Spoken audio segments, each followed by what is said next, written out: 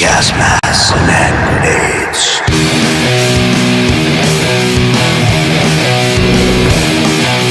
Gas masks and hand grenades.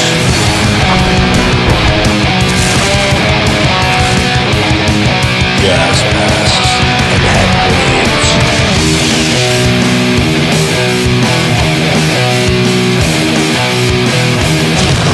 Gas masks and hand grenades.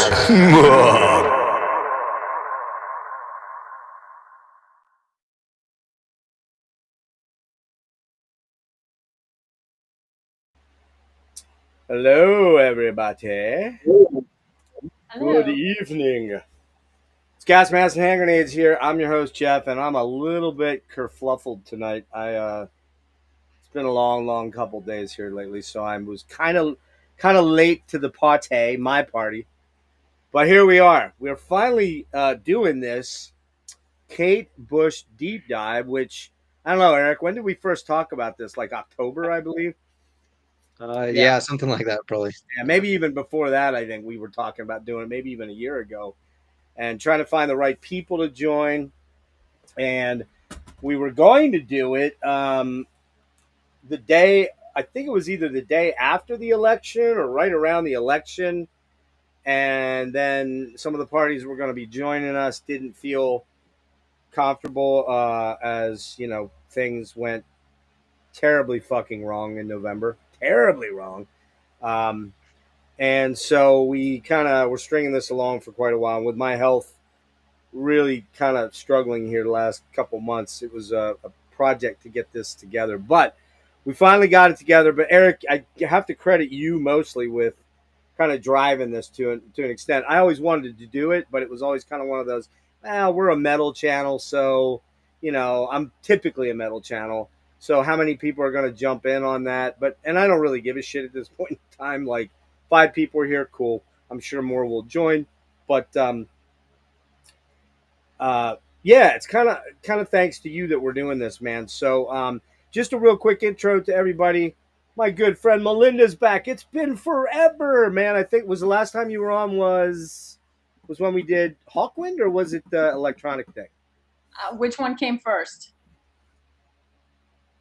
I feel like Hawkwind was the last one. Yeah, I think so. And the electronic thing, which I wanted to make like a monthly thing, fell on its face because I was way too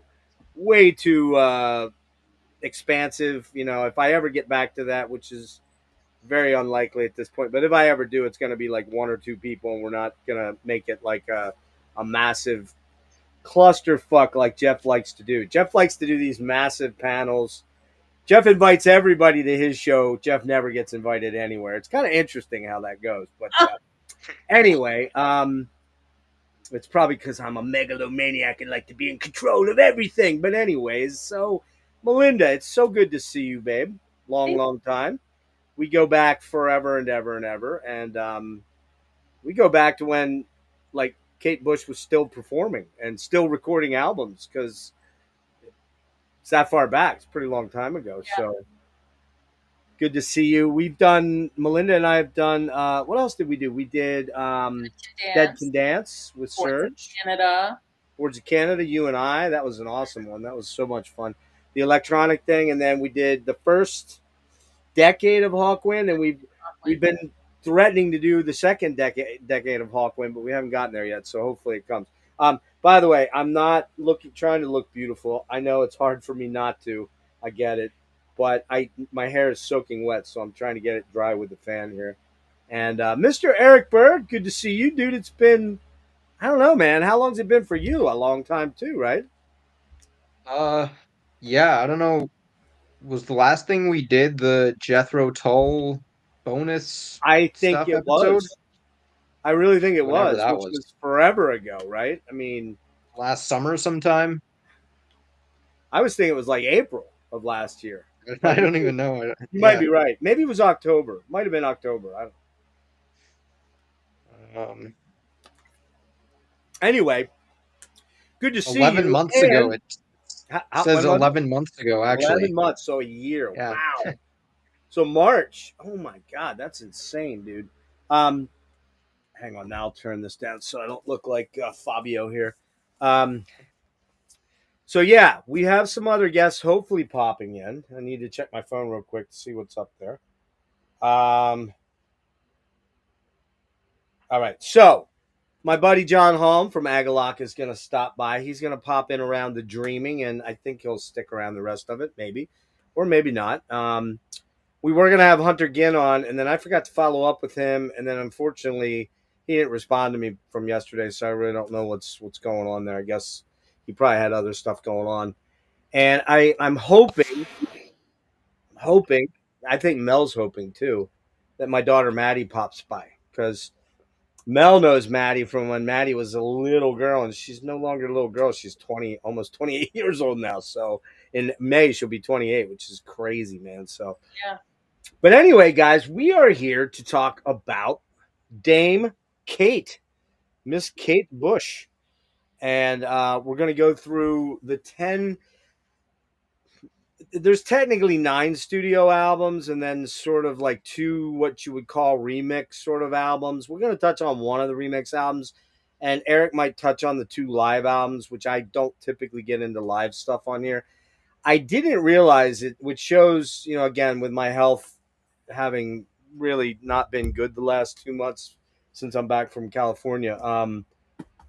I didn't realize she had EPs out there. Now, most of the EPs tend to be a couple of album tracks with some bonus material on them, but we're gonna, unless you look those over, Erik, I'm gonna skip those just because there wasn't anything of super consequence there. But if you want to talk about them, you're more than welcome to. It's just not, I'm not spending a lot of time with them.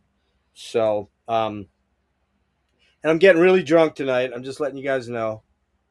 I'm drinking cucumber melon seltzer water. Nice. Because I think my drinking days might be kind of over at this point with what's going on inside my brain. So there we go. This is actually good. I don't typically like seltzer water as much. I don't know about you guys. They all kind of taste like paint thinner, kind of, sort of. But this one's nice. Has a nice little melony cuke vibe. And I don't know about you guys, but I'm a cucumber slut. I'm just going to say I really am a cucumber slut. So there you go. TMI, right? Okay. So, I didn't really plan like an intro about Kate. I mean, I think everybody kind of knows. If you weren't there, like, let's be honest, Erik, you weren't there when it was happening a long time ago. I was in my teens. Well, when she first came out, I was probably like 13 in '78, or 12 actually. But when she kind of hit the stride and started to become this sort of pop music icon sort of thing in the 80s, I was in high school or my first year of college. I don't know why I was thinking that Hounds of Love was actually out in 82, but that was The Dreaming. And Hounds of Love came out in 85, which I was in my first year of college. So the Kate phenomenon that kind of rekindled here in the last couple of years, thanks to Stranger Things, using running up the hill, is kind of funny to me because it's like, oh, she's an old lady, like I'm an old man now. That's kind of how I look at it. No offense, Kate. No offense. I swear, because I'm sure she'll be watching this tonight at some point. But anyway, I guess how we basically. I'll do a little quick intro, but I kind of want to get from each of you guys where you came in on Kate. So let me do this. No, let me do this. There we go. And Melinda, I'll start with you, and I am gonna cheat and pull up Wikipedia because I'm lazy that way. So go ahead, give us your history. Story. Yeah, your history with Miss Kate Bush. Where'd you come in? When'd you come in? What album, etc. Yeah. So I was 12 years old, and I'd been buying albums for like a year at that point. And I used to ride my bike to this store called Hornsby's. It was like the only store in my town that had records, had like a record department in it. It was kind of like a general merchandise store. But let me guess. Was this owned by Bruce Hornsby? Just curious. And the range. The weird thing about this is Bruce Hornsby's gonna come up later in the show. That's why I threw that in there. That's so random and weird. Okay. Mm-hmm.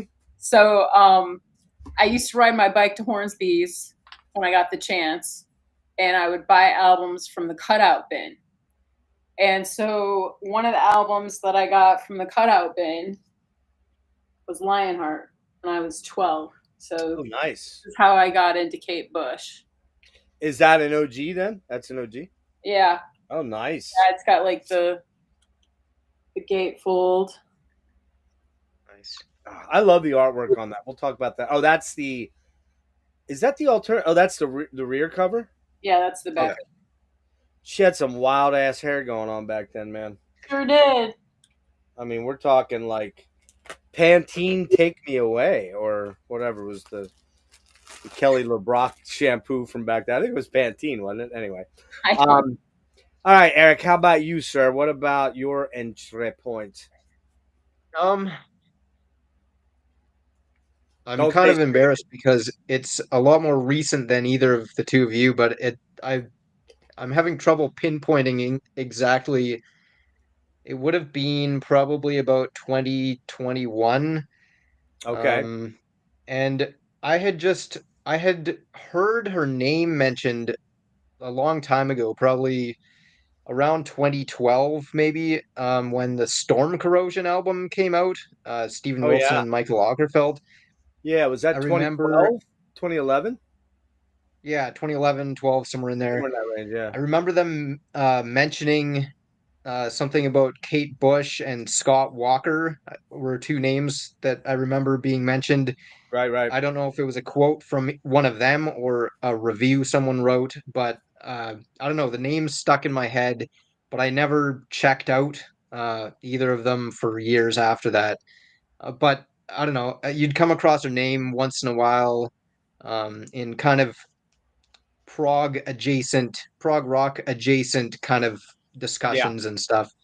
And for whatever reason, I just finally decided to listen to some of her music at some point. Probably about 3.5, 4 years ago now, and I just was instantly hooked. I think I started with the Kick Inside and just went chronologically, but yeah, I mean, I had heard Running Up That Hill and probably Wuthering Heights at some point before that, but yeah, as soon as I started listening to the albums, I was just totally hooked. It wasn't like anything else I had ever heard before. For sure, for sure. You know, the interesting thing for me is that having been there, I really do not recall the only album and songs I ever remember truly were the Hounds of Love songs. And obviously Running Up the Hill was, I remember MTV. That was 85, so I was 19, 20-ish, roughly close to maybe 20. And at that point, I'm 85. I'm getting into Metallica. I'm getting into Merciful Fate and Queensryche. And I'm like, all right, this synthy stupid shit. Not. And at the time, that's kind of how I felt. But Kate, there was something about that video, Running Up the Hill, and I think she also had a video for Big Sky and also I think Cloud Bustin', I believe, and maybe one more song. And I kind of was like, okay, this chick's pretty cool, man. She's pretty rad, and so I think that it was those videos that I remember the most. But I didn't actually buy a Kate Bush album until Ariel.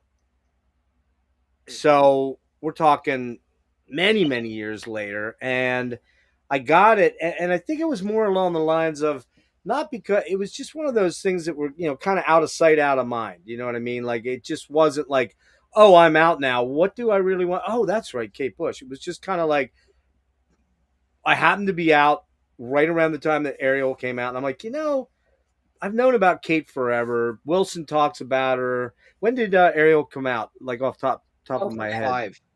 When? 05, I think. Yeah, and so that was deep in the heart of, Mel will recall this quite well, where Steven Wilson was ascending and Porcupine Tree was really ascending at this point in time, and Deadwing had come out and Essential was out. They were a big band, so everyone was kind of hanging on Steve Wilson's like playlist. And I remember he used to do that, Melinda. He would have that playlist on his old website, and we'd all be like, "Oh, dude, did you check out? Oh, Steve says check this out." So it's like nerdy weird shit. I mean, just whatever nerdy weird music shit. But it was kind of funny because I think it was him that kind of made me go, "Oh, I need to go back and check this out." I never did. I need to go see what's up with that. So I picked up Ariel. I really liked it, but it was a long time before I got any more. And then I think it was like about maybe 2.5 years ago or so, Erik, that I picked this up because I think you were interested. Then you got a copy, right? Yeah. Right. And you know what? I'm really regretting not picking up part 2 because the prices are fucking scene right now. This one is try to find one for under $120, $130, $140. If you're lucky. If you're lucky, you'll find a beat up box. I got this for like $65 back 2.5 years ago. Just happened to be one of those weird things. I saw it. I'm like, oh, you know what? I'm going to make that jump. And I almost did part 2 numerous times over and over. And I didn't. It got away from me. Spent a lot of money on other shit. And now looking into it, I'm like, the cheapest one I can find is $120. And it's got some cool stuff on it that we'll talk about, but it's not the albums on there are not my favorite albums by her, and we'll get into that too. So yeah, I will say, like, when I picked mine up probably, I don't know, close to a year ago or so, it was probably about $120 American equivalent that's still with a good shipping deal and though. stuff. But yeah, and I was looking up the individual CDs themselves, like the remastered versions, and it was going to be about the same to get all the albums, even excluding the Red Shoes, just the ones before that, that I wanted to get anyway. So I picked this up. I mean, it's a cool package too. The box and everything It's is amazing. super Yeah, awesome. they're So, really, really, really well done. So very but highly yeah, recommend. part two, I wouldn't pay the same amount of money for part 2 as I did for this. I don't Exactly. And personally. that's kind of what I'm looking at now. And I'm going, oh man, if I really want it, I'm probably going to at least drop $100 for a mildly used copy. And if I want a brand new one, I'm probably looking at like the one I looked at was over on Discogs. It was 120 over in the UK. And I'm like, do I really need that right now? I probably don't. But you know me, 6 weeks from now, if I'm still alive, I'll be like, oh, look what I just got. Yeah. Okay. I'm Wait, trying to. you like box sets, Jeff? I didn't know this. I hate box sets, man. Come on. Like, what would ever give you that idea? So, all right, I'm trying to figure out something here. What's going on here? There it is. Okay, it was not showing messages. Hey, Rick. Metal Connection, what's up? Not familiar with her first 2 albums, but okay, cool. Well, we're going to talk about them, so we'll get into that here. And Rick is Bruce Hornsby, already doing Bruce Hornsby jokes, so there you go. All right. Hey, buddy, what's up, man? Sounds good. Yeah. Yeah, I know. Sorry to hear that, Ryan. Sorry to hear about your grandmother, man. And yeah, I kind of, no offense to Logan, but I don't know. I know mine was announced like 2 weeks ago, but he kind of snuck one in on me there. So, what's up, Iron Tusk? How you doing? So, yeah, sorry to hear about that, Ryan. You had been keeping me updated. So, all right, we got to get moving because we got to get locked in here. So, just need to check in on Maddie here.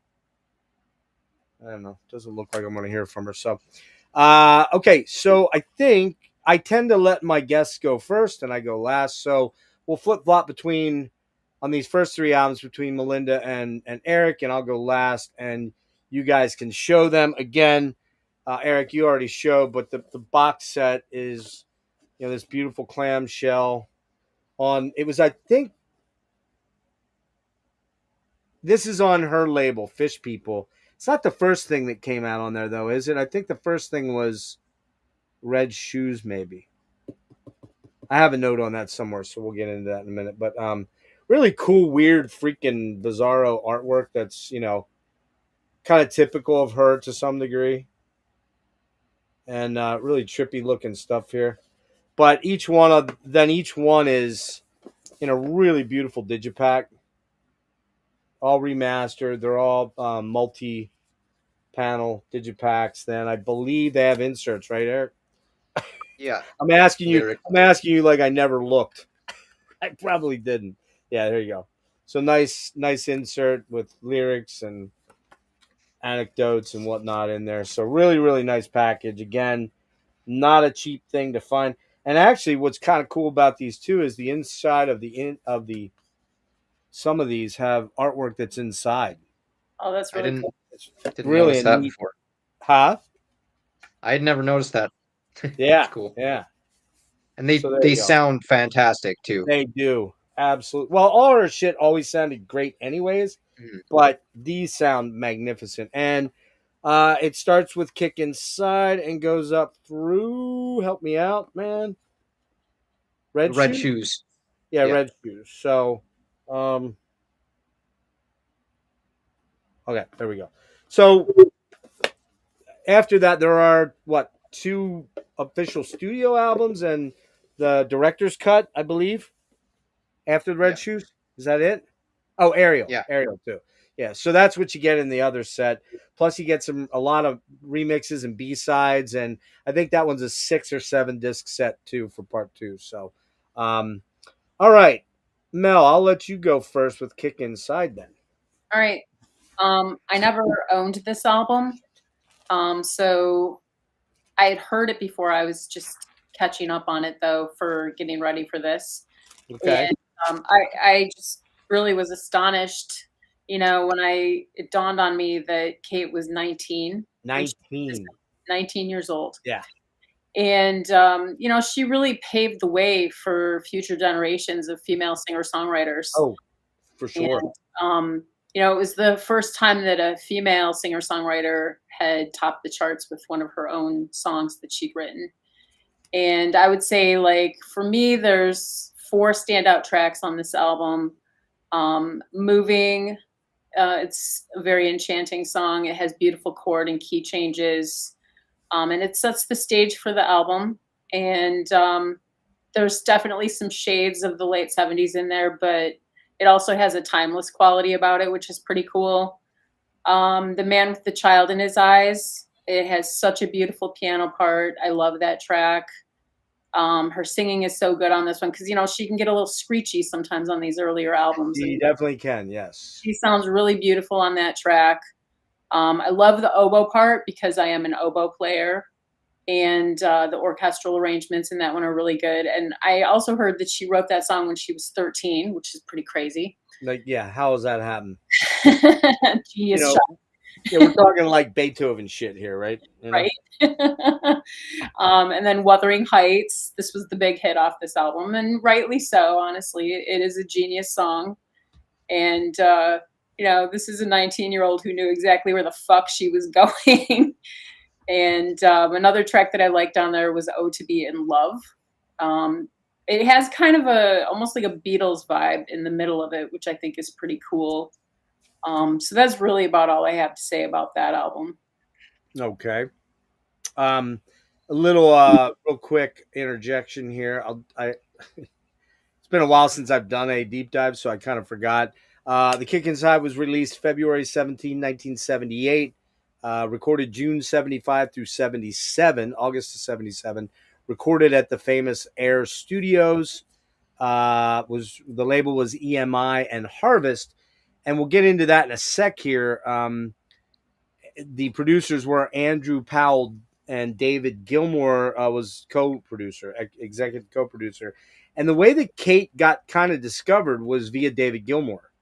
I guess there were some, let me pull that up real fast because I kind of screwed up here. But yeah, she was signed to EMI after David Gilmour of Pink Floyd helped produce a demo tape of hers. There was some tracks that I don't know how it came about. There's more. You can look this up on, excuse me. You can look this up obviously on Wikipedia. But she somehow got involved with David Gilmour. Well, it says right here, Bush was put on a retainer for 2 years by Bob Mercer, managing director of EMI's group repertoire division. Mercer believed that Bush's material was good enough to release, but he also believed that should the album fail, it would be demoralizing, and if it were successful, Bush was too young to handle this. In an 87 interview, Gilmour disputed this version of events, blaming EMI for initially using the wrong producers for the album. Here's what it was. A demo from Ricky Hopper was received by David Gilmour, a mutual friend of Gilmour and the Bush family. The 73 song Passing Through Air was recorded as a demo at Gilmour's studio a few weeks after her 15th birthday and would later be the earliest Kate Bush recording to be released officially. Impressed, Gilmour financed the 16-year-old Bush's recording of a more professional demo. The tape consisted of 3 tracks produced by Gilmour's friend Andrew Powell and the sound engineer Jeff Emmerich. Anybody that doesn't know that name should know that name, who had worked with the Beatles. Powell later produced Bush's first 2 albums. Tape was sent to EMI executive Terry Slater, who then signed Bush. So there you go. That's EMI gave Bush a very large advance, which she used to enroll in interpretive dance classes taught by Lindsay Kemp, a former teacher of David Bowie, and blah, blah, blah, blah, blah. Anyways, so that kind of gives you a basic idea. And again, you can dig into this stuff yourself. But The Kick Inside is the debut album by English singer-songwriter Kate Bush, released on 17th February 73. It included a UK #1 hit, Wuthering Heights. The album peaked at #3 in the UK album charts and has been certified platinum by the British BPI. Several progressive rock musicians were involved in the album, including Duncan McKay, Ian Berenson from he was in oh God, are you serious? Alan Parsons Project, sorry. David Payton played with I believe Jethro Tull, and yeah, so a whole bunch of people, and then Gilmour is on some of these things too. So, all right, so there you go. That's that. Go ahead, Erik. Yeah. I will say cool album cover too. I love that album cover. It's not Love really it. showing up very well on here, weird lighting, but and I looked it up too yesterday and there were like 5 different album covers used in different parts of the world, even in the first release, which is interesting. But the rest are just kind of different photos of her. But yeah, this is a great debut album. It's crazy that she's so um kind of, I don't know, it sounds very mature for a Advance. 19-year-old. And I mean, she was like 1 month into being 19 when it was released, and most of the stuff was recorded from age 16 to 18. So, Nuts. which is just crazy. And the fact that she wrote all these songs as well.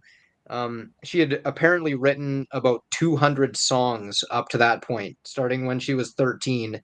And they picked the 13 best ones to go on the album. But like, I don't know. I can't even imagine. Like I Just, said, it's Beethoven shit, dude. I mean, we're yeah, talking Prodigy to a large crazy. extent here. Yeah. I really like this album. It does. I will say, yeah, her voice on the early stuff can be a little grating at times when she really gets kind of histrionic. Animated. Yeah. But I've gotten used to it, I guess. And I definitely could see it being a total turnoff for some people and maybe preventing them from getting into it. But yeah, I think every song on this is pretty great, to be honest. There's a couple I don't care about as much. Um, I will say probably the highlights on here for me are probably the same ones as Melinda mentioned. I do also love James and the Cold Gun. That's kind of a hard rock song, pretty much one of the heavier things she ever did. And live too, got even more intense. Um, Feel It is great as well. Them Heavy People. The Kick Inside has some great Oh, piano lines and stuff in it as well. I don't know, just a really it's really playful kind of album. There's a lot of energy and exuberance kind of to it, but it's also really well put together and impressive for a debut, I would say. yeah. If you think about like '78, what are some contemporary artists at that time that are coming out? I was trying to put that together. You've got a lot of Olivia Newton-John type stuff, that kind of thing. You've got, I mean, she was huge at that point. The Bee Gees, we're talking pop radio here, Yeah. but there weren't a lot of female artists that were, I would say, that were like Carole King would be another. I really feel like some of her stuff could very easily be Carole King adjacent Yeah. sort of songs. Carole was very a dominant sort of force at that time. Well, a little earlier than that, but still around that time. Um, so you've got that kind of thing. Carly Simon maybe. But Carly Simon had like one giant hit. She didn't have like tons of hits. You know what I mean?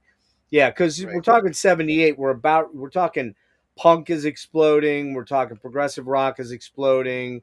You know, heavy metal is starting to be a thing. Yeah, I know there was I Black guess. Sabbath, but new wave of British heavy metal is starting to Yeah. its seeds are starting to happen, and man, that is super fucking bright, isn't it? I guess Blondie and Blondie like would be a good Stevie one, Nicks era Fleetwood Mac right? were Yeah, pretty big, yeah. right? But as far as like, you're right. Like Stevie Nicks would probably be one, although I don't think she became really big on her own until the early '80s. Mhm. But there weren't a lot of female artists, women artists that were like doing what she did. I mean, writing entire complex. These are not, and Mel knows this. She's a really great musician.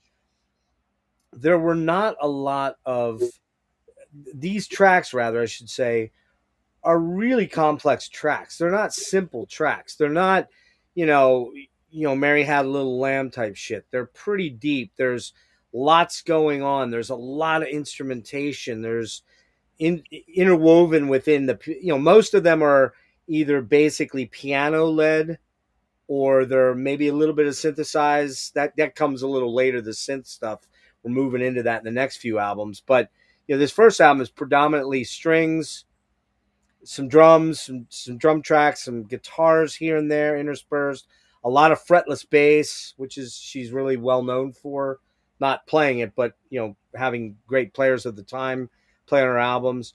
And so this is unique in that respect, in that it was not something that you just saw a lot, and consequently, this album really didn't do much in the United States. It was really a European phenomenon. It was really not a UK European phenomenon. So, Yeah. couple quick notes on it for me. Moving, one of my favorite Cade songs, man. It's such an amazing arrangement, musicianship. It's really a complex song for what sounds like a really simple song. It's not a simple song at all. Very radio friendly and not bland at all. So there you go. I love Sax Song. That's another banger. And these are my notes. This is how I read these things off. Fuck it if you don't like sax and pop music, because I do. So there you go. I And this don't. one could very much be a Carole King or even a James Taylor sort of song, because it has a vibe of the 70s. I even really hear like Billy Joel in this song, weirdly. You know I what can I see mean? that, yeah. I really hear like the Stranger era Billy Joel, which came out in 77. So, who knows? But Strange Phenomena kind of has a dramatic verse that could be a show tune. And she does that. And we're going to talk a little bit more about it on the next album and the following album, and certainly the fourth album, where the show tune vaudeville aspect of Kate can get a little overbearing at times. Let's be honest. Okay. It gets like, whoa. And that usually envisions either character playing with her voice through characters and storytelling in the songs, or as Mel and Erik said, just this shrieky, almost like, oh, whoa, okay, yeah. Got to get used to that sort of voice. You know what I mean? Um, but this one has, Strange Phenomena has a very late 70s pop vibe to it, to me. Kite, kind of calypso, kind of funky, circusy, kooky. It's a good song, especially all the vocal multi-tracking and layering on there. I don't know if you caught that, Mel, but the the layering, the vocal layering is just and it gets more and more crazy and insane as we keep going through these next 4 or 5 albums. Man with a Child in His Eyes, or Man with what Man with the Child in His Eyes. What a beautiful, simplistic voice and piano track, man, and strings. That's about it. It's all you need with this song. It's so beautiful. Wuthering Heights. Wow, what a song, man. Like seriously. I was just talking about how complex some of these other songs are. This song is like fucking mind-blowing. Like that's a kid 15, 16 wrote this, and I'm sure she got some assistance from Gilmore and Powell in the studio and other musicians helping her arrange and fit things in. But Kate from the beginning was very much calling the shots, I think, to a large extent with her career. And this song is just wow. The little harpsichord Celeste thing that's going on is such a cool touch. Very ethereal and whimsical melodies. Just a gorgeous track, man. Just it's so beautiful. I like James and the Cold Gun too. It's kind of a 70s pop rock song, you know? It's definitely got the vibes of the late 70s in there. It's probably the one this one for sure is a Carole King song. Right away I was like, "Oh, this sounds like I Feel the Earth," not directly, but it's got that vibe, like, It's Too Late or something like that. Just huge. Let's see what else here. Feel again. I hear Carole King in that song weirdly, but not one of my Feel It. One of my least favorite tracks on the album. Oh, to Be in Love. What a banger of a song! Oh my god, man! Just the way the arrangements, the way the vocals and backing vocals are in there, the melodies, the quirkiness. Just a stunning track. One of the top tracks on the album. To be in love. That part is so cool, man. It's like, and I hear Bowie in that. I hear Bowie in that section right there. It sounds like it's coming from like Sweet Thing or, something Yeah, earlier totally. in Bowie's career. It definitely sounds like it. Lemur looks something like you, languid. Kate's voice is magical on that track. Them heavy people. Da, da, da. Really cool track there too. Kind of has a ska reggae vibe to it. Like Yeah, it's a got little that bit. groovy sort of thing. Room for Life, probably one of my least track. That's probably my least favorite track on the album. And the Kick Inside, the closer is just again, oh my god, man! It's kind of got an Elton John vibe to it. Weirdly, I hear like early Elton John, or maybe most specifically Elton John in Australia with the when he did the live album with the Australian help me out here, string quartet or whatever that was called. I forget what it was called in the 90s, I believe it was. Really, really beautiful. So crazy to think that Kate was 17, 18, 19 when this was written and put out. May have even been even before some of these tracks were, but recorded anyways. These are very complex pop songs.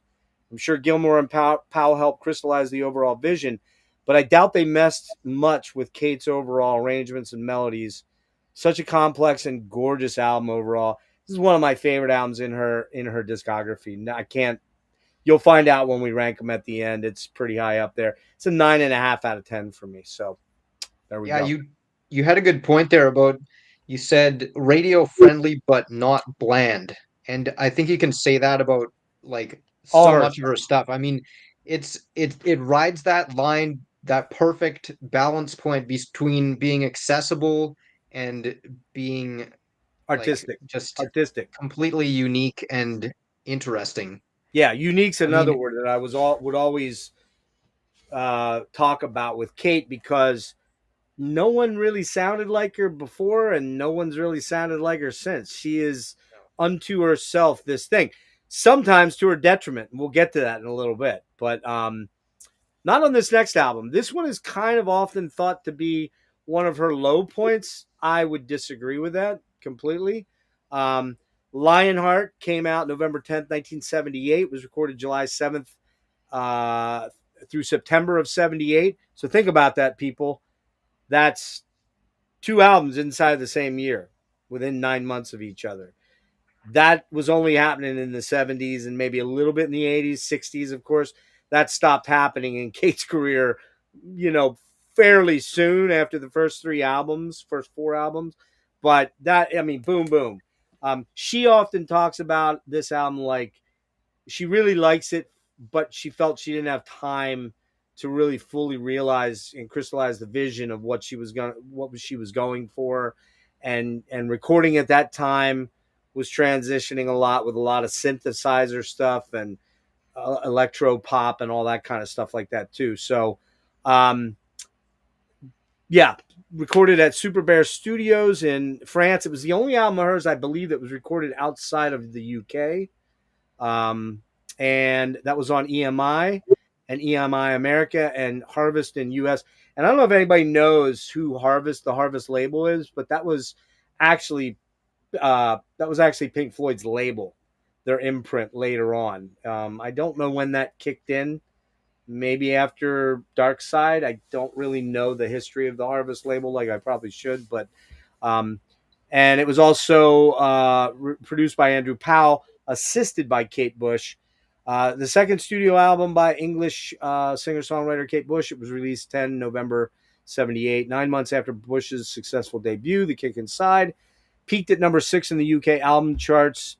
Her only album not to make the top 5. I didn't realize that. And had been certified platinum by the BPI. The first single taken from the album, Hammer Horror, missed the UK top 40. The follow-up, Wow, was released on the back of Bush's UK tour and peaked at number 14 on the UK singles charts. The album is among Bush's worst reviewed, and Bush herself was reportedly not happy with the finished product, feeling it rushed. So there we go. Erik, I'll let you go first on this one. All right. Yeah, I would agree with you. I think this is underrated, to So be do I. honest. It's not quite at the level of the debut for me. But it's still really good. I will say it's a little more laid back, kind of in general. A little less energetic, but Good point. what's that? Good point. Um, there's still a lot of great songs on this. I mean, Symphony in Blue is just, I don't know. It's kind of it's a really interesting song. It's kind of mellow, but just the melodies and everything are really cool. It's got a nice kind of ebb and flow through it. In Search of Peter Pan is really great as well. I love Wow, especially the verses where that like kind of atmospheric synth part and everything comes in, and um, the music video is great too. I don't know how much we're going to talk about her music videos, but she has so many great ones. Just I don't know, and they're all unique too, and so much going They're on. very theatrical. Very Yes, theatrical. yeah, compared to a lot of people in the 80s and 70s where it's just um, I don't know, not as inventive as what she was doing. Um, Oh England, My Lionheart is a really great ballad. In the Warm Room is another. There are quite a few ballads on here, I would Yeah. say. Um, but Coffee Home Ground is kind of a silly, fun track. And Hammer Horror is probably my favorite on the album. It's just a fantastic song. Um, Great closer. So, yeah, great album, honestly. All right. Melinda. So since you were mentioning videos, I'll just show this real quick. So Oh this my is goodness, look at that. a VHS of the whole story. This has all of her classic songs as videos. What's a VHS? One of these things. Eh? I did burn this to DVD, by the way, so I do have a DVD Oh copy. yeah, there you go. But yeah, this is kind of a cool compilation of her videos if you like to see her videos. And there's a song on this VHS called Experiment 4 that's not on her regular albums, which is pretty cool. It's got a great video as well. But anyways, going back to Lionheart, like I said, this is an album that I got when I was 12 years old. So, you know, it was very influential on me and my early excursions into learning to sing. I was taking piano lessons at the time. I'd been taking piano lessons for several years already at that point. But like I wanted to be her after I heard this album. I was like, this is so amazing. Like I want to be just like Kate. And I would say like I have a lot of the same favorite songs as Erik. So Symphony in Blue, which is a really beautiful opener for the album. It immediately engages you to listen more closely and it really draws you into the rest of the album. In Search of Peter Pan, like super influential song on me. I love that song so much. The music and the lyrics to it are so good. And it has just the right touches of the other instruments in it. And then Wow, I like that one too, Erik. It's just an iconic song. It's so theatrical. And I love how the gong closes it out. And then Oh England, My Lionheart. I would say that is the song that made me definitively fall in love with Kate's music, that song in particular. And then I also like Hammer Horror a lot too. The verse vocals are really pretty in her softer soprano where she's not getting into like her screechier moments. So yeah. Cool.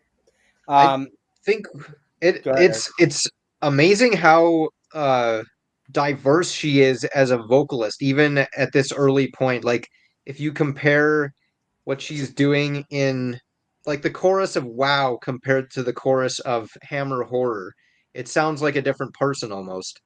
And then compared to Wuthering Heights, it's again like I don't know. She was always so theatrical, even just vocally. She evokes so many different kind of moods or feelings with her voice itself, and I think that's largely due to just her sense of imagination. A lot of it. Watched a great documentary just earlier today, and someone was talking about how she sings about things that she imagines as opposed to things that she experiences, kind of. Yeah. And I thought that was a great point. But yeah, it's cool how that translates into her songs. And she she was just such a master um at evoking those feelings, kind of taking you somewhere with each song, even on each album, to an extent anyway, takes you to a different place. And one thing, real quick, Melinda, you mentioned also just how the instruments are so well balanced, just the elements coming in perfectly, and I think she was perfectly like just fantastic at that. I'm sure there was someone else probably helping with some of the arrangement this early on, but I think Powell was, but I think it was probably at the behest of her saying, well, I want to hear this there and I want to hear that there, and then they would maybe experiment. I mean, that's the thing when you dig through her catalog, it's her willingness to be quite experimental album to album and within the album. Like you're not getting 10 piano ballads every album. You're getting, starting with the next two albums, you're getting some pretty weird shit. Let's be honest. I mean, you just are. And it starts a little bit here. I would say it's mostly on this album where things start, the kernels, and I'm going to mention a few of those songs, start to get a little bit, you're like, oh, okay, this is getting pretty weird, man. Yeah. I don't know. Do I like it or don't I? Now, John Haughm, who is going to be joining us shortly, isn't really into these first three albums because they have that vaudevillian sort of over theatricality. I would posit, Mr. Haughm, if you're watching, that if you actually force yourself to listen to them a couple times over and over, it'll start to kind of come to you a little bit. Not always, because there's a track or two here where I'm gonna go, okay, that was just a bridge too far. And then there's an album which shockingly I thought was one of my favorite albums. Turned out it's not one of my favorite albums. You can kind of guess, right, going off of that. But just because the experimentation is almost too far to the other side, it's almost too weird for me at times. So Yeah, good, really great points there, Eric. Okay, my turn. One more quick thing too. Oh, yeah.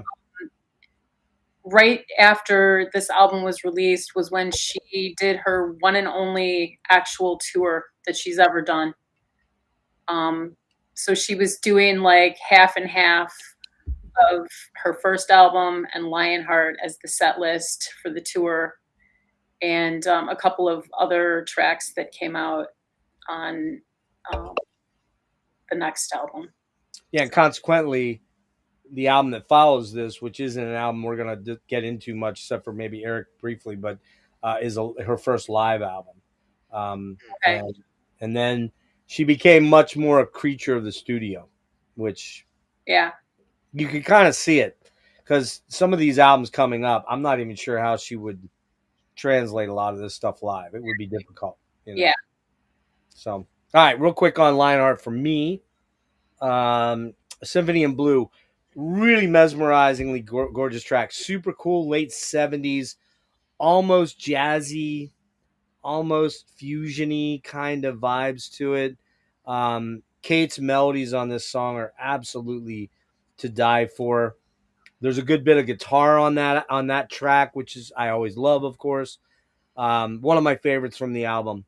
In Search of Peter Pan, what a gorgeous, lush, evocative song that sort of makes me think of imaginary places, like you just said, Eric. It takes me to this weird place, this weird space that, while I'm not as very much focused on lyrics anymore these days, this one is one that kind of drags me in because at the very end she says the "when you wish upon a star" bit, and you're like, oh yeah, man. Like when I was a little kid, that was Peter Pan, the movie, when you wish upon a star. You know, makes no difference who you are. Would you like me to continue, guys? No, I don't know the rest of the words anyway. Sorry. The one thing you're not going to get me doing much of tonight is imitating Kate because I can't do that. But yeah, very, very I cool. could if you want. What's that? I could. You could? I've been singing most of these songs. Have you? Listening to them. Okay. Well, maybe we'll do that towards the end. We'll have a little No, spotlight for you. I won't do that. Okay. All right. Yeah, again, the vocal layering is insanely good. And one thing to keep in mind, guys, this is 1979, 78, 79. What did we not have back in 1979? Digital hard disk recording, drop and paste, cut and paste. We didn't have that shit back then. You had to do this stuff for real. Yeah. Over and over, or you got to get it on the first cut. And you're talking about editing, splicing, 2-inch tape, a completely different way of recording than now. Yeah. So that's what's stunning about a track like In Search of Peter Pan, because the engineering to cut those tracks on a 24-track studio, I believe, was probably the max that you might have had back then. Mind-boggling, right? You know, and you know, Mel, because both of you guys use. I'm the dumbass old man that can't figure out how to use fucking software, but you guys know how to use recording software pretty decently. And could you ever imagine having to have shit down so good that you just could do it in your sleep and not have cut and paste or not have quantize or, you know, whatever, you know, dare I say, auto tune, which she does use in later stuff. So, but yeah, amazing singer. I'm going to differ from you guys here. I'm not crazy about Wow. It's probably one of my least favorite songs on the album, and I'm not exactly sure why. It just doesn't do it for me. I like the melody. The music is good, but the lyrics on the chorus are really lame. I just don't like them. I don't like that song. I don't know why. Maybe I need to They go are back kind of to cheesy. Huh? I said they are kind of cheesy. Yeah, the they're lyrics, definitely but cheesy. Definitely cheesy. So don't push your foot on the heartbreak. Is that what it's called? Yeah. Yeah. yeah. Very quirky song, vacillating from wild vocalizations to harder rock vibes in the chorus. Sounds a bit like a late 70s radio track that has some boogie and groove to it. Almost reminds me maybe a little bit of like mid-period 10cc, like they were the ones that did Things You Do for Love, that kind of stuff like that. It kind of has that weird vibe, but she's definitely getting a little weird with her vocalizations here. Oh England, My Lionhearted, really nice pensive track where the album title comes from. Obviously, a favorite. Full House, cool track that has some wackiness and some really cool ska-like guitars on here. Um, dig this one a lot. The chorus, especially, even though, and it has a really, really good bit of solo guitar played by Ian Berenson of the Alan Parsons Project. You can really tell it's him tone wise. If you listen to the solo in that song and then go listen to Games People Play, you know that song, right, Mel? Yeah. You know that one, Erik? What, Games People who's Play, the Alan Parsons Project. Games People Play in the middle of the night. Where do we go from here? The solo in that song the tone is right in this song. It's like boom right away. I like that song. I really do. A lot, and that came out in 77 or 78 too. In the Warm Room, beautiful piano ballad, understated, solitary. Kashka from Baghdad. She comes up with some wacky song titles. I would say this is one of the real experimental tracks on here, maybe one of the first ones that's of real note, but there's some really, glimpses of what's to come on this track. The one thing I really like on this is some great, cool bass playing from her her one time live bassist and studio guy, Del Palmer. Really cool ending to this one with the layered backing vocals by Kate. Really, really super cool. Hot Coffee Home Ground. Really quirky, almost circus polka mixed with some sort of old Italian vaudeville circus and Broadway show tune. Yeah, it's beautifully weird, and I really love this track, but I can't really say why. Maybe because it's so weird, but I yeah, kind of want to hate it at the same time. It's I hard to I hate explain. it. I don't. It's a love hate thing when I listen to it. I just am like this is so fucking weird. I should hate this, but it's kind of cool. Um, Hammer Heart. That's kind of an odd track too. I I'm kind of ambivalent about this one too. I like it and then I don't like it. It's weird, but I really love the beautiful falsetto parts in it. They're amazing. But I don't think it's as good as the Kick Inside closing out the first album. That's just me. Um, so again, a lot of people, including Kate, kind of piss on this album a little bit as a step down from Kick, and it probably is. It is, but I still think this is a much better album than a lot of musos and journos like to give it credit for. And I'm giving it an 8.5 out of 10. It's a really good album. I would say absolutely quintessential. You need to own this album. So, okay, Never Forever. Mel, do Could you I have this just one? say the uh the uh the live album, live at Oh, right. Hammersmith? Just real quick, I don't have it. Um, I don't think I think I have listened to it once, but there's also video footage of it. Came out on VHS, Oh, okay. and it's also on YouTube. Fortunately, it's never gotten a DVD release.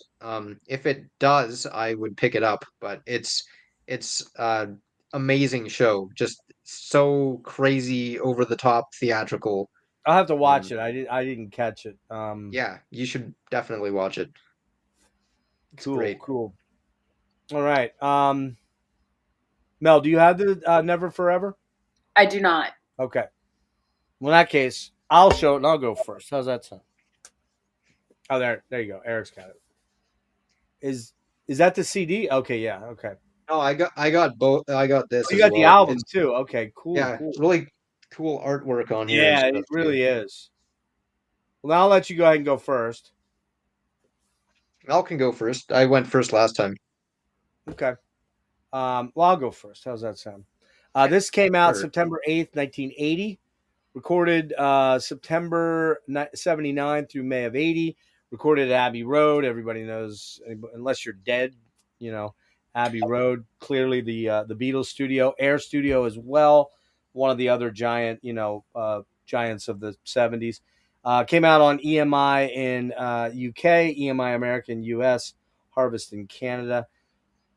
This was Bush's first #1 album, which kind of surprised me that this was the one that went to #1 first, and was also the first album by a British female solo artist to top the UK albums charts. That I didn't know either, which is kind of crazy, actually, as well as being the first album by any female solo artist to enter the charts at #1. It has since been certified gold by the BPI, which is interesting because the other ones were platinum, but this one was only gold. Unless gold's above platinum in the UK, I don't think it is. You'd think it would be the same. Yeah, maybe it was like a big push early on and then sales dropped off. But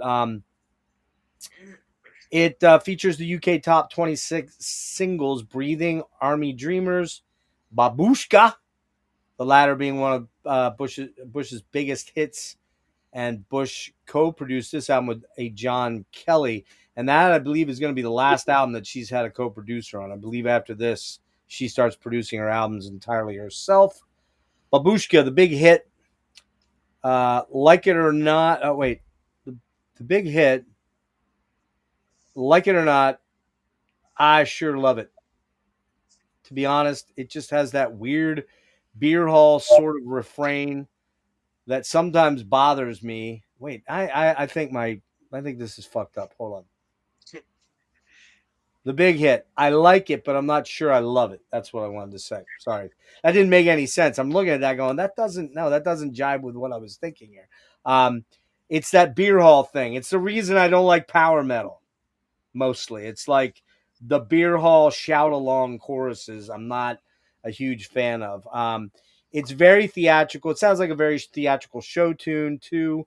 But I do like the synths. The synths on it are very cool. They're very, I don't know, Mel, arpy? They sound arpy, kind of?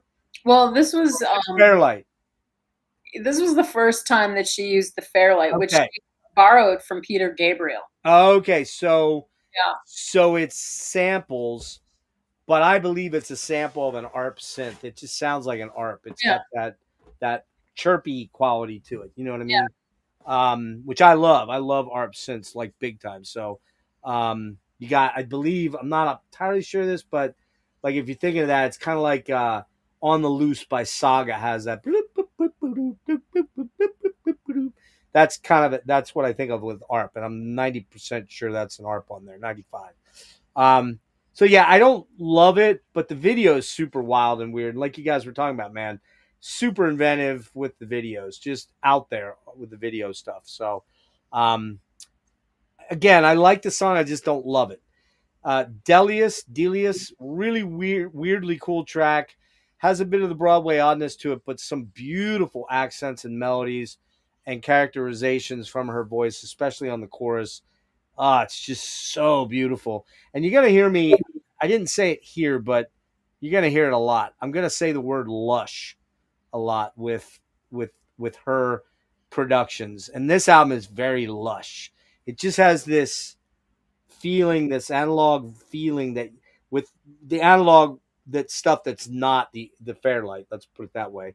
But it still was committed to 2-inch tape, so it was still analog. But it just has this feeling like it's immersive, like you can climb inside the music. Blow Away. Oh my God, what a fucking track. Just incredible. The melodies are crazy good. The orchestrations are amazing. Lush. Think Lush. This is the song. All We Ever Look For, quirky almost, again, that Broadway feeling to the construction of the song. Great vocals, cool synths. Again, that harpsichord-like Fairlight samples are really cool. The sound samples are a bit much at times, though, but it's kind of a growing indication of where we're going to go for the next album. This is the album that sets the scene for the Dreaming. No question about it. Egypt, man, that's another banger of a track. I love this song. Really wistful, kind of dark and mysterious for her, yet super earwormish. Stunning track when the vocals and the building synth solo section happen. Just one of the top tracks on the album for sure. The Wedding List, beautiful orchestrations, but has some weird vocalizations where she's trying to be a narrator in a story and be the characters in the story. And again, the weird vocal stuff. This is one of the ones that I love the music. but the weird vocalizations kind of get me, and I'm like, all right, Kate, just tone it down a tiny little bit. Nah, she didn't do that. She goes over the edge on the next album. So, violin, pretty over the top rocker that actually has some really cackling, screechy vocals, man. Like, yeah, I really don't like this song. I really don't, because of the weirdness of her vocalizations on this song. Infant Song, beautiful lullaby type track, gorgeous, lush. Night Scented Stock, kind of a little interlude. Really, really cool vocal layering track. Really cool. Army Dreamer. Oh man, I love this track. So cool. I believe this is one of the bigger hits off the album, I would think. Yeah.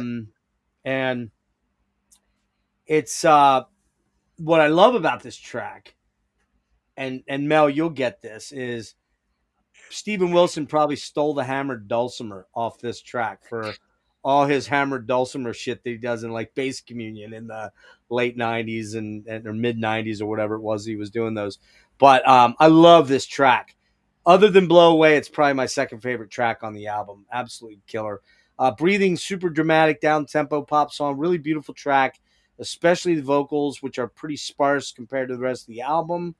Kind of, I love that ambient section about 2/3 of the way through the track, where you get to hear John Giblin's fretless bass, which is incredible. I actually thought it might be Mick Karn or Tony Franklin, but it wasn't. But that would have made sense. It could have been Mick Karn, but it wasn't him. John Giblin, who I believe, was he Renaissance No, or Tull? I don't think Tull? so. Here, I thought let he me played in see. Tull. But anyways, this is, yeah, go ahead and look that up, Eric. A super incredibly complex layered album that is very dense and has so much to like. A few things that I sort of loathe, her cackling. I can't even get up in that range, so it would sound absolutely terrible. But it's very challenging, but super lush and intoxicating a lot of the time, setting the stage for what I think is her weirdest album yet to come. This is an 8.75 out of 10. I really, really enjoy this album a lot. So, um, Mel, oh, hold on. What you got on Never Forever? Yeah, I kind of had a hard time getting into this album. I like it, but it's definitely, kind of a mid-range album for me as far as like ranked best to least favorite. I could get that. I think it's a grower. I really do. Yeah. The first time I heard it, I was like, all right, man, a little too much. But then I started to really kick in and discover the really incredible, arrangements and when she wasn't doing the cackling weird vocals, I was digging most of it. Yeah, there's a few tracks that I really like on it. I like Babushka. I think it's a pretty clever song, even though she does get a little screechy on that one. I agree. And the Infant Kiss, I think you referred to it as the infant song, Jeff, but the Infant Infant Kiss. Yes, sorry. It has very creepy lyrics, but I think it would make like a perfect addition to a soundtrack of a Tim Burton film, actually. Oh, for sure. Yeah. Don't forget though, we're coming up on it, but this is a woman that wrote lyrics about a song about dancing with Adolf Hitler. So, What? who knows, right? Who knows? Yeah. So I also like Army Dreamers. It's a total Kate Bush classic. And then Breathing is my favorite track off this album. Even though it's about annihilation, it's still a pretty cool song. If you have not seen the video, check out the video. It's pretty interesting. She's like completely wrapped up in saran wrap, and she's inside of like a plastic ball with like a saran wrap umbilical cord. Yeah, it's weird, man. It's pretty cool. It's so out there. She definitely has a cinematic view towards her music. It's very cinematic, and like I said, sometimes in a circusy polka beer hall jazz lounge weirdo way. It's like, and then a lot of the videos kind of display that. What's the word I'm looking for? Theatrical eccentricness that she Yeah. is kind of known for. You know what I mean? So yeah, that's all I got on that one. All right, Erik. Yeah, I would almost say this is kind of the transition point between theatrical and going to cinematic, Very kind good of. point. Yeah, very good. Um, Similar words, but slightly different No, you're connotations. 100% right. It's the Um, bridge into the dreaming, which then gives way to the more conceptual cinematic pieces like Central World and Hounds of Love and Snow, for that matter. yeah, it's like a transition from uh like Broadway musical kind of feelings on some stuff to more like movie cinematic kind I of agree. stuff in terms of kind of the overall um I can't think of the word. Anyway, get into it. I'm kind of the opposite with this album. Honestly, this one hit me instantly pretty much compared to the first two, which took a little more time growing on Yeah, me. interesting. Um yeah, it definitely is more experimental. And maybe that's why. I mean, I like weird I shit, think it's a so Canadian thing. I think it's a um Canadian thing, dude. But probably, yeah. don't worry, Erik. For not much longer, you won't be a Canadian anymore. You'll be the 51st state in Ah, the United States of hell. yes. How comforting. Yeah, how comforting. Anyway, I did look up John Giblin as well. He was in Metro. Um, he was in Brand Oh, X for Brand a little X. bit, and he played with Peter Yep. There we Gabriel go. and Phil Yep. Collins, That makes perfect sense. some other stuff too. But Yep. anyway, great bass playing. I will say, um, I haven't looked at all the credits on this album. There's a lot of different musicians on Yep. this album too. Many UK But many UK staples in various prog bands and also um, session cats.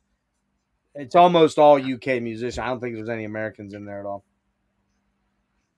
yeah, this is where the fretless bass starts really making an appearance, which is becomes a big thing in the next Fucking few awesome. albums. I But love fretless bass. um, I was also looking at the credits in here too, and on Babushka, the only keyboards are that are listed are Fender Rhodes and CS80, which I don't know what It's a that Yamaha. is exactly, but It's a Is very famous that Yamaha keyboard.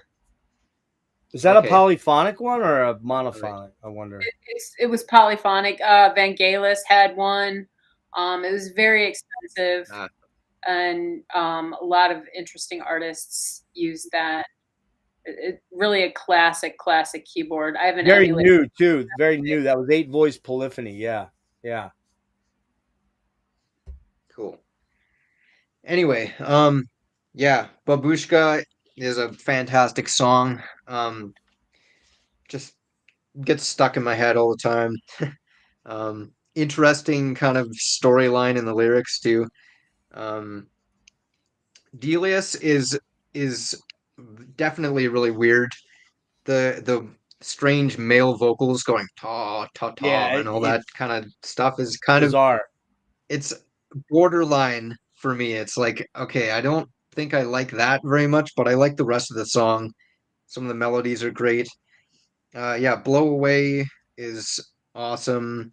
All We Ever Look For is super cool too. I love the vocal lines and stuff in that one, and the um just I don't know, the keyboard and guitar melodies intertwined everywhere. Egypt is like a total like prog rock kind of fusion Yeah. track with that crazy synth Yeah. solo and It's so everything. cool. Just It's absolutely like the awesome. metal track on the album, Um, kind of, without yeah, being yeah, metal at it's all. great drumming on that too. Killer. The Wedding List was kind of a grower for me, but yeah, I love it now. The cool synth lines and stuff in the chorus. I also agree Violin is my least favorite song when she's like Uh, really going way up there in her range. It's a little grating, but if you have a bad nervous system like I do, it's like, yeah, okay, we're gonna skip that one right there. I listened to it two yeah. times through, and then I'm like, fuck that song. I'm not listening to it anymore. Sorry, Kate. Yeah, The Infant Kiss is a good song as well. I do like it. The lyrics are really weird.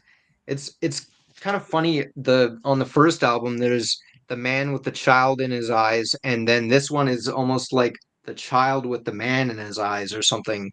It's kind of weird.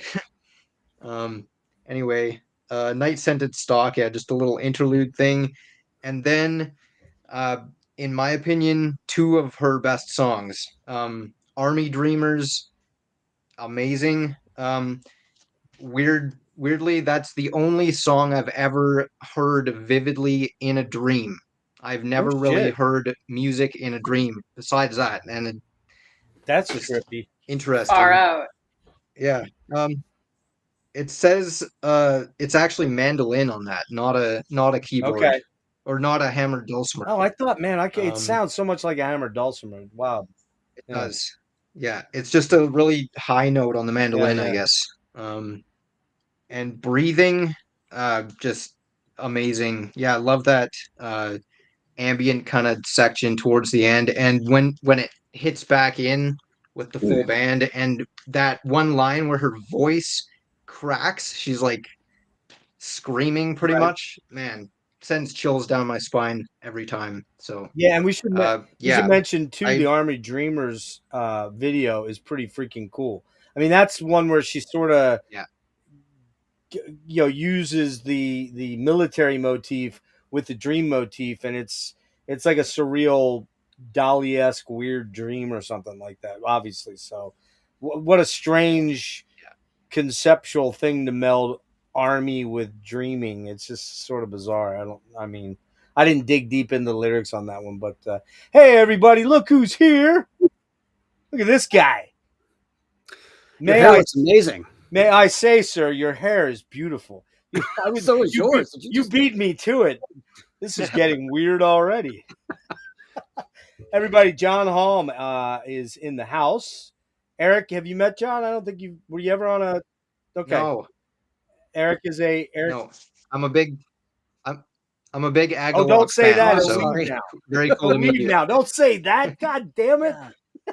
I'm just kidding. John, you want to say anything to that? To what? He's a big Agalloch fan. Do you have any I response? already said I'm sorry. Oh, you're sorry. Okay, yeah, right. You should see the text messages that John and I send back and forth. They're pretty fucking hilarious, quite You frankly. should listen to better music, like Kate Bush.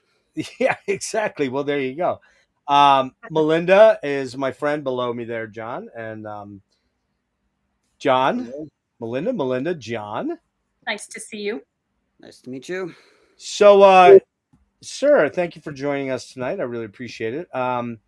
We are at the album that you kind of jump in, and can you give me a little bit of your history, background on how you got into Kate? You're, I'm the old fuck here, and Melinda's actually a couple years younger than me, and you're a few years younger than Melinda. Not much, 2 or 3 here. But where did you come in, and how did you come in on it? On her, rather. Well, my story is kind of strange because, like, when I was a teenager, I've always been an open-minded music devourer, and even when I was like, a raging metalhead teenager, I was also into stuff like Coil and Tori Amos. And when I first heard, got into Tori Amos, it was with Little Earthquakes, and Yeah, I kept reading that she was just a Kate Bush ripoff. So I was like, okay, fine, I'll check out Kate Bush. And I guess I checked out the wrong albums because I did not like it, and it didn't sound anything like what I liked about Tori Amos. I checked out like Wuthering Heights and the albums that I didn't want to be a part of on this. Right. And it wasn't until much later when I heard cloud busting was when it hit me. Click. And that actually represented the kind of sound that I liked about Tori, but Kate was doing it so much better. Yeah. You know, and I kind of like nowadays I kind of regard Tori Amos as sort of like Kate Bush for beginners, because That's a good you know, point. it's like Kate Bush on training wheels, or with so Yeah. You kind of have to earn it in a way. You have to understand Kate Bush. And That's a great I point. had to grow, like my tastes had to grow to fully understand her stuff. But I think that's all of us. Yeah, even with that, I still can't get into her first 3 albums. It's too Broadway musical sounding to me, for the most part. And some of her stuff is just super circusy, and I just don't like that sound.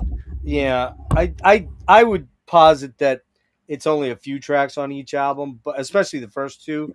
But I do get where you're coming from. I completely get it. You know. And the other thing is like I really liked the cover versions of a lot of her songs more. Like for the longest time, I actually preferred the version of Wuthering Heights that was done by Ataraxia. The I've French, never even heard that. Yeah, they're like a French neoclassical group. And then like there is that Placebo version of Running Up the Hill. I love that. That was amazing. Cool. That's really that was cool. like I remember hearing that song and I was like, okay, well maybe I'll give Kate another try. And I checked out her version and I was like, no, this just doesn't live up to what I want to hear. So yeah, that's a beautiful track though, John. I mean, I am a little surprised you don't agree dig now. But it was this song that got me. Yeah. And that's when it started. And then, from there I went back and I checked out The Dreaming, and that album, I loved it. I loved how unhinged it was, but it was unhinged in a way that was more to my taste.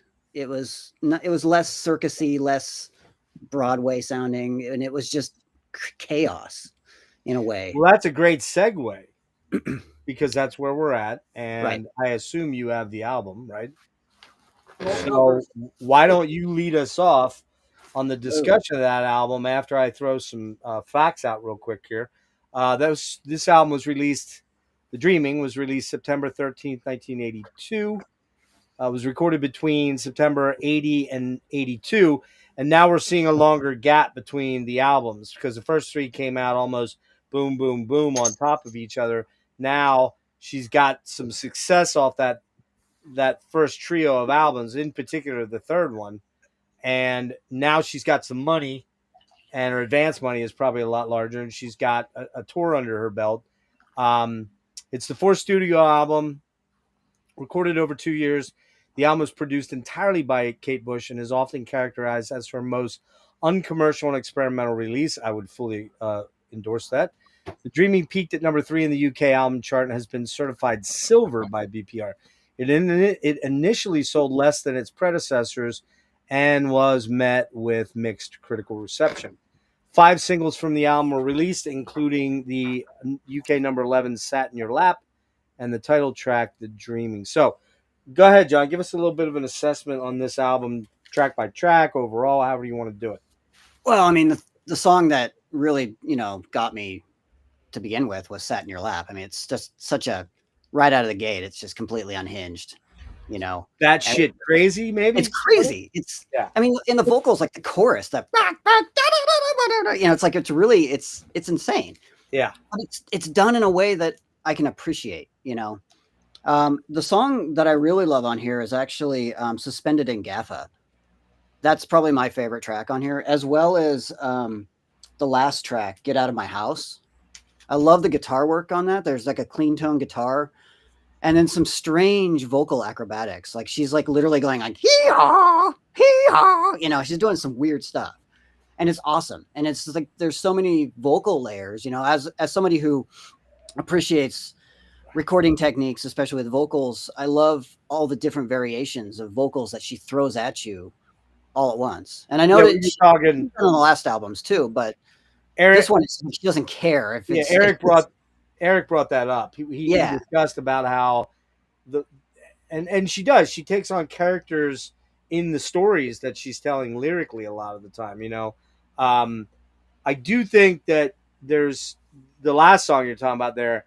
That's a real Jekyll and Hyde song, man. It's like, Get Out of My House. yeah, it's again, it opens with a batshit crazy song and it kind of ends with a batshit crazy song in a lot of ways. And weirdly, I think if you'd have hit me out of the blue and said, "Oh, what's your favorite Kate Bush album?" like 2 years, 3 years ago, I would have said, "Oh, it's either Hounds or Dreaming." Not one of those is still there. One is not. And we'll get into that in a minute. But But I mean, some of the range on that song too, like when she's like, hey, hey, and she's like all over the place with like the different like ranges of her voice. It's just, it's incredible. It's like a roller coaster.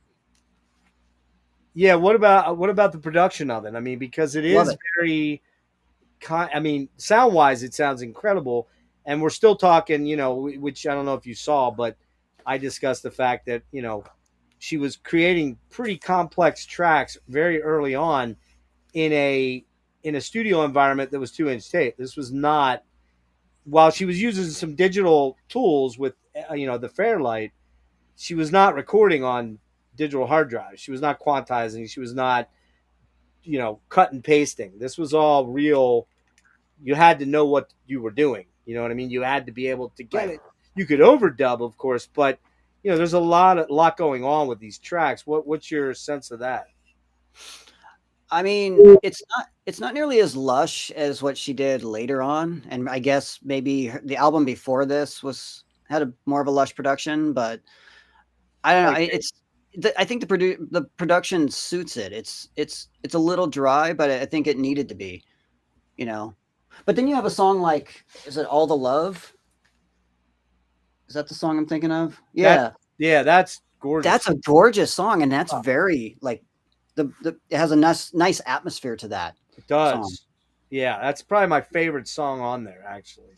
Probably the most. It's also the most straightforward song on the album too, by far. You know what I mean?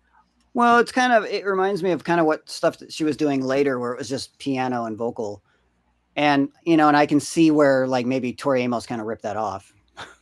That's a good point. I did. It's funny when when I was trying to think of actual. When was Little Earthquakes? Was that 80, 81? No, 91. Oh, it was all the way in the 90s. Yeah, she had an album before that, but it was kind of like a hair metal rock album. That's right. So yeah, that's a great point. Tori definitely, without question, was highly influenced by Kate, and she wanted to be Kate, and not nearly as original. And I like a lot of Tori. I own a lot of Tori Amos stuff. But well, Tori was kooky, but she was kooky in this kind of like almost edgelord way, whereas Kate was just kooky in this playful, fun way, and very British. Total artist, total nerdy, weird artist. Yeah, right. All right. Anything else on that one? Not for me. No. Okay. Mel, I'll let you jump in on the Dreamy. Okay. I got this album when I was 13, and having had Lionheart before that, I feel like the Dreaming was instantly more accessible to me than Lionheart was, even though I love that album too. I love the use of samples on this album, and I find that it's very theatrical like her earlier albums, but that's toned down a little bit, and like I said, it feels more accessible. I think every track on this album is really good. All of them are standout tracks in my opinion. Like John said, the production is amazing, and I would say like some of my favorite tracks are Suspended in Gaffa. I think that is a example of what a lyrical genius Kate is. And parts of it are sung so fast it's almost like a tongue twister. I don't even know how she sings so fast like that. It's crazy. I like Leave It Open. I like the vocal treatments on that one a lot. It's a very unique vocal sound. The Dreaming, of course, is a really cool album and song. And then Night of the Swallow, it has like a very Irish sound to it, which I love. Yeah, it does. Houdini, it's just like a very beautiful and wistful song. That's probably one of my most favorite songs on the album. So yeah. All right, so I have to ask, Mel, how much drugs were you doing as a 13-year-old when you first heard this album to think that this is more accessible than the earlier stuff or earlier stuff? Holy fuck. I think the exact opposite. I think this is her most difficult thing to get into entirely of all her stuff. It's like it's not my least favorite, but I think this is like a classical. This is the classic album that you need like a PhD in weird to get into. So knowing you, this makes perfect sense. I Now just might have one of those. there we go. Now it all makes sense. I put it together there. It took me a minute, but all right, Erik, what you got on the dreaming? Yeah, in my opinion, this is her first masterpiece, basically. Um, each of the last three albums, I do like them a lot, but they do have songs that I am not too crazy about. Whereas this one, just yeah, like Mel said, every song is fantastic. Um, uh, yeah, "Sat in Your Lap" is such a I don't know. We're getting into territory where it's extremely hard to describe what's going on sonically with this stuff. Yeah, Um, for sure. this is the first album that she produced herself as well, Yep. which is, I think, worth noting. You probably mentioned that, I guess, I before, think but I did, but I'm glad you brought it back up because maybe I didn't. Yeah. yeah. And like John said as well, I think it does get more kind of lush and full sounding on the next couple albums, but this one does have a kind of unique quality to it. And it's also interesting too because I almost feel like each song has its own kind of personality to it and even different production slightly, very different sonic kind of palettes for each song. But they all work. And I would probably say Suspended in Gaffa is my favorite song as well. The chorus in that is just huge and epic. It makes me feel like I'm like skimming over the surface of the ocean at a million miles an hour or something. It's just I don't know. Interestingly too, I don't know if anyone here knows Enya, but that totally sounds like Enya copied the chorus for this for like her You know overall what, sound. dude? That is a great point. I hadn't thought of that. Wow, I had not thought of I'm that. not I an think you're right. expert on Enya, but I have. Uh oh. Uh oh. We've lost him. Erik, I think you froze, dude. Canada has been officially annexed. That's right. We annexed Canada. British Columbia, be damned. Hello? Yeah, there you are. We can hear you. There I you hear? go. Now you're back. Okay. Yeah, you're back. Yeah, you froze though. You froze completely. So go ahead. Back to. Whoa! Now we lost him entirely. Well, Canada no longer exists now, I guess. he's back. There he is. All right. Now, where Yeah. were you, Erik? I don't know. I just thought it was interesting. She's using a different accent for "There Goes a Tenor," kind of. Yeah, she's Pull out doing the pin. I love her. Yeah. the Cockney Pull out sort the of. pin. I love her screams. I love life in the chorus of that. All right, dude. That's right there. Don't tell me you love that part. I just did. Oh my god. Okay, I'm gonna be the one guy here that's like I way love off. that too. Huh? I love that too. It's so strained. All right, guys. It was great talking to you guys tonight. Have a good night. We'll see you later. That I don't know. fucking To me, part. I love life. It's I great. love life. I'm like, That's amazing. "Ah, yeah, shut the it's so fuck visceral, up." intense. Yes. I love it. It's intense, but I cannot take that song. Maybe it's just my illness. I don't know. It could. So be. you can't take screaming, but yet you're a metalhead. I only No, listen to math doesn't John add up. Haughm screaming. That's the only That's guy. not I listen to. screaming. What's that? That's not screaming. Anyway, Jeff's ahead. wrong, but anyway, Jeff Night is of the wrong Swallow. tonight. I love Night of the Swallow. That just cool, like lilting, uplifting melody in the chorus Beautiful with the song. Celtic kind of vibes. All the love is absolutely beautiful.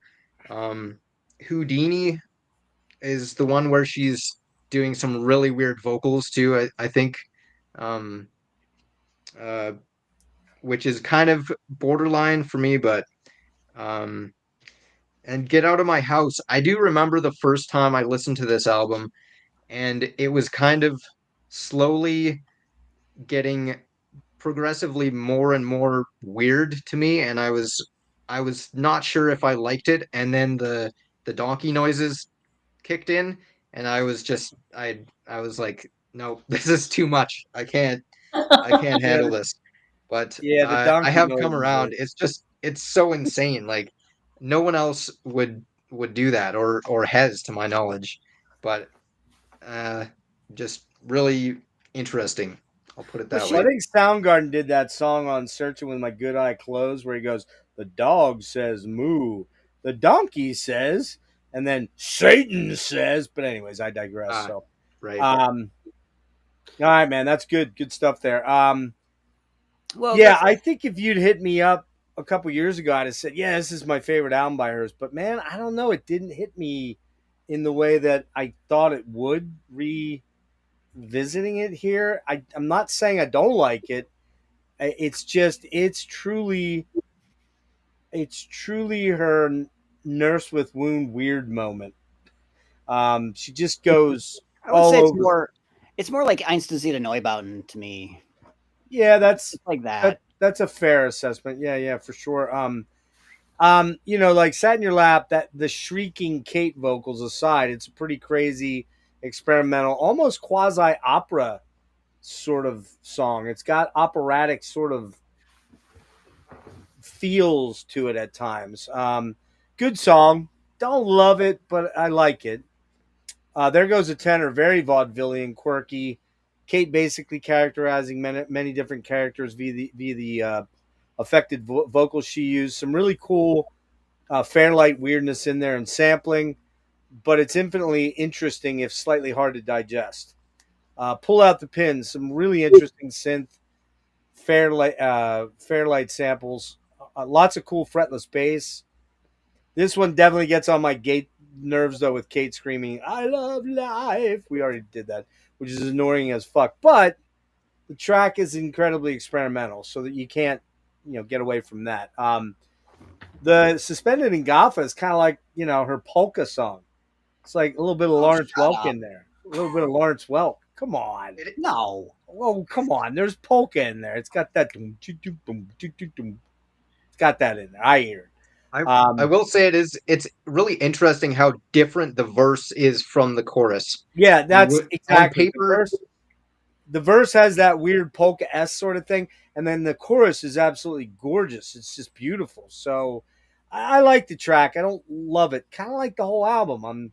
I'm gonna be the lone dissenter on this album, even though I know that everyone else in the world probably thinks I'm stupid for this opinion. Um, Leave It Open. Lots of layered and weird vocal affectation, repeated expanded motifs, tons of very experimental vocal tracks that are at times maniacal and hauntingly weird.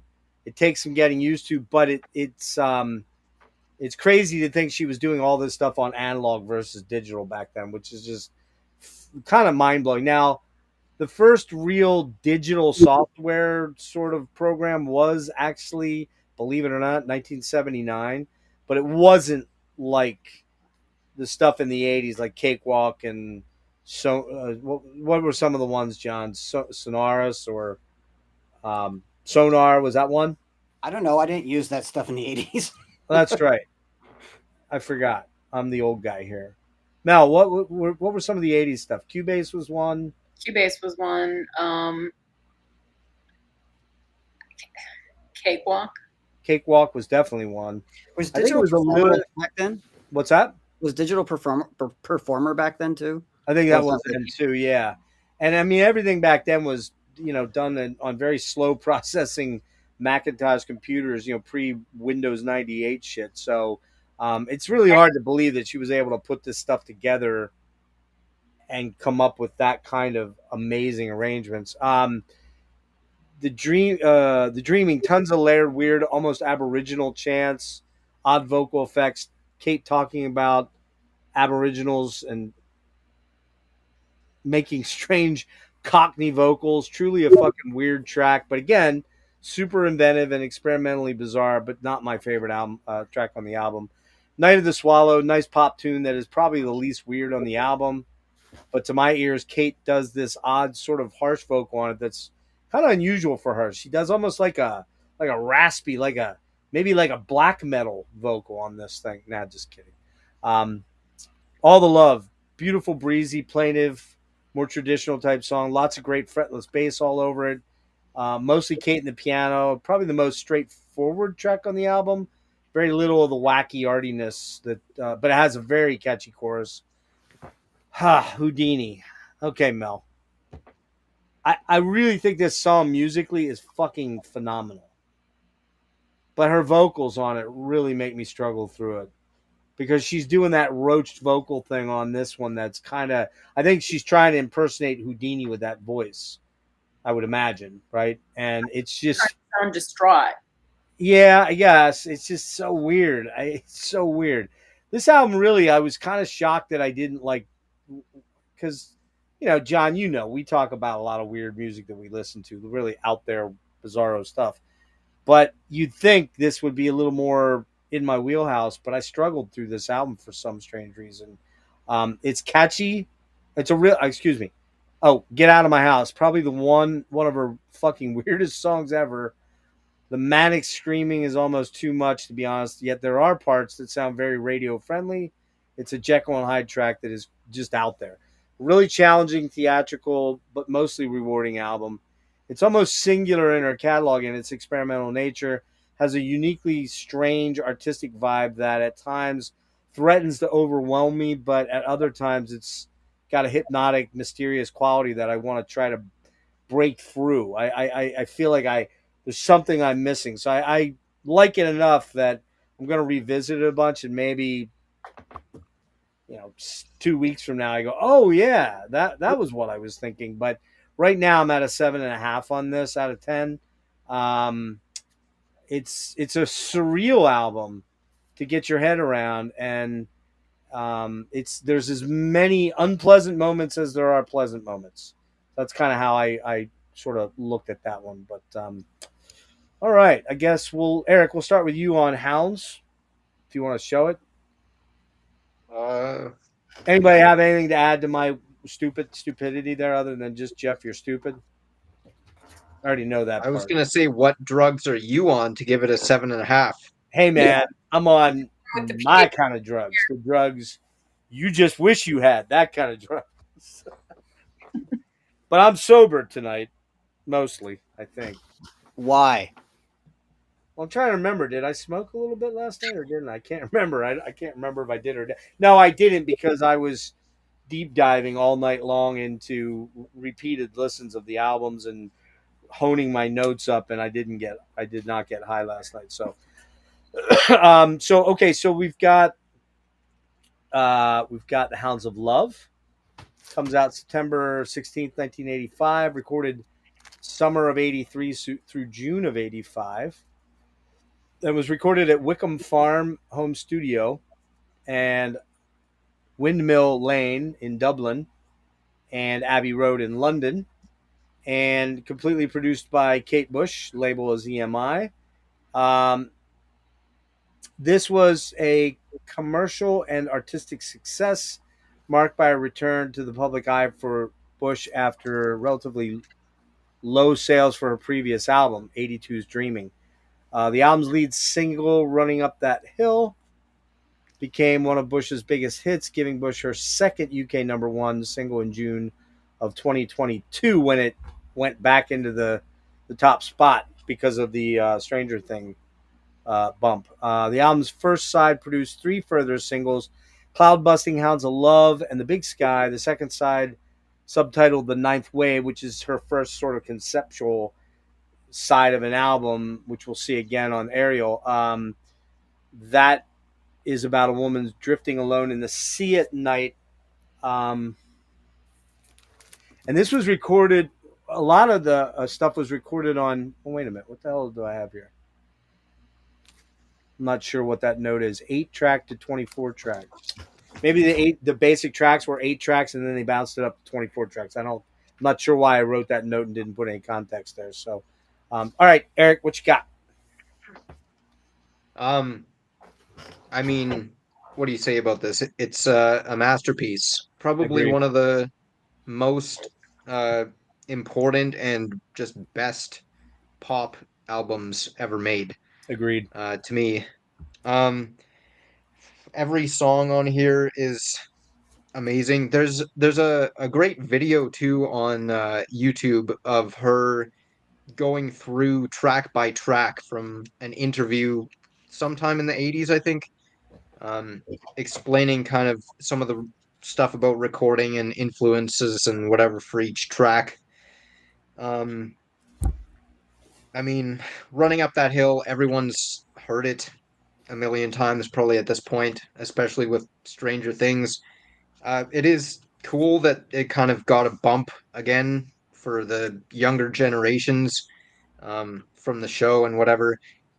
Uh, it would have been cool, in my opinion, if they had played like maybe one more Kate Bush song in there instead of playing the same one over and over and over again. But because like I did watch the show, and in it the character has the tape, but she just plays that same song each time. But oh well, typical mainstream stuff. But I heard Hounds of because Love is a give her permission. amazing song as well. It's got that sample at the very beginning from Night of the Demon, which is cool. I haven't seen that. I was gonna try to watch a few of the movies that she mentioned before this, but I ran out of time. Wait. Hold on a second. Um, Hold on. Mel had a question she wanted to, or something she wanted to interject there. What? I was just going to say, I heard that Kate was very resistant to giving her permission even to use Running Up That Hill. She's Yeah. very, very selective with what she allows her music to be used for. Yeah. So that's probably why they kept reusing the same one over and over. okay. And when you say, I was not aware of this. She has a sample of Night of the Demon in there. The UK Yeah, movie, I'm assuming, right? Yeah, it's from like the 50s or 60s. 57, dude. Hold It's on. one of my top 5 favorite movies of all time. Is that the Okay. sample that's at the beginning of the second track? It's Yeah, like, it's coming. That it's trap. coming through Yeah. the trees or Oh whatever. no Yeah. shit! I didn't even take notice of that. Holy. Yeah, it's Christ. on the song "Hounds of Love," I think. Yeah. I think I'd I think noticed that, he says, "Look in the trees, it's coming." I think is what Yeah. he says. But yeah, which makes Yeah. total sense because if you said you've never seen it, you never seen the movie, Erik. no, not yet. You got to see that one. Have you seen that, John? Yeah. No. You never saw that with Niall McGuinness? Oh, dude. Oh, you got. Oh, Niall McGuinness is in it. Oh, okay. You fucking cunt. Sorry, Mel. Sorry, I used that bad word. This is how we talk. No, he just used the best word to describe me. Yeah, I actually did. It's true. It's like the best word ever. Dude, John, you gotta Hulu that or whatever. You I'll gotta go to Movie Madness and look for it. Yeah, go get that movie. You're gonna love it. I'm pretty sure. Sorry. Go ahead. Back to Erik. Sorry. Yeah. Hounds of Love, amazing song. Interesting. She's almost making like barking sounds at one point as well Yep. in that, which is interesting. But it works really well, and it's nowhere near as jarring as the donkey in the last song. You're right we're about talking that about. for sure. Yes. The Big Sky is just it sounds like that. It's just huge. That thunderous bass in the bottom of the track too, just pounding away. Great. Mother Stands for Comfort. Creepy and kind of unsettling. I love that those synth textures, layers underneath everything.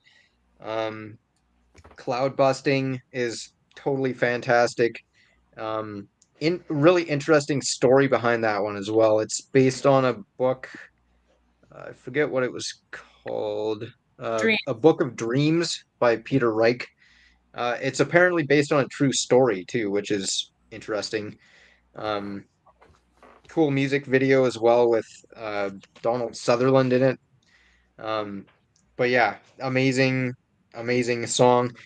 Interestingly, the end of it, apparently, when they were recording it, it was kind of, I believe what she said was it was kind of a live jam that they were doing, and at the end, it kind of just collapsed, and they didn't know how to end it, so they just um, like made it kind of transform into a train sound, the sound of a train slowing down at the end of the song to take it out, which is Nice. interesting. Um, and then you have the Ninth Wave, and I will say I didn't immediately connect with that side of the album. The first couple of times I listened to it, I didn't realize it was a whole concept thing. And once I did find that out, it made total sense. And it's honestly one of my favorite pieces of music ever created, I would say. Wow. It Nice. just goes through so many different moods and um, I don't know, just the whole storyline is how it's a series of kind of dreams or hallucinations or thoughts or whatever, um, while the character's floating in the middle of the ocean, basically not knowing if they're going to survive, um, and then being rescued at the end. I don't know, just a very cool concept for a piece of music, and it's just I don't know. I don't really know what to say about it. It's just mind blowing. Nah, it's fantastic, and I agree with virtually everything you said. And I didn't do a super deep read on that. I cannot believe that I did not pick up on that intro to Hounds of Love. I stunned, man. I'm telling you that Night of the Demon. I'll get it here when I pull up Mel here. Probably one of my top three favorite movies of all time, horror movies of all time. Yeah. So very I bizarre that I didn't even pick up on that. So one other quick thing I just remembered is it Hello Earth, I think in part of that it's got the theme from Nosferatu from Oh, the 1978, which oh Popol Vuh did the soundtrack for. yes, Popol Vuh did, Yeah, yeah. that and I had listened to this album a few times and what back in October or whatever when we were gonna do this I was listening to a bunch of Kate Bush and I listened to this album. And then the next morning after I listened to this, or no, sorry, in the morning I listened to this. And then in the evening, I watched Nosferatu and I didn't realize it was from there. And I was going, whoa, what's happening? Where did I hear this? Oh, you picked up But on that. Yeah, yeah, yeah. yeah, Which is it was interesting really because interesting. they did that. Cool. Was that 78 or 79? 78, I think. One 78. of those. Yeah, for Herzog. And I'm going to agitate John right here for 1 second. The opening, for the longest time, the intro opening to one of John's absolute favorite bands, Opeth, Oh, fuck was off. Popol Vuh, Popol Vuh, or however you say it.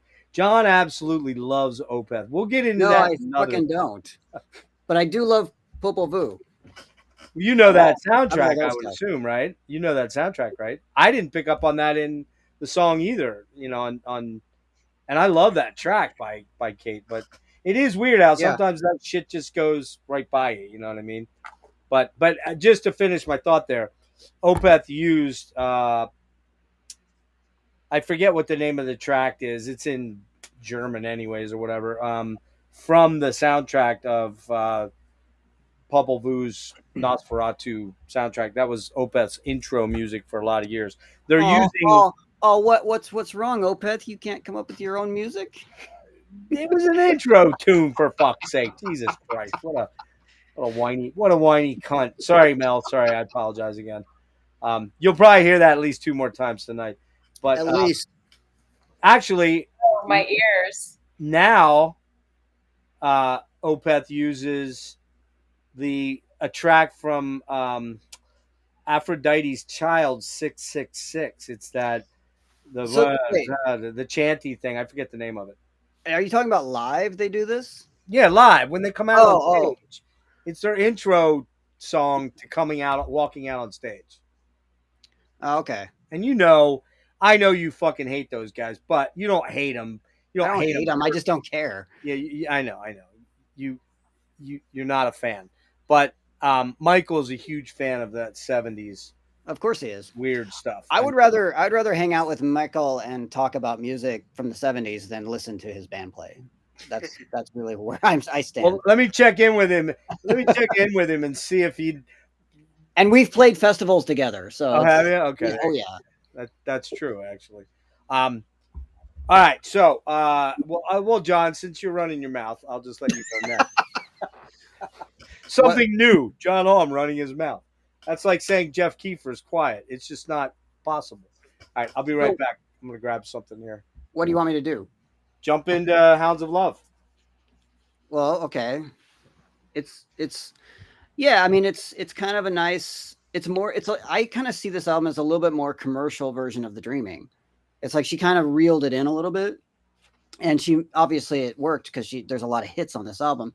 But the Ninth Wave definitely it takes it back to that dreaming era a little bit more, especially the songs like Waking the Witch, which is just strange. It's just the glitchy vocals and stuff. I mean, that's so, especially considering this was what, 1985. Yeah, exactly. It's a strange decision to do that. Yeah. Jig of Life, total Celtic jig. Yep. Into the song. Hello Earth is a really excellent epic. It's got that really lush, epic kind of quality to it that I really, really like. Lots of layers. Watching You Without Me, another great song, kind of more laid back. But my favorite song on the Ninth Wave is actually The Morning Fog. Great song, dude. The guitar work and the vocals. There's just the way that she layers the vocals and all the different kinds of vocals and how they work together. It's just, wow, it's brilliant. And it's like I get that song stuck in my head all the time. I wish it was longer. It's only like 2.5 minutes long.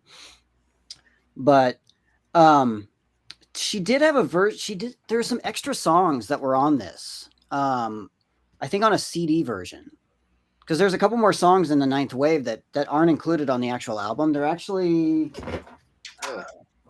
they're included on this actually. But there was a CD version of Hounds of Love that had like the complete version of the Ninth Wave, and there's some other songs on that are really good as well. Is that on the one we have, Erik? I don't think it is it? No, nope. It was I think a special edition that was released in like 91 or 92. Well, there was something. Hold on. Let me pull up her. Go ahead, keep going. I'll find it here. I got. But yeah, I mean, but as far as like the first side, Running Up That Hill, yeah, it took me a while to kind of get into that song because I was more used to the cover versions of it. Hounds of Love, awesome song. The sort of barking that she does, which kind of, if you think about it and looking at her discography, she's very keen on making animal sounds with her voice. Yeah, she really is. Yeah. On later albums, she does a lot of bird sounds. Yep. Like the last one in particular. Yeah. So it's interesting how she brings that into her scope of vocal experimentation, which I've always really liked. The Big Sky, great song. It reminds me of Montana, which is kind of funny, Mother Stands for Comfort. Not my favorite. It's all right, but mainly because I think Cloud Busting is after it, and so I spend the whole time during that song waiting for Cloud Busting. Yeah, exactly. Yep, I get it. So yeah, I mean this is it's a masterpiece. I did not really pay attention much to it getting this album, especially that song, getting a resurgence through Stranger Things because I just don't watch that stuff. I was actually a little bit annoyed that Gen Z were getting keen on Kate Bush because of that show. Yeah, I know what you're saying, but Yeah. By the same token, if the music isn't shared, it dies. So. Yeah, I'm not keen. It's not that I don't want people to get into it. It's like I wish people would have gotten into this album properly with the album. You just true cult, dude. You true cult. I will say, being like somewhat younger than you guys, it does seem like kind of that song got a boost. And like, I mean, I haven't even heard anyone around my age talking about even the album. Exactly.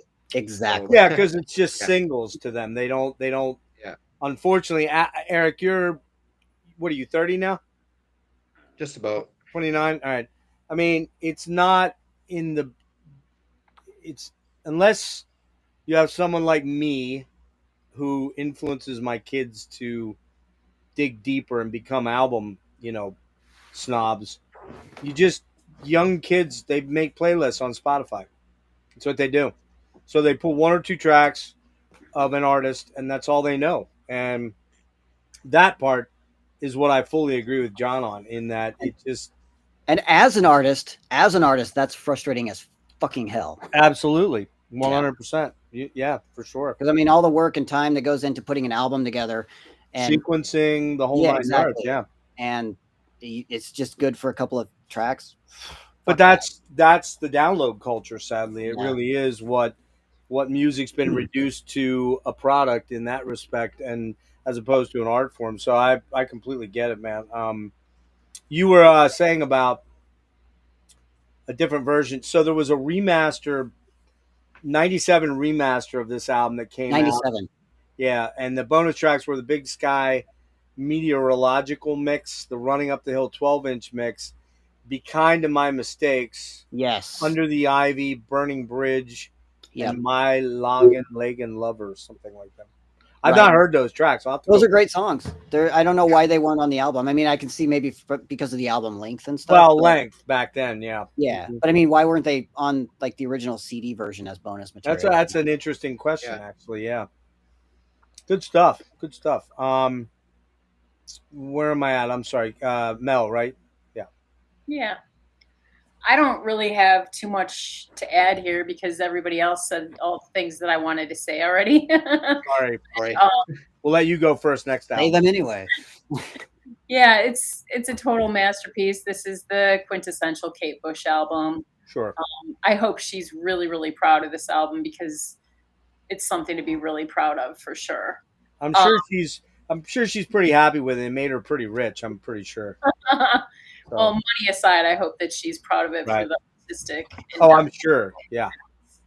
But the Ninth Wave is definitely a very impactful, I guess you'd say, like compilation concept piece of music for me. I got this album when it came out. I was 15, and the Ninth Wave was really far out to me, and I loved the whole storyline behind it. Actually, interesting little story about the song "And Dream of Sheep."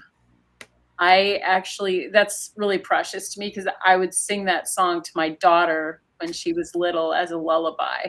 Oh, really? Wow. Yeah.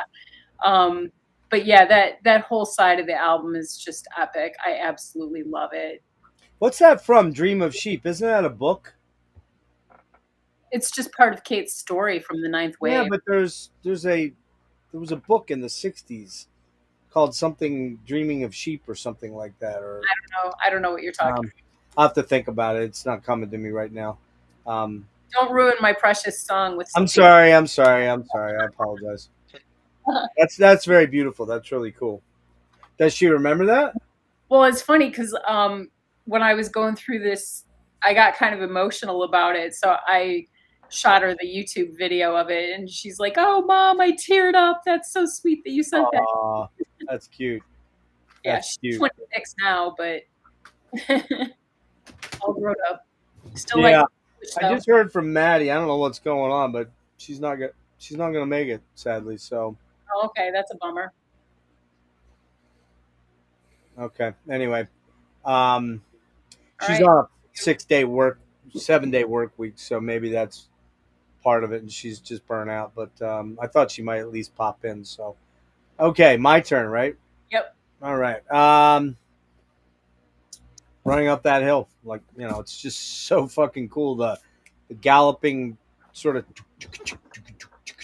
that rhythm is so freaking cool. And again, I imagine it sounds like an ARP synthesizer there. That whoop whoop whoop. It's just so cool, so cool. Her voice is amazing on that song. Hounds of Love. It has a little bit of a dated sound of the era, which I mean the whole album does to a point, but it's kind of mainly because of the huge reverb on the drums. But I think it's one of the things that big roomy sound. It was kind of like every '80s band sounded that way, and I kind of like that actually. So really catchy song, super catchy, super synthy, really cool. Big Sky, great, huge sounding anthem. Sort of Peter Gabriel-esque, I think, in a lot of ways. Very mid Gabriel, so sort Well, of. don't forget, she appears on this album. I can't see; it's too small. Yeah. Peter Gabriel. Oh, So, that's right. She is on there. Yeah. Which one of the best albums ever made. And what year is that? 86. 86. Okay, so the year after. That's right. Um, And there's a video for that song where Peter Gabriel, all he is doing is hugging her. Oh, really? And I remember the first time I saw that video, I was like, "Oh, you sneaky bastard! Yeah, you know exactly what you're doing." Something's going on. Something. He's like, "We should have a video where I'm just hugging Kate Bush the whole time." Yeah, let's just do that. That's funny. She's also on this too. She does backing vocals on Games Without Frontiers. That's Yeah. my favorite Gabriel song. My favorite Gabriel album, right there. Yeah. Well, and I swear on one of the songs on the Ninth Wave, you hear Peter Gabriel in the background. I don't know if it's Jig of Life or Waking the Witch. Do you know what I'm talking about? You hear like this kind of wail. It's like, whoa! And it sounds just like Peter Gabriel. He's not on it according to the credits, but you know who is playing guitar, bass guitar on track 3? Huh. One of our favorite bands, John. Martin Youth Glover is playing bass on that song. Yeah, nice. From Killing Joke. Yeah, I did not know that. I didn't know it either. Cool. All right, so Big Sky, really, like I said, Gabriel-esque in many ways, has a tribal rhythm and groove. Probably my second or third favorite track on the album. I love that song. Mother Stands for Comfort, really cool, arty, trippy tune with darker melodies, like you said, Erik. Mysterious vibes, really love this track. Lots of fretless bass goodness all over it. Cloud busting, really insistent and melodic, rhythmic high point on the album of many high points. Super killer song. The fade out of the children chanting is, oh, here, I didn't put myself up there. The children chanting part kind of reminds me a little bit, John, of what's the track on Talk's Color of Spring? Happiness is Easy. Happiness is Easy, yeah. Kind of has that vibe, which that's in and around that too. Isn't that 86? That's 86, yeah. 7? Yeah. So a lot of cross-pollination of these UK artists kind of hearing things and going, oh, that sounds cool. I want to kind of try and incorporate that in what I'm doing. And I've said this before, but I think it really sounds like Cloud Busting was a big influence on Oliver for the song Vowels. Oh. Yeah, it probably was. I would be shocked. Especially the string sound. Yeah, I would be shocked if it wasn't. I mean, Garmin and Torre, is that his name? Yeah. Yeah, I would imagine they're very, very familiar with Kate's work. But that song, especially when I first heard it, I was like, this sounds like Cloud Busting. Cloud Busting for me is one of those songs that I could totally envision driving through the desert at night with no traffic on the road, high beams on, cranking that fucker up in the middle of summer with the top down if you had a convertible. And if you didn't have a top, if you didn't have a convertible, just, I don't know, cut the roof off or something. It'd be pretty rad. So before we move on, Before we move to the next, I'm going to let you finish, but before we move on to the next album, I have a Geez, hilarious. thanks, John. Thanks for letting me finish my album assessment. Thanks, John. I have a funny story that involves this album and a trip to the Washington Peninsula to check out the lodge that they used for the interior shots in Twin Peaks. But go ahead. Yeah. All right, I'll hit you right after I'm done. Okay. And Dreams of Sheep, nice, dreamy, interludish piece, beautiful piece. Under Ice, soup. I love this track. Under Ice it is so cool, man. Probably, man. I'm not even so sure. It might not be my favorite track on the album. Maybe. It's ominous sounding. The layers of vocals are insane. Her emphasis on certain syllables and lyrics, really awesome. Favorite, man. The Under Cold Water part there, just so fucking cool, man. Waking Up the Witch, like you said, man, that's a lot of Fairlight cut and paste stuff. Very early digital, probably DAT, I'm assuming, maybe, because this is what, 85? Yeah. So I believe DAT was around at that point in time, I'm pretty sure. So there was very early, digital stuff going on here. And I'll tell you the truth that this is kind of like the lone dreaming track for me on the album. It's the one song that is the link to the neural link to the dreaming. I like this one a little bit more. It's weird though. It's almost you know what it reminds me of, John. You'll and maybe Mel, you'll get this.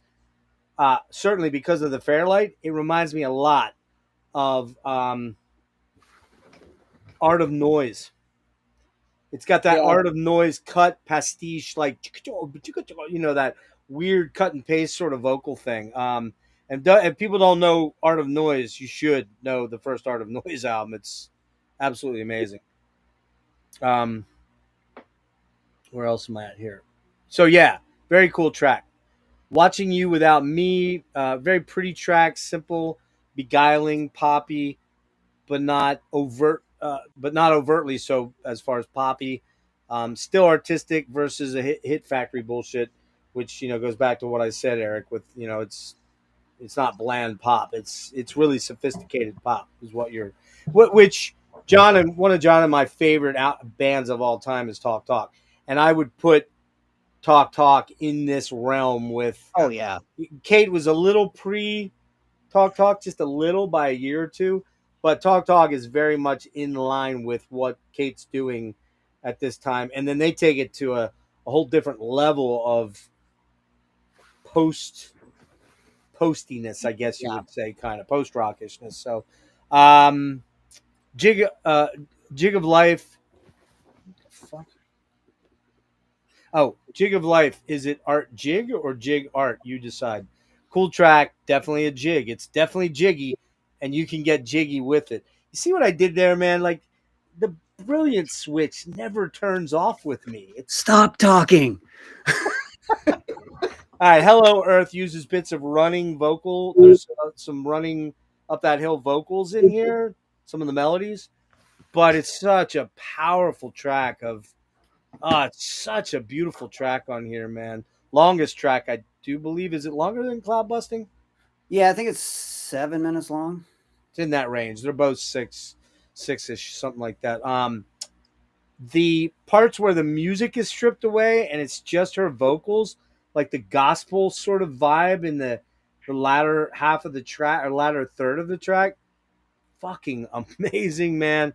And Morning Fog, just a fabulous, gorgeous closer, man. Just unreal. Yes, this is her. I don't have to get into it deeply. This is her creative and artistic high point. It's a 10 out of 10 for me. It's just, it's just too close to perfect to not give it that.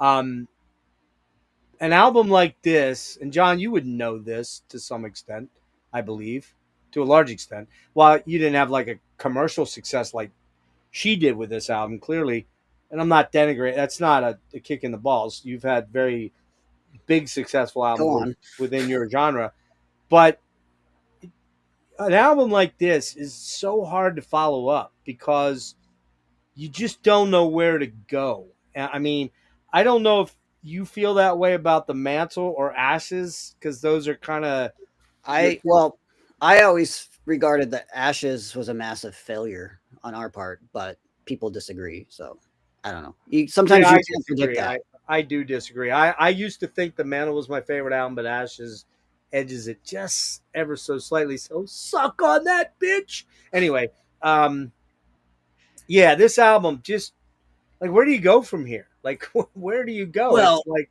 she knocked it out of the park, is what she did. the next album is Oh, amazing. dude. Oh, Yeah, dude. I But love the next album. you know So what's interesting? Also, you mentioned the sort of gothic kind of gospel vocals in Hello Earth. It sounds to me like she was very influenced by Gregorian chants, which is interesting because on her next album after this, she kind of references this, hang on, the I can't. mysterious vocals of Bulgaria. Oh well, aren't they on this? The Well, tree? that's the thing is no, they're not. Oh, they're But not. she does some she kind of replicates it herself with her vocals, but we'll get to that. Yeah, but wait a minute. Doesn't Eric? Doesn't she bring in this Bulgarian trio thing? On the next album, The next on a album, track, yeah, but yeah. Yeah. that section, the gospel kind of chant section is the Nosferatu little Oh, that's section there. what it is. Yeah. Yeah. Okay. Yeah, because I have. You're talking about the original night. Oh, you're talking about the '78 version. Yeah, yeah, yeah. Yeah. Okay, yeah. Yeah, it's weird. I didn't pick up on that, but I haven't listened to that Popol Vuh album in a while. But one of my favorite soundtrack songs. So, okay. Well, then let's. Have we kicked that one in the ass? No. I did want to tell you I have this kind of a funny story. Oh, right. That Sorry. involves, Yeah, that yeah. involves this album Go for it. personally. So a couple years ago, my girlfriend and I took a drive up to Poulsbo, Washington, to visit the Kiana Lodge, which is where the interior shots of the lodge in Twin Peaks were filmed. Okay. And while we were up there, we went to a native museum, and I parked kind of at this viewpoint area. And so we walked to the museum, and we came back, and I was getting ready to leave, and this guy shows up in this like, souped up car or whatever, and loud, like, hip hop, booming out of it. Uh-oh. And so I'm sitting in the car, and the reason why this ties into Hounds of Love is because we had been listening to this album on that whole trip, whole, like, almost on repeat, and it's ingrained this memory into my head every time I listen to it. This guy gets out of his car, and he's wearing, I still can't really remember what he was wearing. It was ridiculous, but it was like he gets out, he's got this, like, one of those hats with the brim, and it's like a straight brim hat, Oh, yeah. and he's wearing, like, I think he's wearing shorts and some ridiculous coat, like a puffer jacket, but he had in his hand a hamburger, just a hamburger, just buns, hamburger, no napkin. Oh, and he struts past us like this, and he's got this hamburger in his hand. And I remember yelling in the car, "He has a hamburger!" And so the car was on, and so Kate Bush is, like, playing in the background when this whole thing is happening. And it's just a surreal dream. It's like, to this day, I think about that guy at least once a day. It's like right out of, he was an angel. it's literally right out of Twin Peaks. I mean, let's In be a honest. way I was it gonna was. say that. Yeah. But it was so funny that he was just strutting past us, and he has this hamburger in his hand.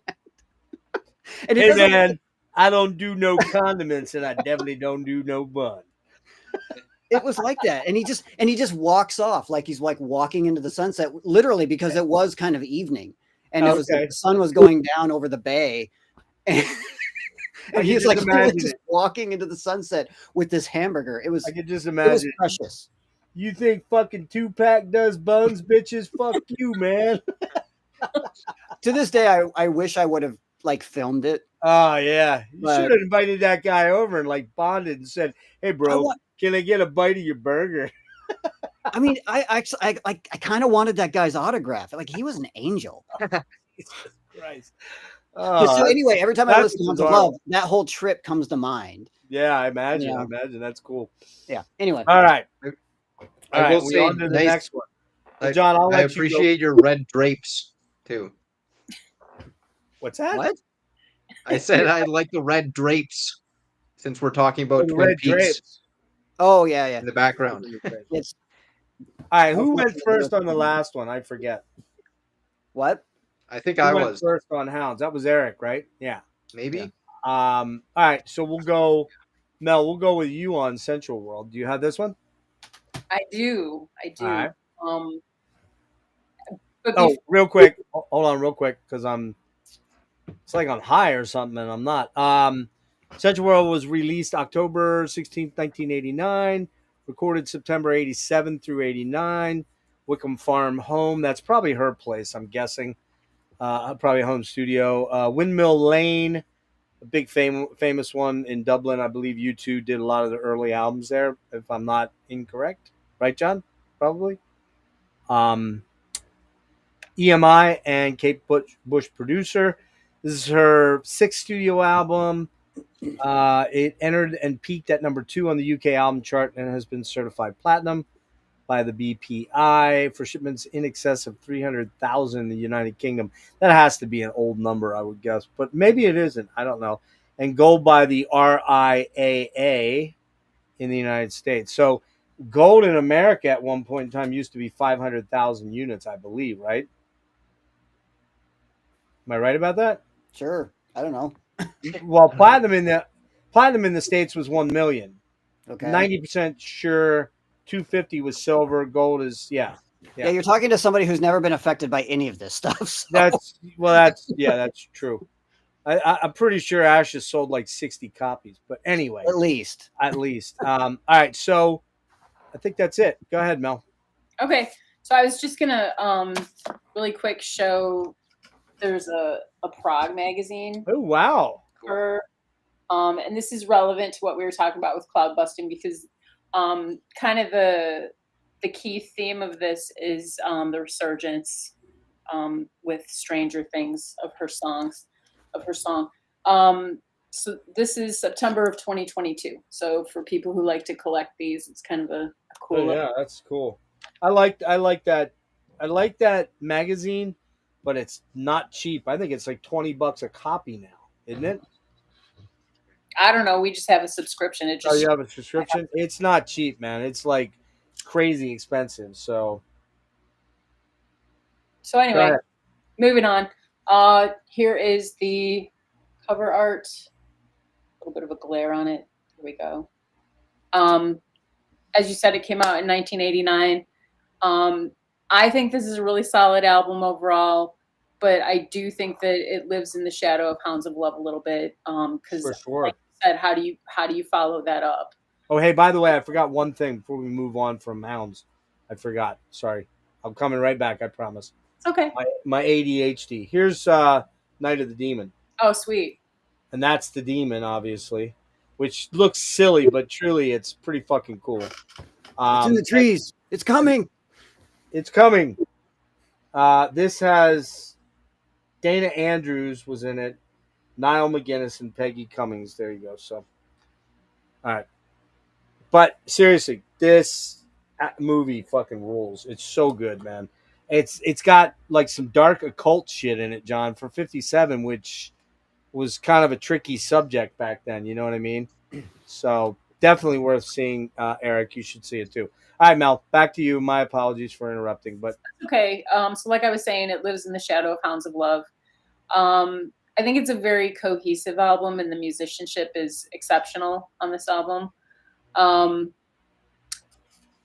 Listening to the 2018 remaster of it, I guess I feel like the dynamics could have been improved a little bit to make the music feel even more alive and more present. Because I feel like it's lacking a little bit of something.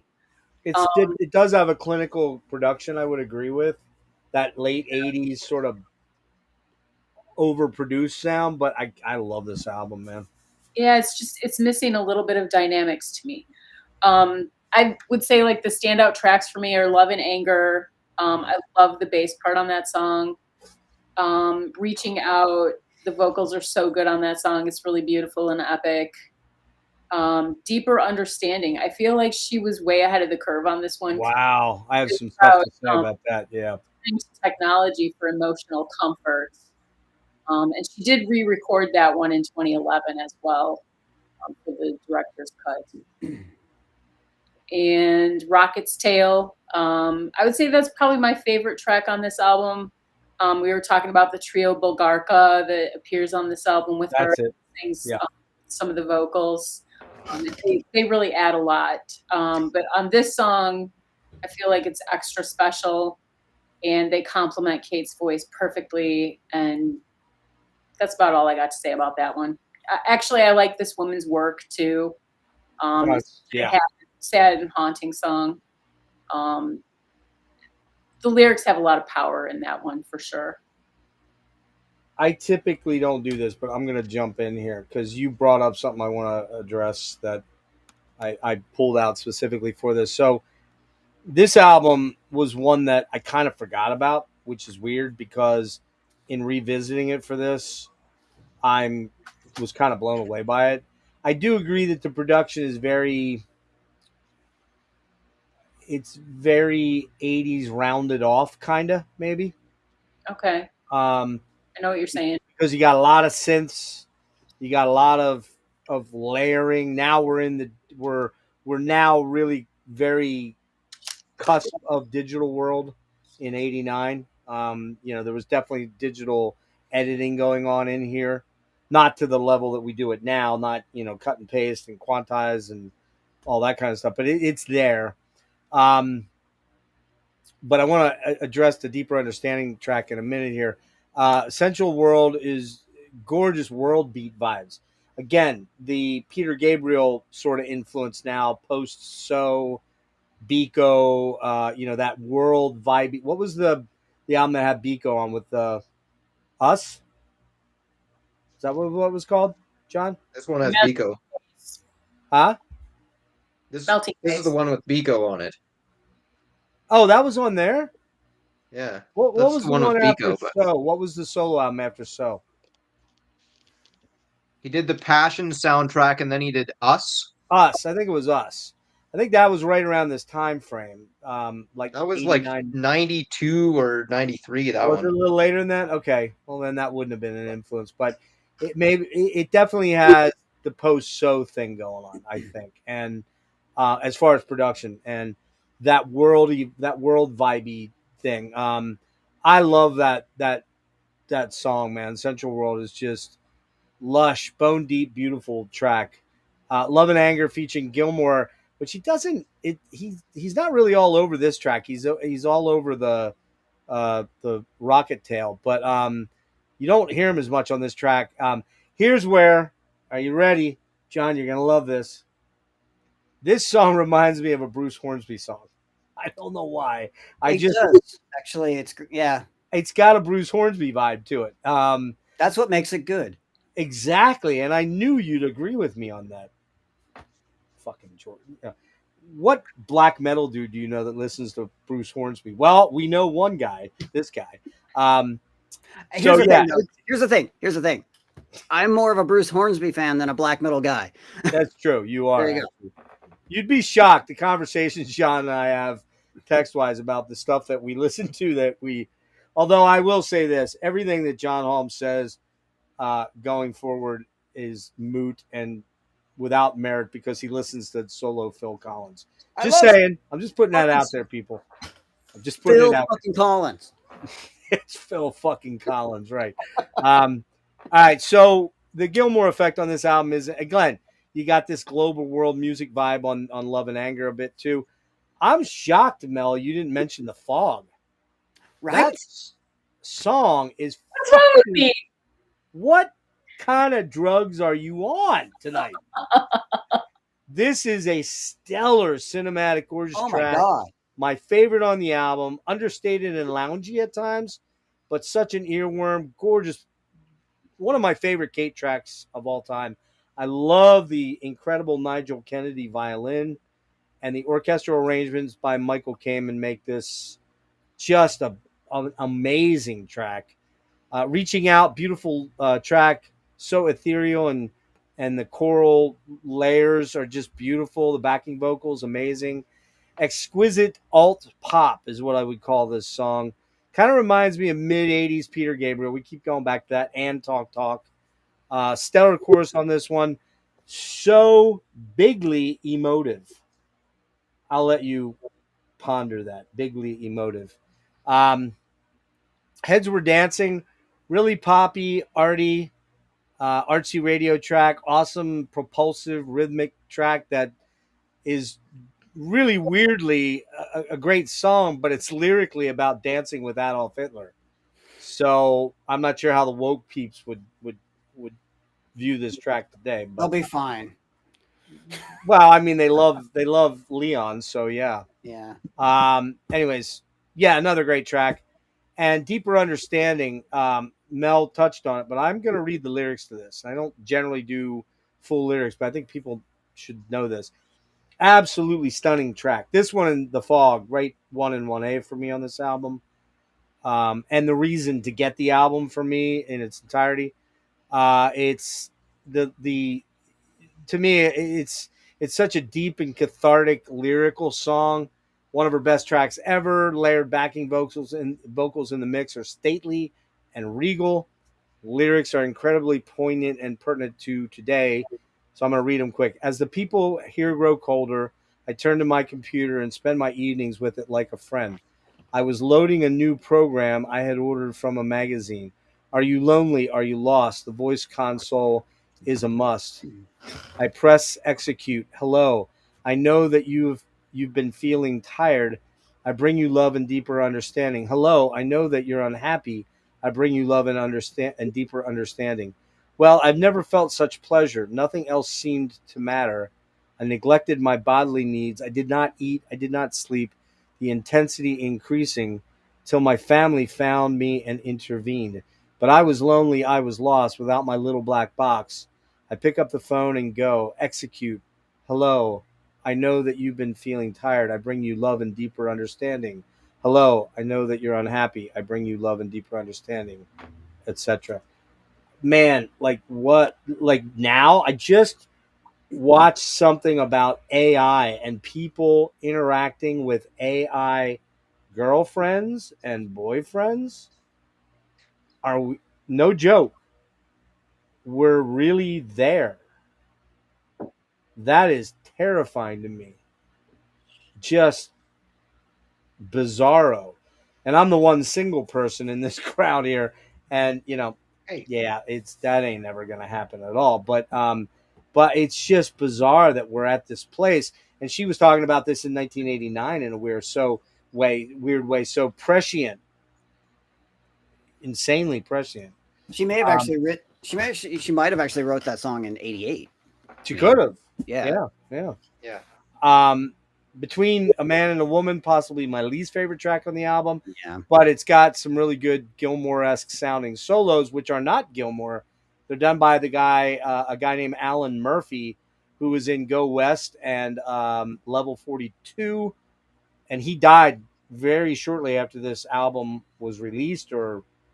He was a go-to for Kate studio wise, but he died of HIV, so that would have been late 80s. So obviously that makes sense. Rocket Tail, the vocal layers opening the track, really, really cool.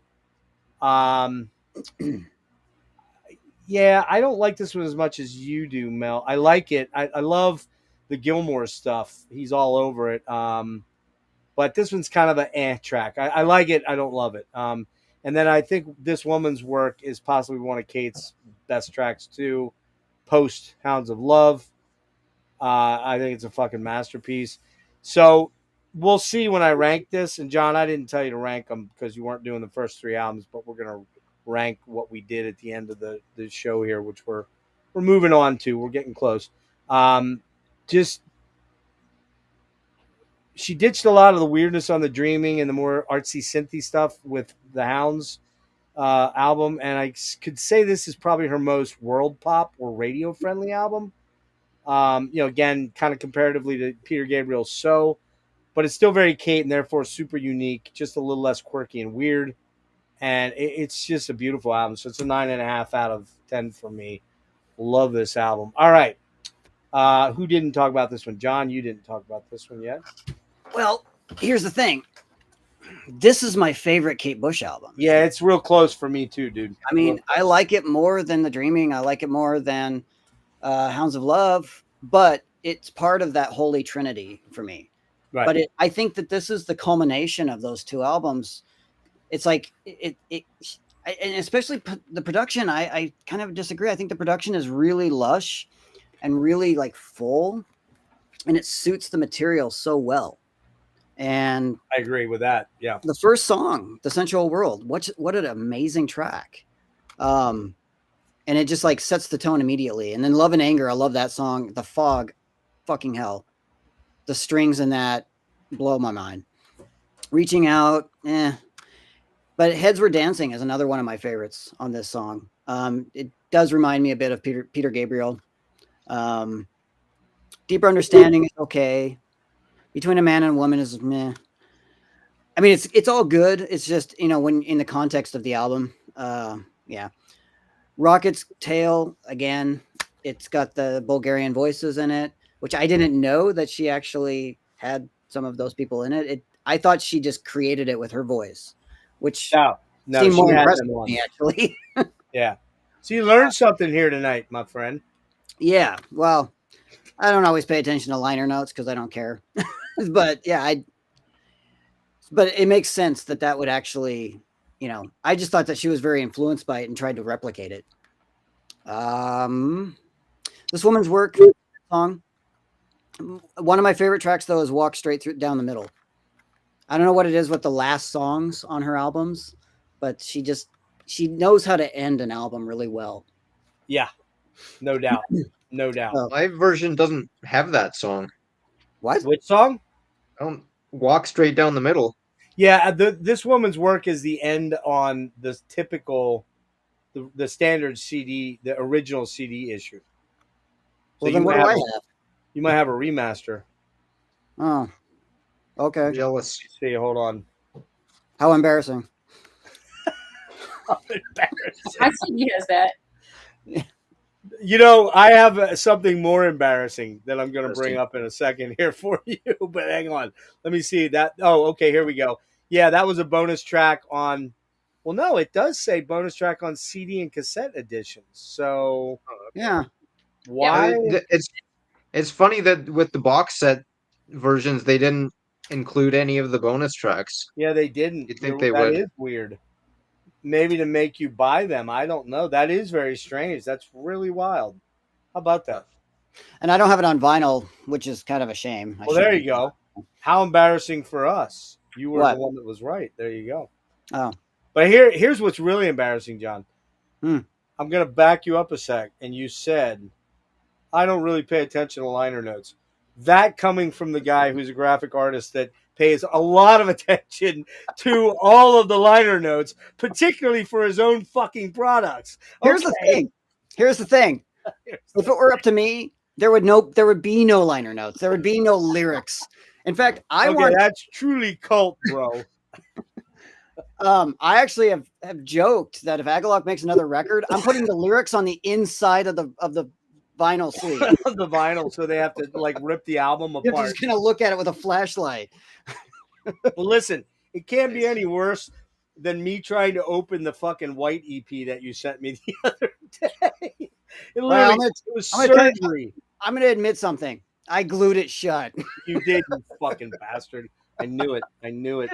What an absolutely precocious young man you are. All right, are you finished or no? I think the word you're looking for is cunt. No, I think I was looking for a better way to say cunt. What a precocious cunt you are. Are you done, or did you have more points on that? I mean, yeah. I mean, you guys kind of said everything that needed to be said, but yeah, I always find it strange that in the used bin, this is always the album that's there. You're right about that, actually. Strangely. Yeah. So I don't get understand why. I mean, maybe it did have that sort of problem of not being able to live up to Hounds of Love, but I think it blows it away. So I don't know about blow it away, but I agree it's on par with it. I totally agree with that. Sorry, it blows it away. Listen here, douche. We're moving on. All right. Okay, we talked to Mel. I think Erik is the last one on this one. Yeah. I don't know how much I have to add. Um, I actually this one has been the biggest grower for me because I don't know what it is exactly, but I didn't really connect with it immediately, and I think maybe part of that is the sensual world being the first track is just amazing, and I don't know if I would say that's my favorite song on the album probably. Um, and maybe I don't know. Maybe it is just because it's I listened to it after Hounds of Love, and um I don't know. I honestly need to spend more time with this album, but I do really love it, to be honest. Love and Anger is a amazing song. The Fog is fantastic. Yeah, It's a good thing interesting. you said that because I was probably going to have to kick you out if you didn't. Just saying. It's your stream, you can do whatever you want. I'm But kidding, dude. You know what I'm saying. um yeah, deeper understanding. It is interesting that that was written like pre-internet, pre-social media, pre-AI, all that kind of Yeah. stuff. Yep. Um, you're not the only single one on the stream, Jeff, by the way, but Oh, I okay. would Oh, sorry. I thought personally you had a girlfriend. I'm sorry. I apologize. Sorry. nah. Well, But I would personally much rather be single than talk to an AI girlfriend. That's just unbelievable. I That whole do not understand that at all. that whole trip is Pretty just weird. beyond my comprehension. I can't fathom what the hell that even means, No. right? Yeah, I don't know, just weird. Um, Between a Man and a Woman is great as well. I love Rocket's Tale too. Those cool the Bulgarka trio vocals are great in there, and Gilmore's guitar work, and Oh, he's yeah, this killer. woman's work is amazing as well. And that extra track that's on John's version, I think I've heard it, but couldn't I can't comment on it, unfortunately. I would imagine. You know what? I don't know this for a fact. We'll pull it up before we leave because we're narrowing down the pike here to wrap up. But the the I think a lot of those bonus tracks are on that box set too, because I remember there's Oh, a B sides. There's a B there's the sides. sides. Yeah, The other side set is in that. that's it. Yeah. Yep. So that's where all that shit is at. So why it was on the original CD, but I imagine it wasn't on the original vinyl though. Let me look that up quick. But I don't. Yeah, it was only on. Walk Straight Down the Middle was only on CD and cassette editions. So there you go. Okay. So as soon as we get done here, I'm hitting eBay for the cassette version because you guys know I love those cassettes. I can so I can I can get you a cassette version of this album tomorrow in Portland. I bet you could. I'm sure. No, You I see it everywhere. Oh, do you? Okay. Yeah. Well, maybe I'll take you up on that if it's under $3 or something. I'll never play it, but That was an interesting point you made, John, too, about like seeing it everywhere in used bins and stuff. Yeah, no one ever talks about this album for some reason, but it's great. Honestly, it is part of that holy trinity, like you said. yeah, amazing album, amazing album. So I think this is the Red Shoes is the last album in the box sets we have, right, Erik? Yeah. It's the last one in here. John, you weren't on earlier, but like this, let me pull this up. Well, show your box set there real quick, Erik, since you're up. Uh, You have it there? it's all taken apart now, but No, just show them the box itself. So that's part one, and it's the kick inside through the Red Shoes. And then part yeah. two has Aerial, director's cut, some live stuff in there. What other I don't think is 50. Yeah, I guess 50 words is in Yeah. there too, right? Yeah. Yeah. And then what else? Album wise. The other sides that we were just talking about, the B Right. sides comp and Yeah. stuff. I think And that's basically all. I think it is. But I got this set back 2.5 years ago, maybe. Do you remember, Eric? Was it maybe about 2.5 years ago, probably something in that range? Because you got super hot on it right around that time too, and started chasing it. I remember because that's when we really started talking about doing this Kate Bush thing. But I got this for like $65, so it was like each disc was, I don't know, $9 a piece or $8 a piece, brand new. And I didn't pick up the set two, and now I went looking for it recently, and it's fucking like, I think the cheapest one I saw was like 150, like 120, and it was all dinged up. And then the cheapest non-used one was like 165, and it wasn't released in the U.S. to my knowledge. It was a Euro UK thing, and so you almost have to import it now. And I don't know whether I want it that bad, but yeah. I did So just look it up. It does also have this as well, the oh, live. that's in there. That's right. The triple live, right? Is it 3 discs or two? Yeah, 3 CDs. Three. So I thought, yeah. Which, have you listened to that? We'll talk about that last, but I haven't listened to it. You have? Yeah, All right, you we'll talk should. about it in a minute. All right, we'll talk about it in a minute. Let's get to the red shoes. I guess John, I'll let you do this one Well, I real mean, quick. I don't have much to say about this one.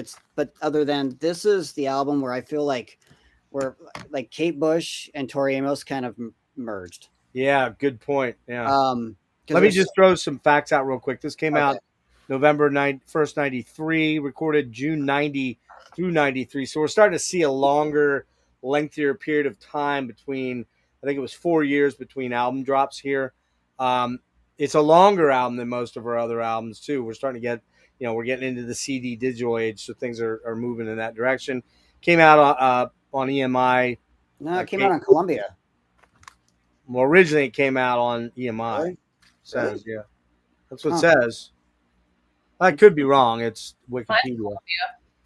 Yeah, mine's Columbia Columbia. too? Okay, maybe it did. It says EMI on here. I don't know why, but produced by Kate Bush. It was accompanied by Bush's short film The Line, The Cross, and The Curve, and was her last album before a 12-year hiatus. The album peaked at number 2 on the UK album charts. Has been certified platinum by BPI, denoting shipment of excess of 300,000 copies. In the States, the album reached number 28 on Billboard 200. Her highest peaking album on the chart at the time. That's shocking to me. The Red Shoes was inspired by the 1948 film of the same name by Michael Powell and Erik Pressburger, which itself was inspired by the fairy tale of the same name by Hans Christian Andersen.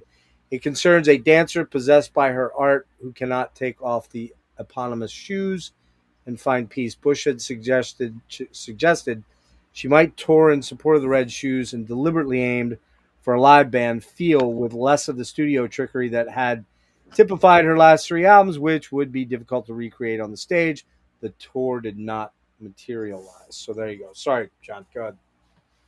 Well, like I said, I don't have much to say about it. I can't. I mean, I haven't even listened to this album in a while. Rubber Band Girl is annoying. It is. Not gonna lie. I remember, and So Is Love is pretty good. Eat the Music's all right, but the rest of it just kind of blends together to me. I have it. It took me a long time to finally buy it because I would check out. It's kind of like what my experience with the first 3 albums. I would check out, songs on YouTube and stuff, and I was just like, meh. And then I found it for like $5, and I'm like, you know what? Fuck it. I'm gonna try this album and try to like it. And really what it boils down to is it reminds me of like a later Tori Amos album, or actually no, it kind of reminds me of like an earlier Tori Amos album with the full band kind of thing going on, and like that double album, the a little more rock, yeah, more rocky, yeah. So which isn't her real strong suit, I don't think. No, I mean I think the design of the album is interesting. I do like that, but yeah, it's okay. It's one of those sort of like I think the last time I listened to this was last summer, and it was one of those times where it's like, you just going for a drive, open the sunroof, crank it, and it just kind of fits, but it's nothing special. Yeah, I wouldn't fully disagree with you on all that, to be honest with you. Mel, what you got on this one? I don't really have a lot to add about this one either, except to say, I don't really get into it that much myself. She did dedicate it to her mom, which was sweet. That's right. Her mom had passed away before this, right? Yeah. I think the thing about this one is there's a lot of good parts of songs. Yeah, but then you hear like another part of the song and you're like, ooh. Yeah, exactly. Yeah. That's a great way to put it. Perfect. Yeah. Why'd you throw that in there? Yeah. But I think probably the standout track on this one for me would be Moments of Pleasure. This is the Kate Bush that I love, where it's very soaring and epic and emotive and passionate. So there is one good track on there for me. Yeah, I'm looking. Yeah, I actually kind of agree with you on that. So that it? That's it? That's it. All right. All I got. I mean, incidentally, this is another album that you often see in the used bin. Oh, I bet. I would have, if you were going to say, I'm shocked that, Central World is the one. I would have expected this one to be the predominant one. Oh, every time I go to a record store and I look through, the used Kate Bush section, it's always Central World and Red Shoes. Yeah. All right, Erik, I got to go to the bathroom real quick. So go ahead and fill up some time. I'll be right back. Fill up some time. Well, as much as you can. If right. You can. Right. I'll try. Yeah, I mean, honestly, coming after all the preceding albums up to this one, I remember the first time I put this on and Rubber Band Girl started, and I just kind of went, what? Like, something's just different. Something's a little bit off. And I don't know. It just seemed really, especially that song too, it just seems very kind of basic, and nothing really jumped out at me through the whole song, and it's pretty long as well. It's like what, I guess it's less than 5 minutes, but it feels longer than it is. You want it to end. You want it to end. Yeah, I kind of do, to be honest. I mean, it's not a terrible song, but it's not up to the standard that she had set for her music by this point. I do think there are some good songs on here, and So Is Love is pretty good. Eat the Music is a weird one. I think that's the one on here that kind of reminds me almost of like a Paul Simon, like Graceland era kind of track or something. It's really kind of, I mean, it's different. It's kind of interesting, but I'm not a huge fan of that. It's very calypso, which is, I'm not a big calypso guy, so I don't like that song much at all. Yeah. Moments of Pleasure is pretty great. Song of Solomon, I do like that one. The chorus is pretty good. Or wait, no, I think I'm thinking of Lily, actually. I don't know. That shows you how much I've listened to this album. I haven't delved into this one anywhere near as much as anything that came before it, to be honest. Top of the City is good though. I don't know. It is also too long. I would say it's at 55 minutes. There's just too much here. There's a few songs that definitely could have been left off. Yeah, I don't know. Not a favorite. But not a terrible album. No, it's not a great. It's not terrible, but it's kind of forgettable for the most part, and that's one of those things where you strive as an artist to not do that, where you just put out a product that nobody is like that, you know, and it is, if I'm not wrong, other than the director's cut, which is kind of a remix that we're just going to touch on briefly, which is re-recorded remixed tracks on analog of this album and Ariel. It's just kind of there. There's not much to it. Rubber Band Girl, I fucking do not like that song. It drives me. Ugh. So is Love. Cool Eric Clapton stuff on there. He sounds like Steve Ray Vaughan, which is interesting. It reminds me of strangely of the song "I Want to Know What Love Is" by Foreigner. I don't know why, but I hear that song in there. Like, do you know where I'm coming from, John? Yeah. It's kind of there weirdly. I don't know where the "Want to Know Where Love Is" was probably quite a bit before this, but I just hear that track there. Eat the Music, man, goofy calypso world music. The lyrics are awful. I guess it's not horrible, but not my thing.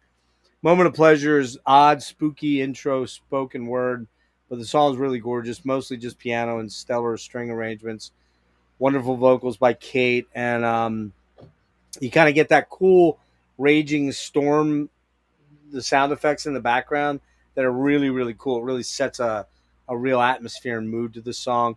Song of Solomon's really beautiful song, very mellow and airy. Lily is pretty cool, uplifting and moving. The Red Shoes, kind of acoustic-y, almost Celtic, like the Jig track. This is kind of her going back to that. You even hear some Jews harp on there. You know what the old Jews harp is? The I really like that track. I do. I really like that track. And then for me, the best track on the album, bar none, is Top of the City.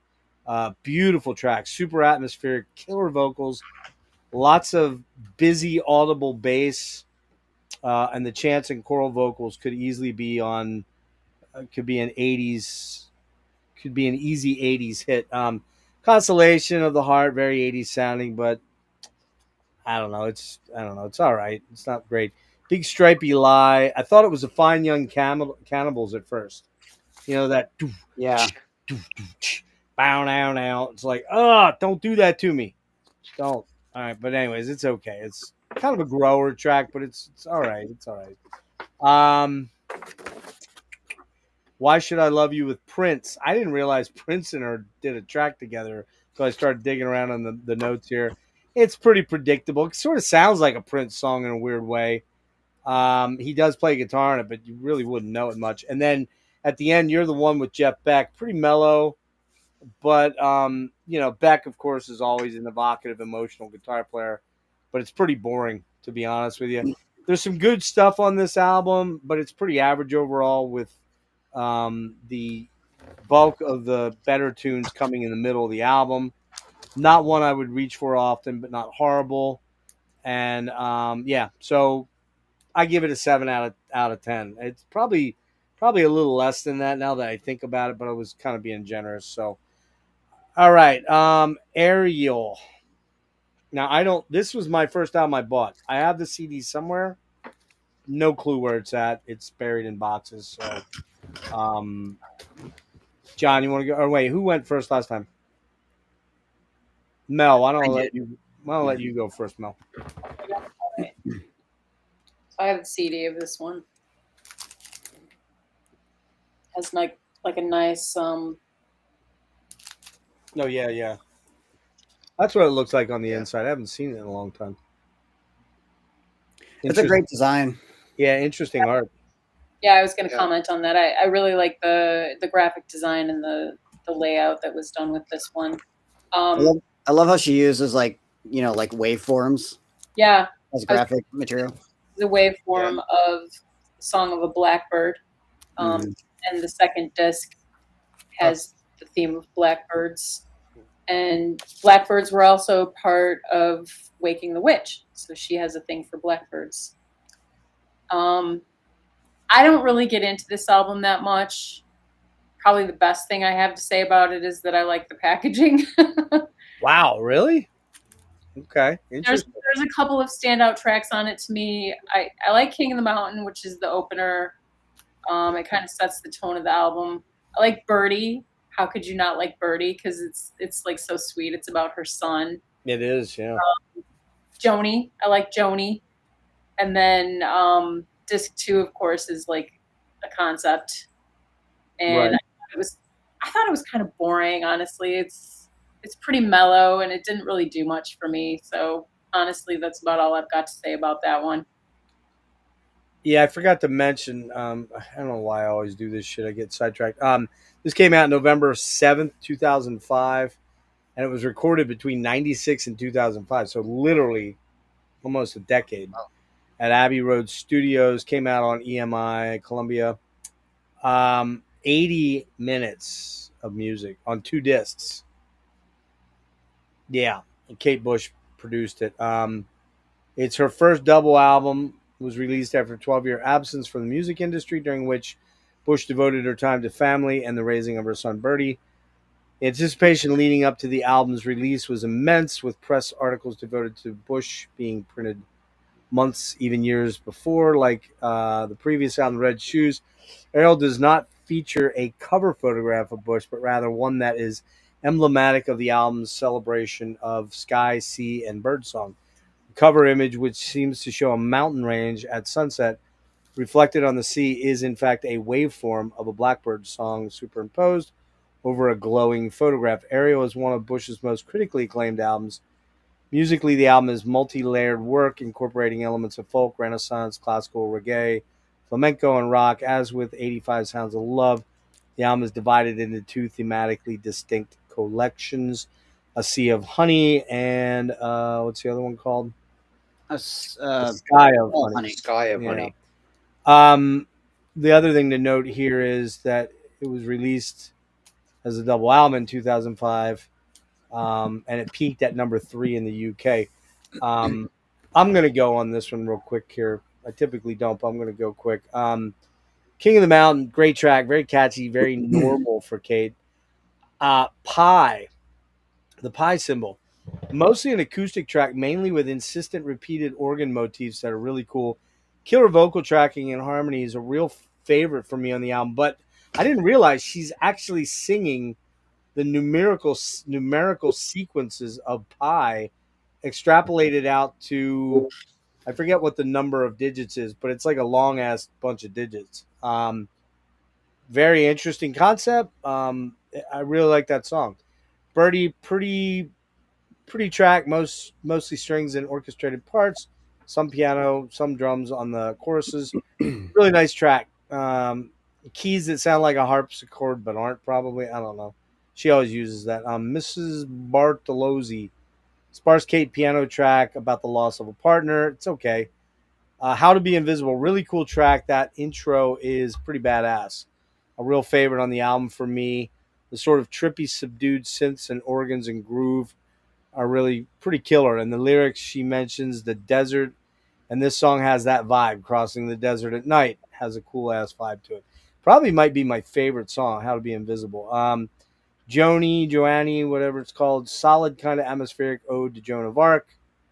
Has a, I guess it's Joni then, has a world music vibe and a bit of swing to it. Dig it until that weird thing where she starts doing them. That fucking drives me nuts. It's like she does these weird things, and you're like, dude, what are you doing? Like, you had this beautiful track that you fucking just shit all over. All right. Coral Room is actually dedicated to her mother. It's a beautiful song. The death of her mother. It's, it's clear high point on the album. Sky of Honey, Prelude, another Kate and piano track, mainly gorgeous melodies, stellar subdued vocals. The final minutes where the drum and the strings come in is really great. I didn't note anything on Prologue, so it must not have meant much to me, or I might have missed it. And Architect's Dream, really pretty track, very atmospheric, dreamy. The voice at the beginning was a creepy. By the way, this song, yeah. So the original version of this album has a guy on here named Nigel. Fuck me, I forget his damn name. He does didgeridoo. Can you look that up real quick there, Erik? He does didgeridoo on here. Yeah. He just died recently, but he It's some Aussie, Nigel something or other. He was found guilty of child sexual assault for like 14 kids. Rolf Harris. That's it, Rolf Harris. Yeah. His voice was removed on later versions of this album. I think you and I probably have the original version, Mel. But man, read about that fucking guy. Wow, what a scumbag! Ew. What a scumbag, man. Painter's Link. I like that song, Architect's Dream. Like the name of that track, an Architect's Dream. Cool name for the track. But fuck that guy that was messing with kids. The Painter's Link. Okay, it's all right. Sunset's beautiful, beautiful, beautiful song. If you don't know that song, you really should on this album. It's amazing. I really like Nocturne. So I kind of disagree with you, Mel. Yeah. I really like this album, actually. It's very Nocturne's beat driven, kind of trip hoppy, right, John? It's got like Oh yeah. almost like a trip hop vibe to it, right? Yeah. Pulsing bass and atmospheric synths and organs plus heat multi-track vocals. I don't know why I said heat there. I was probably falling asleep or something. I'm not. Anyways, the multi-track vocals, highlight track on the album. Aerial, it's a gorgeous track. It's a little long. No. Yeah, I think it does, and I think it overdoes the bird song, dude. Too much bird song. It's like 3 minutes of bird song and her. What do you got against the birds? I like the bird song, but what I don't like is her going. What do you got against kooky people? Well, it's a little. I like Kate. I love Kate. I love her voice. Just quit fucking laughing for 3 fucking minutes to the bird song. All right, come on, capiche. All right. Anyway, but yeah, that song's really cool, but that just goes on for too long. All right, what else do we got here? I think is that it? I think that's it. Yeah.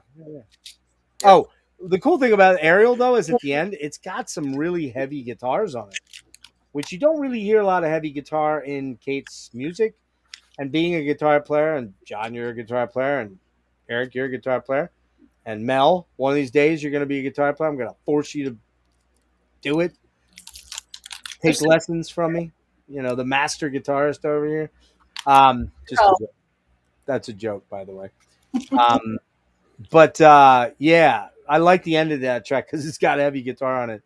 And again, this was my first physical purchase of Kate Bush. And I recall liking it then, but not being blown away by it. But jamming it recently, I was kind of shocked at how really good it is. It's pensive, atmospheric, evocative, playful, and serious all throughout a pretty fantastic album. I'm giving it a 9.25 out of 10. I don't know. You know, eat my balls if you don't like it, folks, okay?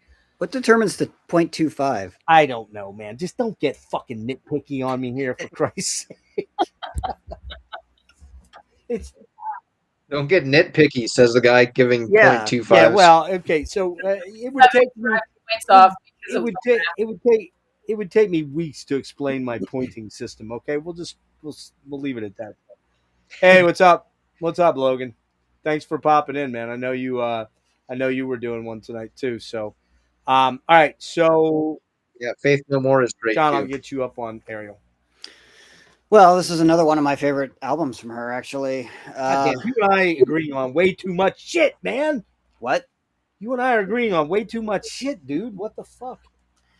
Well, I mean, the thing is, it's a double CD, but my favorite is actually A Sky of Honey. That's the album. That's the CD, the disc I listen to the most. Yeah, it's good. I mean, The Architect's Dream is phenomenal. Prelude and Prologue, love it. And Nocturne, oh my god, yeah, that song, killer track.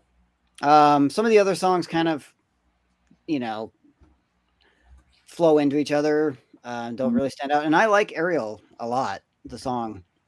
Yeah, I just think isn't it like 8 minutes long? I think. Incidentally, though, this is one of my favorite albums to fold laundry to. Oh my goodness. That Man. makes total sense for Well, some reason. Does your What girlfriend know this, dude? Does what's- your girlfriend know this? Yeah. What's the song where she keeps saying washing machine? Oh my god, that's right. Is that Mrs. Bartolozzi? Yeah. That's on Mrs. Bartolozzi, I believe. Yeah. That's the one song I don't like. because it's That's- just she kind of takes the silliness a little too far. Oh yeah, splishy, sploshy. Yeah. Yeah. I agree. That's the song I don't like Yeah. very much either, man. But, I mean, a Sea of Honey's okay. I mean, I like King of the Mountain a lot. The Choral Room is great. How to Be Invisible, But yeah, the washing machine. That's the song, dude. Yeah, that It's annoys silly. the shit out of me. When I'm folding laundry, that's the song I skip.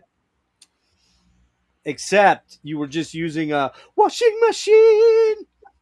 Yeah, I know. Although actually, do you go Nomad style and just hand wash everything with like stones? I should. You should, man. From now on, I demand it. I demand the shrubbery. I demand you wash your gauchos and assless chaps with just rocks.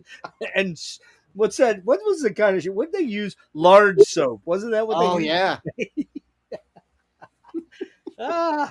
I think I need to get high now. I don't know. Anyway, But this is another album that is just, I love the design of it. It's so tasteful and on point with the concept, and I love the whole like laundry turning into birds motif. I don't know if John, I think it's your turn to ask Melinda Mer? what drugs she's on that she doesn't particularly like this album. Yeah, that's Yeah. cool. It's your turn.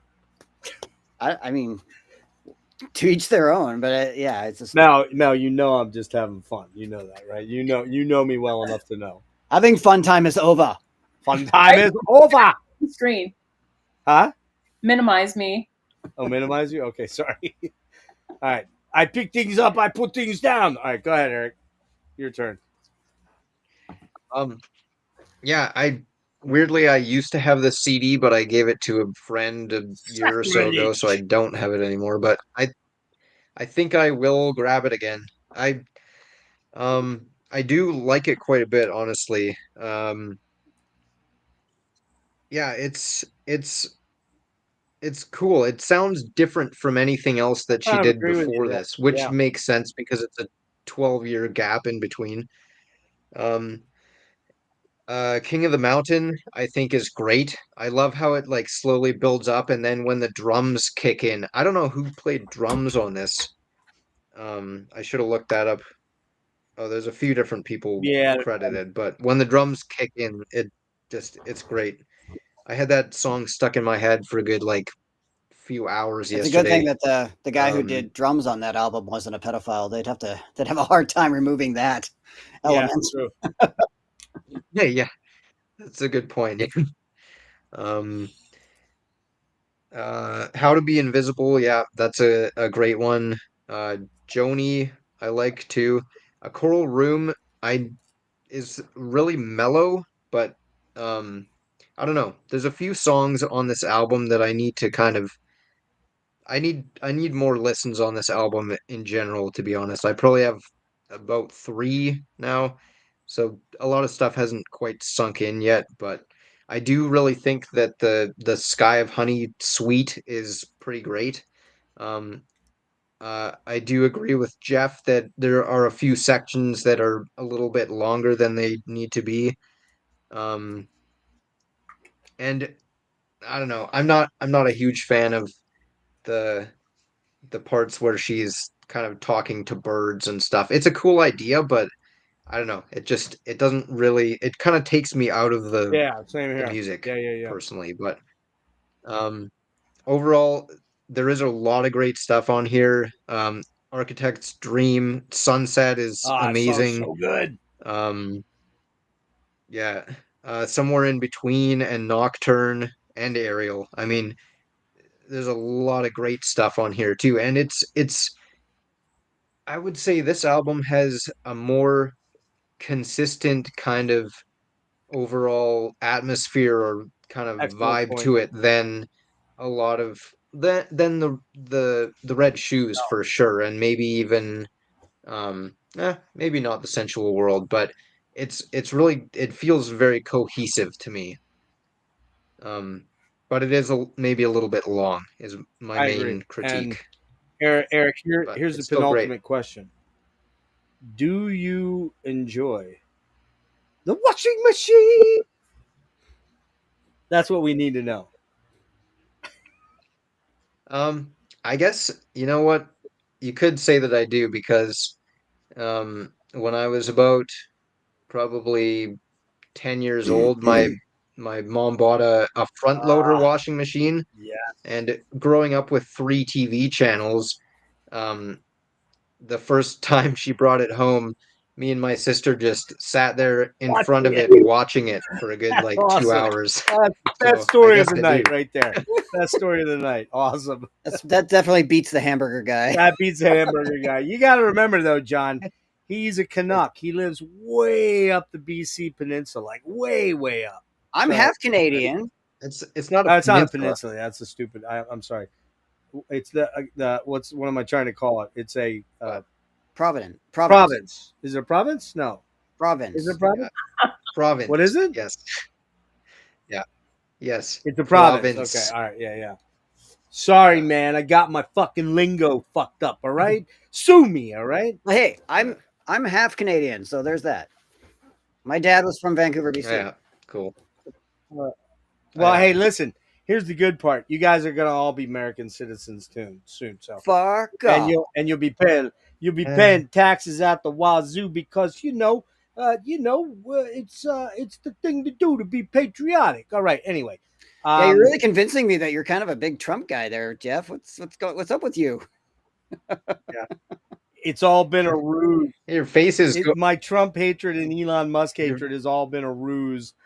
Clearly, I'm bending over hard every single day. I love it. you're bending the knee there, Jeff. I'm We're kissing gonna the have ring. to. We're gonna have to dispose of you. Yeah, I wish somebody would at this point, frankly. All right. Does anybody have? your face is starting to look a little Yeah. orange. No, that's just it. It's really actually the jaundice. That's what it is. So, from death slowly creeping up inside my body. Does anybody own the director's cut? No. We're just going to touch on it very, very, very quick. Let me do this fast here. I see it for sale everywhere. Eric, the record store always has it. Well, actually, if they have that for a couple bucks on CD, John, grab me a copy because Wow. I don't actually see it anywhere. I'm not going to lie. I always see it on vinyl, but I mean, I know that Music Millennium has it on CD. I don't really want Here's the thing is Kate recently reissued her entire discography on CD and vinyl, and the vinyls are so expensive. They're like so $45 expensive each. I know they're super expensive, which is why I'm sticking with the CDs. I mean, I have the OGs, so it's like, why would I want to buy those? Yeah, I don't know. And you can probably still get the OGs for half the price of the new Some of ones. them, yeah. God damn it, where the fuck is it? Especially the Sensual World. All right, hang on, I'm pulling it up here. Who wants to talk about this one real quick? What? The I don't have it. I'm already up, so I guess go I ahead. could. Go ahead, quick. I mean, it's. I mean, I understand being an artist and feeling like you want to change a couple things here and there, but I mean, as from a listener's perspective, there's not really any reason for me personally that I would listen to these versions over the agree. originals. Especially the fact that like the especially the stuff from the Sensual World. I mean, I'll just listen to that album too because I would rather listen to the album as a whole than half of the songs from it on here. Yeah, it's a weird Again, idea to do this. I'm not sure. She didn't like the digital versions of this that were recorded digitally. So she went in and cut these tracks analog. I get that. And yeah, I know you can appreciate that, John. And I can appreciate it from an aesthetic standpoint. But none of these tracks are really that much changed up that much. I mean, there's some minor changes here and there, but it's not like there's a lot going on that's super different, you know? Yeah, and like some of them are definitely like I will listen to the Sensual World, the original version over Flower of the Mountain any day personally. I mean, maybe it's partly just I prefer her vocals from the 80s I agree. over the modern stuff. I mean, it's partly just age and partly maybe taking a break as well for a long time, but her vocals did noticeably change between the Red Shoes and Oh Ariel, yeah, to yeah, me for sure. anyway.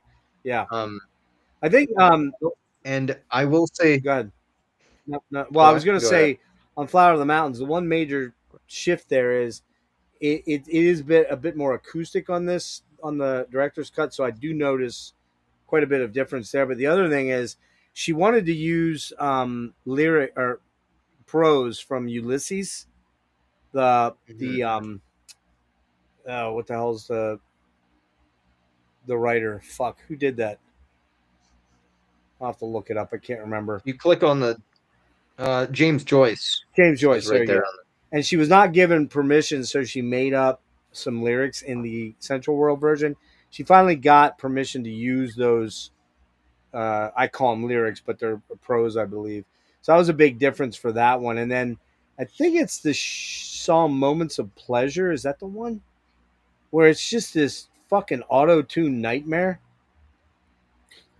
I think it's that track, and that I'm like, whoa, why did you do that? That's terrible, you know. The I other thing, I guess, to note. I do like Top of the City. I like that track in and of itself anyway. So I kind of like that. And the way she did it on here is really really cool. The Rubber Band Girl version on here, it literally sounds like the Rolling Stones are playing. It sounds like Keith Richards playing guitar on it. So it's weird, you know. it's I hate that song. I Yeah, don't like the version on this at all. I don't either. I don't Yeah, know what happened. It just sounds totally lifeless to me. There's no agreed. energy to it, and her vocals are just weird. It's like she's mumbling and it's all Yeah. muffled and stuff. I don't know. It Yeah, I doesn't mean, work to for be me. very I don't honest know. with you, this is to me, this is very much a collector's only sort of thing. You know, Mhm. if you're a completist, you'll probably want to own it. But if you're just a casual fan, there's no reason to do it. Just get the other, go in the cutout bins in Portland and visit John Haughm while you're up there. I'll give you his phone number. Just kidding. I'm lying. I don't have his phone number. We connect through Snapchat. No, I'm just kidding about that too. But yeah, just get it for a couple bucks on eBay or whatever. Like that's what I'll end up doing if I kind of want it because I'm a completionist, but I'll probably listen to it like twice and never listen to it again. You know, that's kind of where I'm at with this one. Anybody else have anything they want to add? I've never heard it, so no. No, nothing. Okay, No. all right, okay. Okay, so that brings us to the last album, and that is called. And I hate to say this, I truly didn't even know this came out. I didn't know about it until I started digging into the deep dive thing a couple weeks ago. I had no idea. I thought Ariel was the last album that she had done. It's called 50 Words for Snow. It came out November 21st, 2011, recorded between 2010 and 2011. Abbey Road Studios. Again, man, almost a 70-minute album. It's on Fish People, which is her label, and she produces again. So go ahead, John. Not my favorite. I mean, it's good. That's it. That's You what know, I would say about it you too. know, and the song 50 Words for Snow is tedious. It Yeah. goes on forever. Yep. And A couple songs on this album go on for way too long. yeah. I mean, I like the atmosphere and I like the fact that it's mostly piano and her, I mean, like I said, she kind of has merged into the Tori Amos thing. Her and Tori have kind of merged in their styles. Whereas I will say this, and I think you might agree, and I think we'll all probably agree on this. It does have that wintry, yes, trapped in the house vibe where yes, you're. and that's what I like about That's it. the good part of it. I think that's the good part. The problem is, I think in the first three songs, it's literally almost close to 40 minutes or Right. 35 minutes, and the songs aren't dynamically changing enough to make them that enjoyable. It's The really first one, good. It's really good background music when you're stuck at home, you've got a fire on, it's winter outside, and you just kind of put it on and it's background music. It's perfect for that. I don't mean to get weird, but it's probably great sex music. Like just I can't speak on that. Well, I definitely can't speak on it. So, Mel, you got any thoughts? No, I'm just kidding. Just kidding. I'm more of a blasphemy, fallen angel of doom. I when it comes to- knew. Yeah, you were a blasphemy guy for sex. I knew that. Yeah. That's sex music right there. I typically go for Deep Down Trauma Hounds by Skinny Puppy for sex. So I really don't know exactly what, but I'm more of a Liebach Opus D Liebach. in There the we bedroom. go. That works. Maybe a little bit of DSO too. Let's throw Yeah. some spell in there. No, but you get my point. This would be a lazy, chill sort of album to just be with somebody with. It's so. the kind of album that you put on when you're gonna bake some like brownies or something. Hash you know? brownies or just regular brownies? No, just normal ones. Oh man, you're so lame. But with a nice, glaze. It's a nice little candy. Nice little candy. Maybe some cupcakes. Some cupcakes too. Are they iced or not? Sure. Is it a buttercream icing or just is it out of the can? I'm just curious. These are the weird ass conversations this guy and I have. Like we do have some very bizarre conversations sometimes late at night. Well, late for me, earlier for him. Yeah, I kind of agree with you. Any highlight tracks? No. Nothing. Okay. I do have a highlight. I seem to recall. Okay, the last time I listened to this album was probably a year and a half ago. I seem to recall Among Angels being pretty good.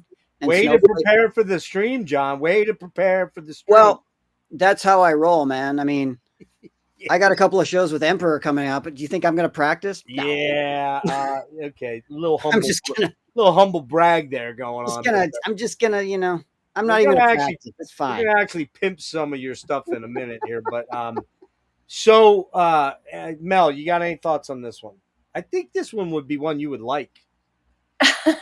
Well, actually, John and I agree on this. It's okay. Okay, all right, okay. I was off. Yeah, it's sad that this is her last studio album. I will say the piano was recorded really well on this one, and the dynamics are good. It was well mixed. It's very breathy, very airy, very spacious, kind of. Yeah. I do like Among Angels. I think that's the one standout track for me. I feel like she's right there in the room playing for you. Yes. It's very like intimate and it's great very point. pleasant. Yeah. And it's kind of like a goodbye. You know what? I think you're probably right. I think it sure feels that way, right? Because nobody's seen her in quite a long time. I've read that she's preparing new material. Awesome. Well, there you go. There's interviews from last fall where she talks about that. No kidding. How about that? Interesting. That would be fantastic. And Erik, to your point, I'm gonna go widescreen here. Hang on a minute. I think I can do it that way. To your point, Erik, her voice has changed. There's no doubt. Thankfully, she's not doing the wild histrionic stuff anymore on these later albums. But because I will say that's the element of Kate that I can't get into most of the time. The shrieky. I don't mind the different. Yeah, I don't mind the various personifications, but the way she goes about it sometimes is fucking annoying as shit, man. I'm alive. I am alive. It's fantastic. Like, fuck off. That is terrible. Well, not so much when Jeff sings it. Yeah, it's pretty. Well, everything's terrible when Jeff sings it, except for the stuff I hear in my head. That stuff's awesome. But yeah, I think I will say Snowflake is a really beautiful track. The leadoff track. It's kind of got that real wintry atmosphere to it. Her voice sounds stunning on it. The piano riff in the chorus and that transition part there is super stellar. But Lake Tahoe goes on for what, 14 fucking minutes? Yeah. Just drones and drones and drones. And it only gets kind of interesting towards the end. It's like you could have cut, honestly, you could have cut 8 minutes out of that song easily and not missed anything. I get it. She's unwinding some big, long lyrical narrative there, but no, come on, Kate, you don't need to do a 14 this isn't close to the edge, okay? Please. Misty is another. Maybe that's the longest track. Is that the longest one? Yeah, that's like that one's almost 14 minutes. Yeah, and it's like the track is very sparse and beautiful, but it's like it's really honestly it's fucking like 9 to 10 minutes too long. Um, and apparently that song is about sleeping with, having sex with a snowman. So you see how I worked this in. I knew that this was a fuck Classic album. Kate. See, I'm a genius. This was a fucking album. I knew this. So Wild Man, I don't even remember it at all. I will say, crazily, without question, my favorite track on this album is the duet with Elton John. And I never thought I would say that. I am an Elton John fan. I love all his 70s albums. And then Forget the Guy. I don't even know what he's done other than I'm still standing. Blah, blah, blah, blah. Good track, but that was, I think, 1980, I think, or whatever, 81. I'm a fan of Elton John the person, but not so much the musician. Dude, you don't like the fucking. Like, he's a really cool guy. But you don't like the 70s albums? No. Madman? Eh. Oh my god, dude. Fuck. I knew there would come. But I would hang out with Elton John and just talk about whatever any day of the week. Well, so would I, but I love Madman Across the Water and Tumbleweed Connection and Captain Fantastic. Come on, man. Come on, man. Rocket Man. I mean, well, okay. The bigger hits that were all over the place are kind of boring, but anyway. All right. That song, let me just read this quick and then we'll get out of here shortly. That it's called Snowed In at Wheeler. Really like this track. Having Elton at first glance seems an odd pairing, but it works really well. That pulsing synth thing is just so interesting to me on this one. And I believe this is a pretty long one too. Is it like 6 or 8 minutes? Huh? That one's 8:11. Yeah, and it doesn't feel that way like a lot of the other songs do. Maybe because of the vocal dynamics between the two of them. It kind of has that very ethereal and hypnotic thing going on, and the piano is super cool. I have to admit, I think this is without question, it's my favorite song on the album, easily, other than maybe the first song. Among Angels, very pretty track, but too long again. And man, 50 words for Snow.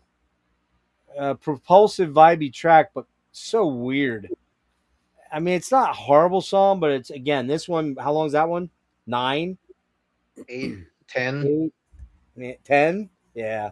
8, Get 10. out of here. Get out of here. That should be 4 minutes at most. So, well, she kind of goes. She on this album, she kind of goes into Current 93 territory, where it's just sort of like a drone of the theme, you know. And I mean, my wrap up was there's a lot to like about this album, but it's 25 minutes too long. If she cut 25 minutes off this album, it'd be a 40-minute album, and it would honestly, it would honestly be a fucking fantastic album. And then, if it was 40 minutes, one vinyl, yes, but it's the drony aspect of it, which is kind of a cool part of it, just gets grating after. It just gets like, okay, you're checking out at a certain point, and this isn't a Corrupted album. You know what I mean? It's like, it's just weird. So even Corrupted albums are too long. Yeah, they are too long. You're right. High points for me are the central melodies of Misty and Tahoe. They're great, but should have been 5 to 6 minute tracks max. And again, if this was, I got to give this a 6.5 out of 10 because of it's too much, too long. So you're not going to give it a 6.34087. I might just give it the number of pi, 3.147, such and such and such and such and such. Erik, what do you got to say about this one? Basically the same as everybody else has said. Peer pressure. What's that? Peer pressure. No, not at all. I would say cut most of these songs in half or maybe a little more, and you would have a really good album because a lot of them have great themes. It's very mellow for the most part, mostly just piano and drums. There are some guitars and synths and stuff on there, but it's very piano driven. Yep. I don't know. I feel like this is a really it is a good album. I can tell that it is, but I have not been in the right mindset to fully appreciate it. Maybe so far, I feel like it's the perfect album. Um, I mean, I was in my house today. It's like minus. I think I calculated -4 Fahrenheit here. So I mean, it's a little cold for doing stuff outside. Yeah, shit. Holy hell. So I was kind of mostly stuck inside. I went for a short walk, and I was actually listening to this while I was walking too. How'd But it that was work? nice and like sunny outside, and it felt to me like it's the kind of album that you would put on in the evening when there's a blizzard outside and you're stuck in the house and Yes. you have like a Yes. glass of wine or something Exactly. and maybe some candles. But again, I don't know. Yeah, it is basically just too long, would be my main criticism. Because yeah, every song has great stuff in it, but there's just too much of it and Variation. to It's not a not variation. enough to justify the lengths of the tracks. Yeah. So It's it's a great album to put on in the background and do housework or do laundry again. I mean, it's just kind of like well, okay. So you said that about Ariel, right, John? Yeah. The laundry album. John Haughm. I can see it now on Blabbermouth. John Haughm says Kate Bush's Ariel is the album he does laundry to. Now the headline is John Haughm does laundry. John Haughm, not a racist anymore. Anymore, I never was. What are you fucking talking about? What? That's a whole different story. That's an inside joke. Yeah, It's an inside joke. Yeah, yeah. All right. I will say one thing I will say about this album though is it's beautifully designed, and the artwork, like the snow images, Oh yeah. are lovely, but also the typography is interesting because it's not rigid. It's like flows, Fluid. kind of like snow.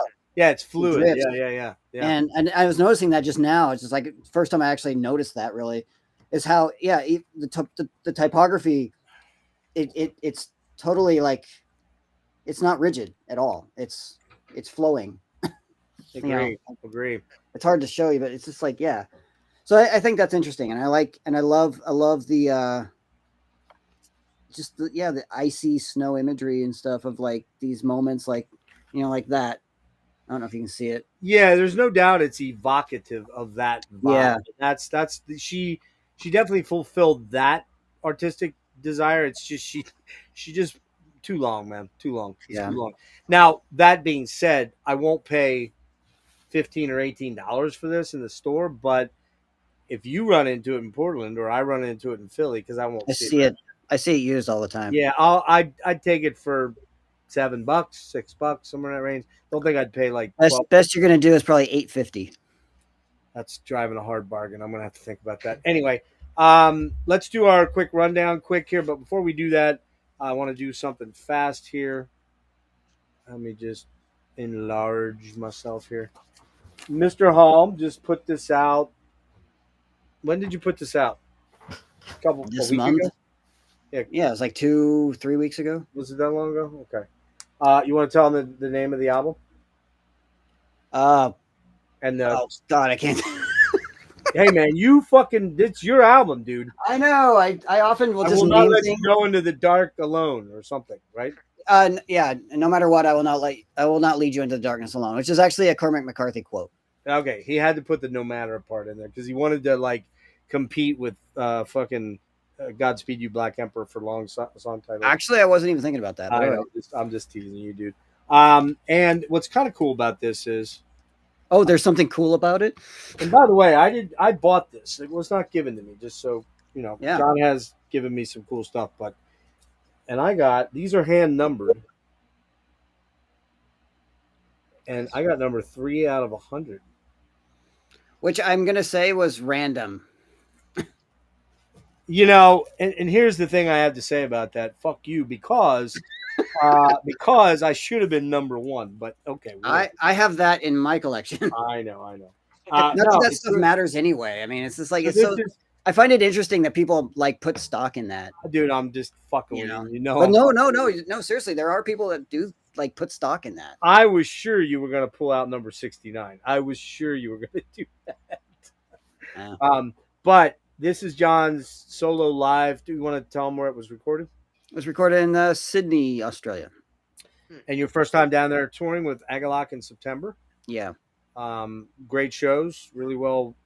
yeah, lovely shows. I mean, I really, really love Australia. John's going to be moving there soon. Now that I would love to. I now that our honestly, I government felt is more at home in Melbourne than I have ever felt anywhere. I don't know. g'day, mate. G'day, mate. Yep. Yeah, with what's going on here in this country, if John moves there, I'm sneaking over in his suitcase. Because I'm probably right now, based on the things I post on my Instagram and socials, I'm sure I'm on a watch list at this point. There's no doubt about it. And who cares? So let's do our. You got anything else you want to talk about, John? You got the 2 Emperor gigs. I'm sorry, you got the Northwest Terror Fest with Agalloch. Yeah, I've got a bunch of stuff coming When's up. that? It doesn't matter. Well, just pimp it. May. real quick. May. Just pimp it. All right. Yeah, Northwest Terror Fest in May, and you got LA and San Francisco opening for Emperor. If that happens, we think it will. No, they'll. I mean, I think they got their visas Yeah. already. And one other date, right? Isn't there one other one? Oh, Well, there's Fortress Fest in the UK, right? and then there's Mexico and Brazil. Oh, that's right. You got the Mexico show. That's coming up, right?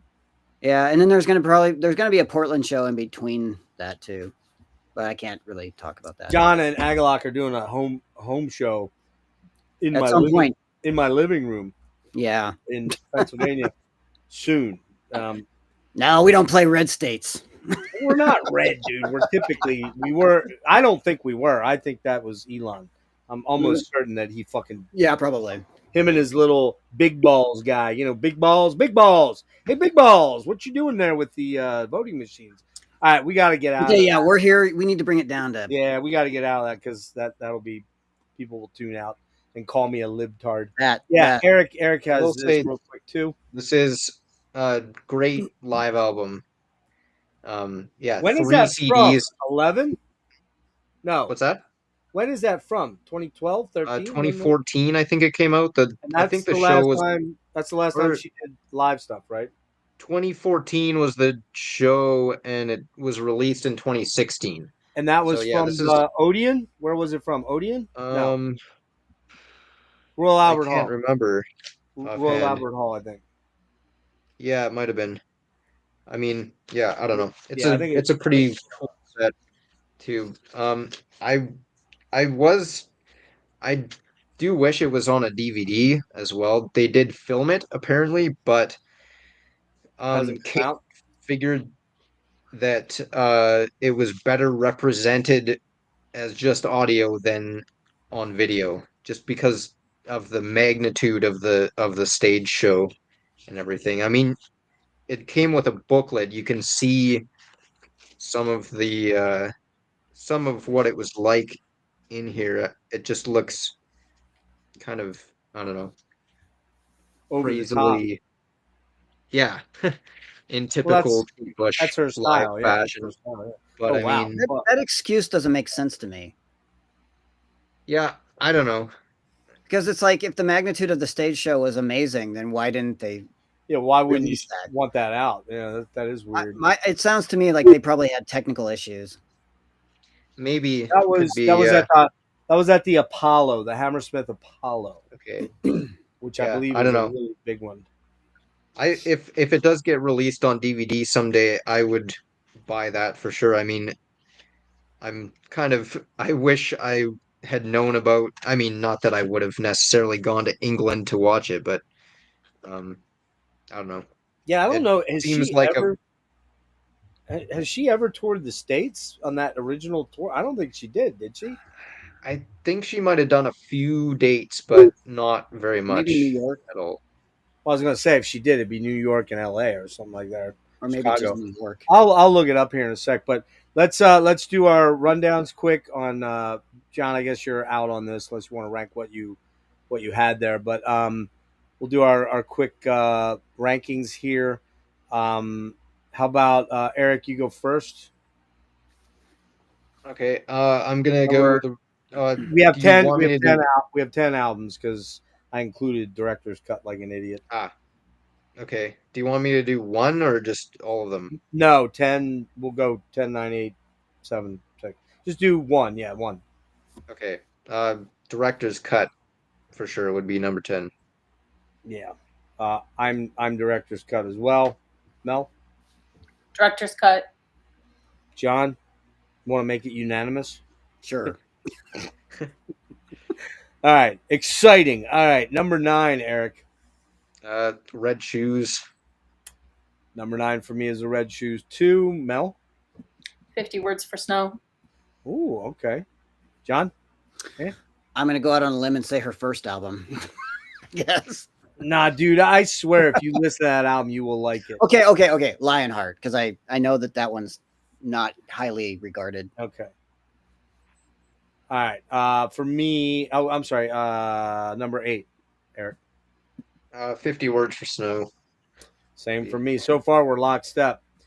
Mel? The Red Shoes. Okay. Mel's a little slightly different. And John, I'm sure he's going to say something like Like the first album, because I think don't he's gonna know. John's going to say Elude Divinum Insanus or whatever the fuck that. No, I mean the thing is like I don't know about her. I don't really like her first 3 albums, so they're just going to be on the bottom for me. All right. Okay. All right. You don't like to play the game right, John. Jesus Christ. No, that's how I roll. All right. Number 7, Erik. I'm gonna go Ariel, I think. Partly All right, because I haven't listened to it all that much. Here's gonna yet. be the nut punch right here. I'm going with the Dreaming at number 7. What? I am going with the Dreaming at number 7. I No. really I struggle with my 3 listens on that album. I really was like, wow, this thing is it ain't working for me. I know I'm gonna be the weirdo here for sure. But yeah, what you got, Mel? Number 7, 7 for me is Ariel. Ariel. Okay, John, you throwing it? I guess Never Forever, whatever that album. Oh, never. Yeah, Forever, Never. Yeah. Never Forever. Forever, Never. Okay, so number 6, Erik. I'm gonna go Lionheart. I'm going Lionheart too. Number 6, Mel. Never Forever. Okay. Red Shoes. Now he chimes in with the albums we're talking Now about. I know. Now I know. Okay. Number 5. Is that where we're at? 5. Yeah. 5, Erik. The Kick Inside, I guess. Okay. I'm going with Forever Never on number 5. Number 5 for you, Mel. The Kick Inside.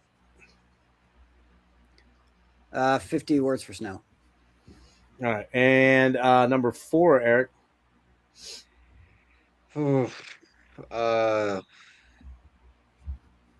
I'm gonna have to do the Sensual World, but I know I need more lessons on it. Ooh. Hey, It's your list, and you can do what you want. break. I know. All right. For me, number 4 is Ariel. Mel.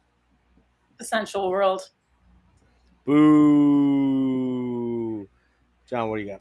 Ariel. Ariel. Number 3, Erik. Never Forever. I don't know. I guess I'm a weirdo for liking that so much, but No, I got it at number 5. I like that album quite a bit, and it was a struggle between that and 4. I was kind of torn a little bit. For me, number 3 is The Kick Inside, and Mel. Lionheart. Lionheart for you. Okay, John. The Dreaming. Okay. Number 2, Erik. I'm gonna go The Dreaming, but just by a hair. All right, I'm going. Oh man, this was really hard for me. I'm gonna go the sensual world, but man, I really love that album, man. It's so close to number 1. It's a hair's breadth away. So there you go. Mel. The Dreaming. All right, John. Hounds of Love. All right.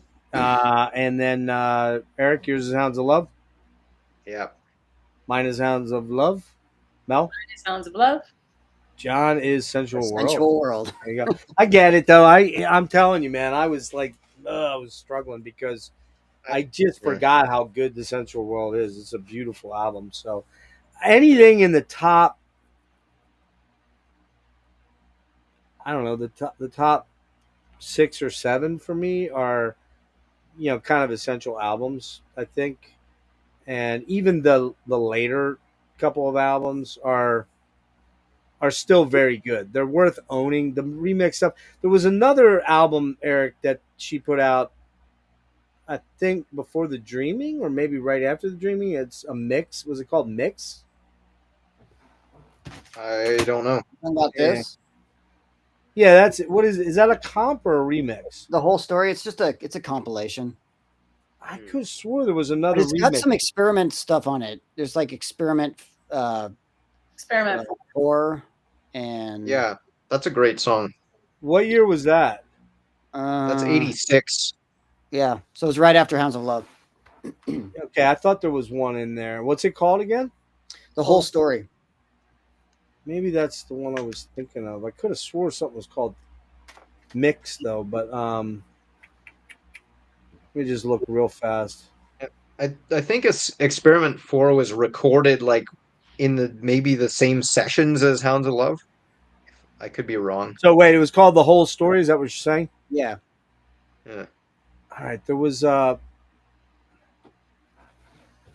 the fuck is this? There was something called Kate Bush. Oh, that's a comp. Okay, it's a comp from the first 3 albums. Okay, that, and then it's got an outtake of Hammer Horror, and then the whole story. Called This Woman's Work, which has a bunch of Okay, so like a Wuthering bunch of Heights has new vocals sides. on it. Yeah, Wuthering Heights on that one you've got, John, there Mhm. has new vocals on it. And then Experiment 4 was unreleased. And pretty much that's It it. was a man. single, I think. What's that? I think Experiment 4 was a single. I think there's a music video for it and stuff too. Okay.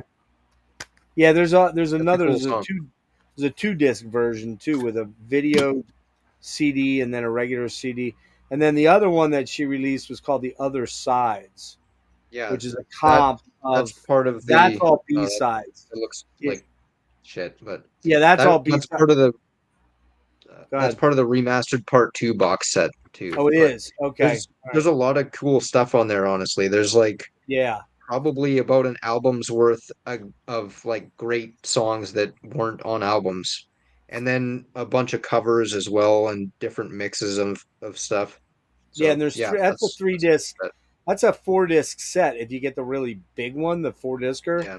And I'm gonna have to look for that because I don't really see myself buying that second comp box that box set. I just don't, not at that price. If I can find that for, I don't know, $30 or less, maybe $20 used, I'll probably go for that. So Yeah.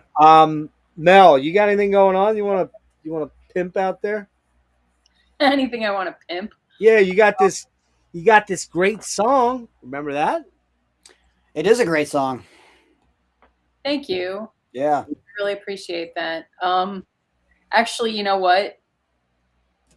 I have these sitting here. So Jeff, just to prove they exist, What here are are my 3 CDs.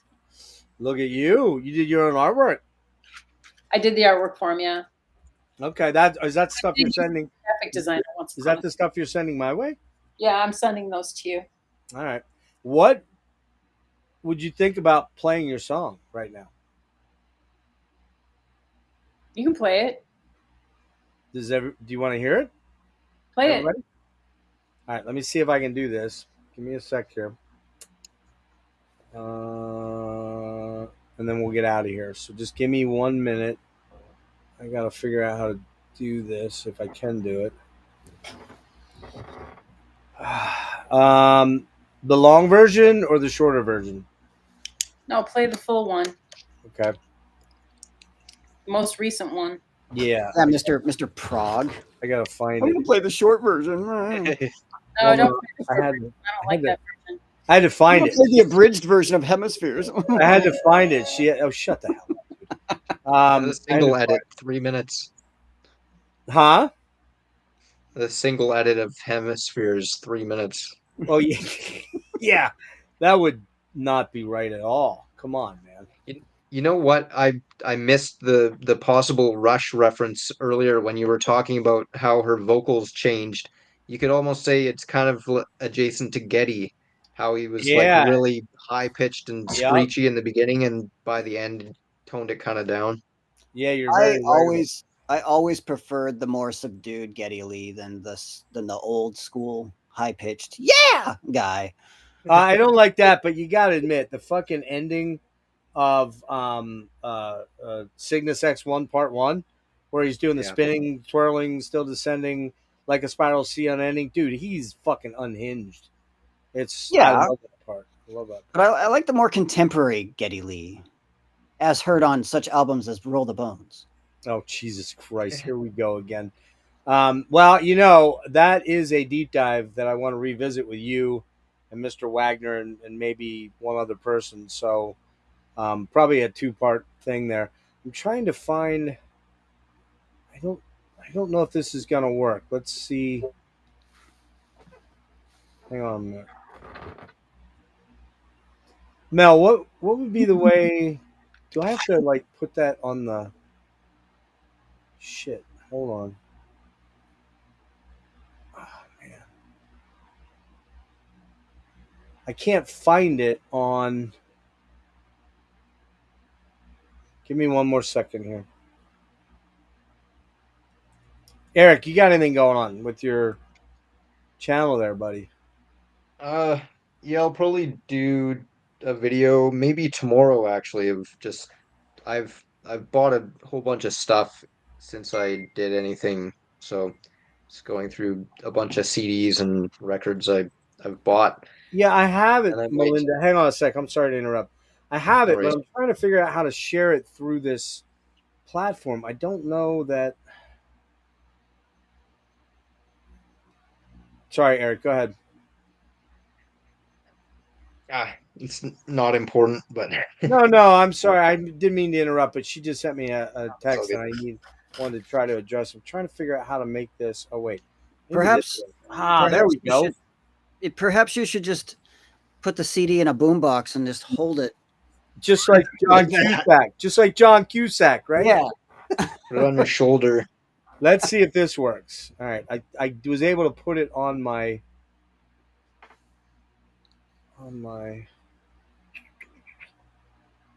well, you stupid bastard. You. Let's try this. Let's see what happens here. Oh, there it is in iTunes. Can I play it that way? Can you hear that? Nope. You can't hear it? No, I can't. You can't hear it through the microphone? What the fuck? You know what they say about old men and computers, man. I know nothing about the platform that you're using, so I don't know how you would maybe Yeah, share the I video. usually you can. Hold on a minute.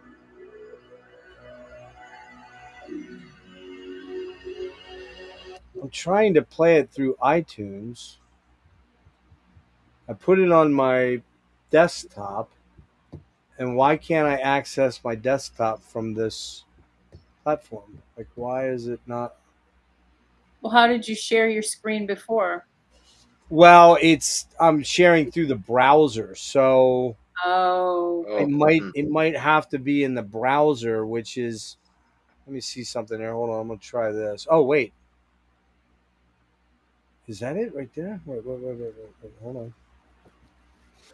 Speaking of someone not doing his homework, Well, I'm gonna be honest with you. This new thing I'm using, I don't like at all. I'm not. I'm. Look, man, I'm an old fucking man. What do you expect out of me? I don't understand this newfangled. get with the times, man. Yeah, let me see if this works. Will this work? Yeah, it won't let me do it. Damn it. Hum it. Hum it, Yeah, Mel. sing it. There we go. Mel, sing it a cappella, please. Fuck, man. Fucking A. How do I do this? Damn it. Oh, wait. Wait, could I do this? Hold on. I might have. Wait, hold on. Slide screen other. Is it a slide? It's not a slide. Screen share, image, extend. Screen share. No. Slide. Can I upload it here? Hold on. I might have found it. Well, there it is, but it's not open to me. Why isn't it open?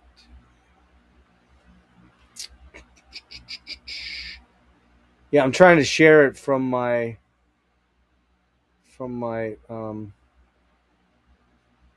desktop, and it's not allowing me to do it.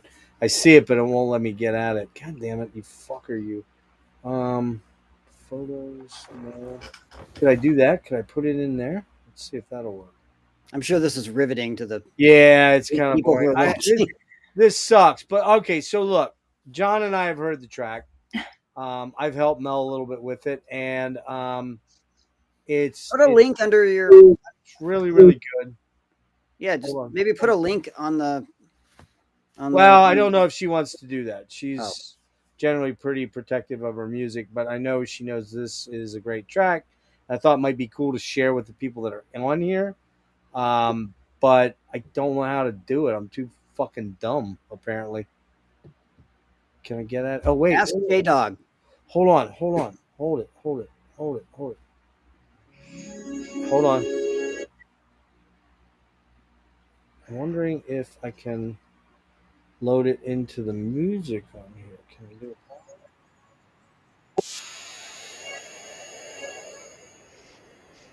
I think I found it. Can you hear it?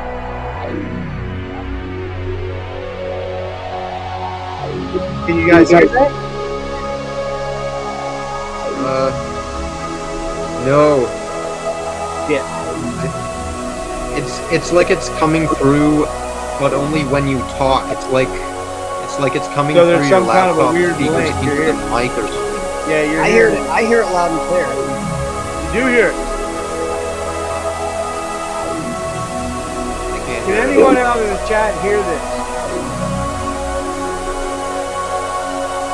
Can anyone out in the chat hear this? It says I'm sharing it.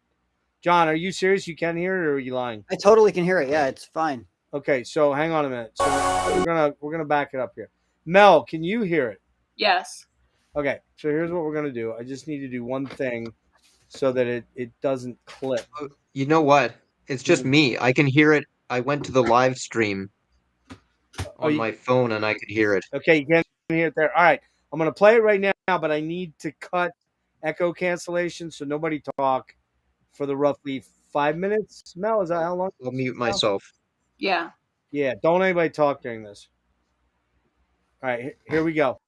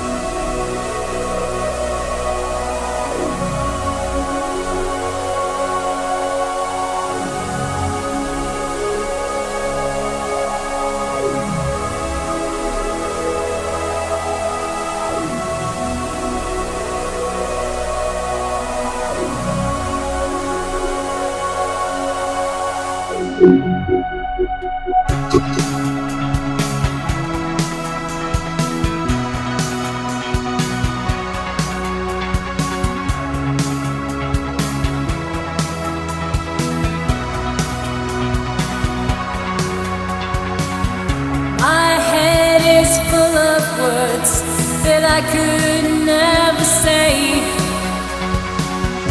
I fear us grow apart and you just Sorry, I want to turn it down a little bit. Sorry.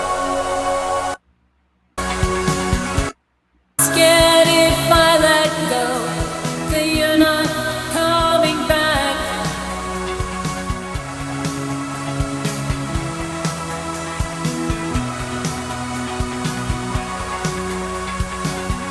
I'm chasing ghosts in every direction. The mirror shows us we're losing connection.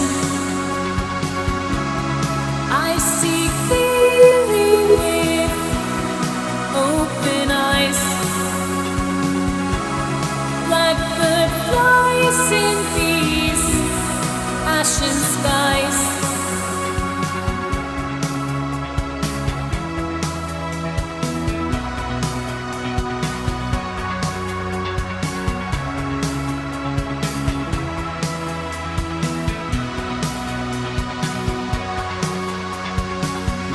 I'm chasing ghosts in every direction.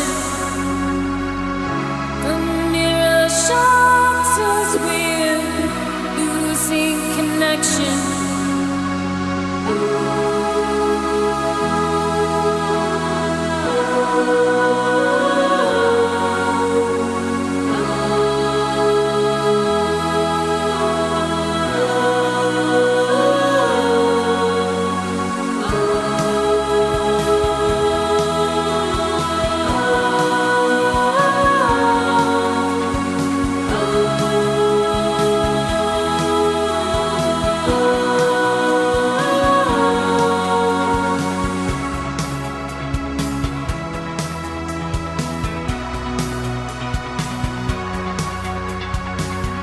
This is more than I can bear. I try hard not to show it. You act like you're oblivious, but I think that you know it. I see clearly with open eyes. Blackbird flies in these ashen skies. I see clearly with open eyes. Blackbird flies in these ashen skies.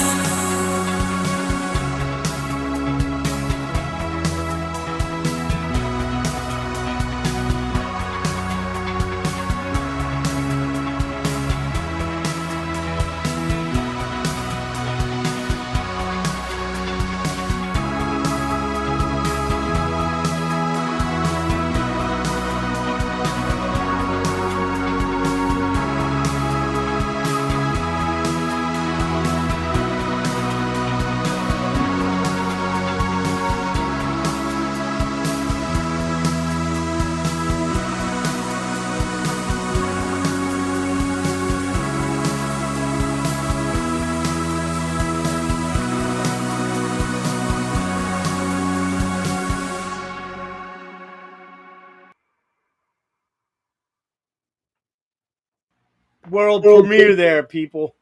World premiere. You know what it reminds me of? I can hear myself echoing too. What the hell? Yeah. Oh, I got that. Hang on. I got to hold on. Fuck. That's the problem when I heard clipping in there. That's why I kind of fucked it up a little bit because I wanted to hit the volume on it and I hit the wrong thing. So, and if I got to figure this thing out, but then again, who knows how much longer I'm going to be. The thing that struck me the most about that song when I first heard it is it reminds me of like late 80s, early 90s Hawkwind. Well, I wonder why. Geez, I wonder why, Melinda. Especially the first song on Space Bandits. So Okay. do you want to tell him, Melinda, or should I? You can tell him. That's fine. I think her and her husband have like every motherfucking Hawkwind thing that's ever been made times 7. How is that possible? They have like 400,000 albums. Yeah, them and Tangerine Dream. If you want to be a completist for those two, forget it. But she does. Her and her husband are massive Hawkwind fans. I hear it too, but I also hear a lot of Tears for Fears in there, weirdly, like early Tears for Fears. I do, and I actually hear some sort of late '80s Rush, especially with the echoey guitar. What, Erik? What was your impression? Because John's already heard it a couple times. Yeah, I thought it was great. I I I don't know what I would draw lines to personally, but yeah, I don't know. I'm not as familiar with like that type of stuff. I know the first few Hawkwind albums, but I haven't gone further into that. So the I story is, real quick, and then we'll get out of here, is that Melinda is an incredible artist. She's just amazing. Thanks, 10. Great vocalist, great synthesis. She really knows the software shit and everything. And she's going to teach me one day, but I'll probably be dead by then. But she isn't very comfortable sharing stuff, and hasn't been for many, many, many, many years. She would very reluctantly every now and again kind of share some things with me, but in the last 2 years, maybe somewhere around that time, because we lost track of each other for many years and then kind of reconnected about roughly 3 years ago. And she's been very more forthcoming with me, trusting my opinion and whatnot. And she sent me the original demo. It was only like about, I don't know, was it like 2.5 minutes or something? And minutes. yeah, and we were talking about it because she wanted me to work on it with her, which is still in flux at this point yet, whether I'm going to be doing other stuff with it. But I told her, I said, man, like this literally could be like, I think could be like a hit, because there's bands out there like Lay the Heaven that kind of have this vibe to them. And what's that band you really like that I didn't check out, John? I don't know. We just talked about them. They're kind of the gothy synth poppy band, sort of. Not Molchat Doma, the other one like Molchat. Oh, Drab Majesty. Drab Majesty. I'm not saying this sounds like that, but it's got Not even a little bit. Huh? Not even a little bit. No, but there's kind of that definitely has Molchat Doma vibes to it, I think. Maybe the latest album. Yeah, but so, Melinda, that was big of you to go, yeah, okay, let's do it, because I know, I shared it with John, and you were like, oh, and then you were like, oh, really, you liked it? And I'm like, yeah, I mean, this guy has been writing really shitty songs for a living, so he would know. Right.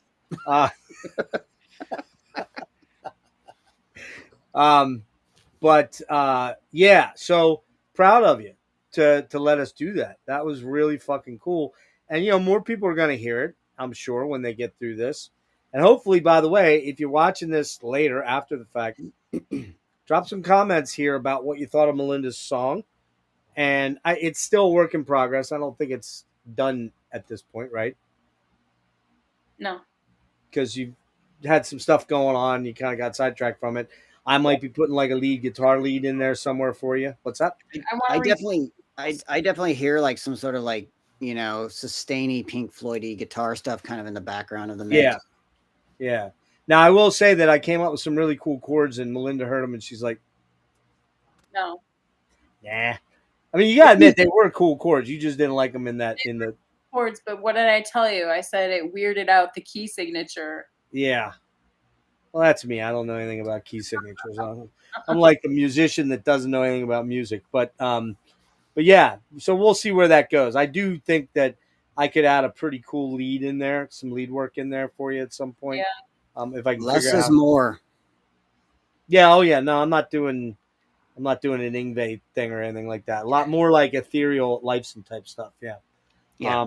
But yeah. So Ashen Skies is a song. Look for it in late 2025. Mega fucking hit. Mel will be on stages.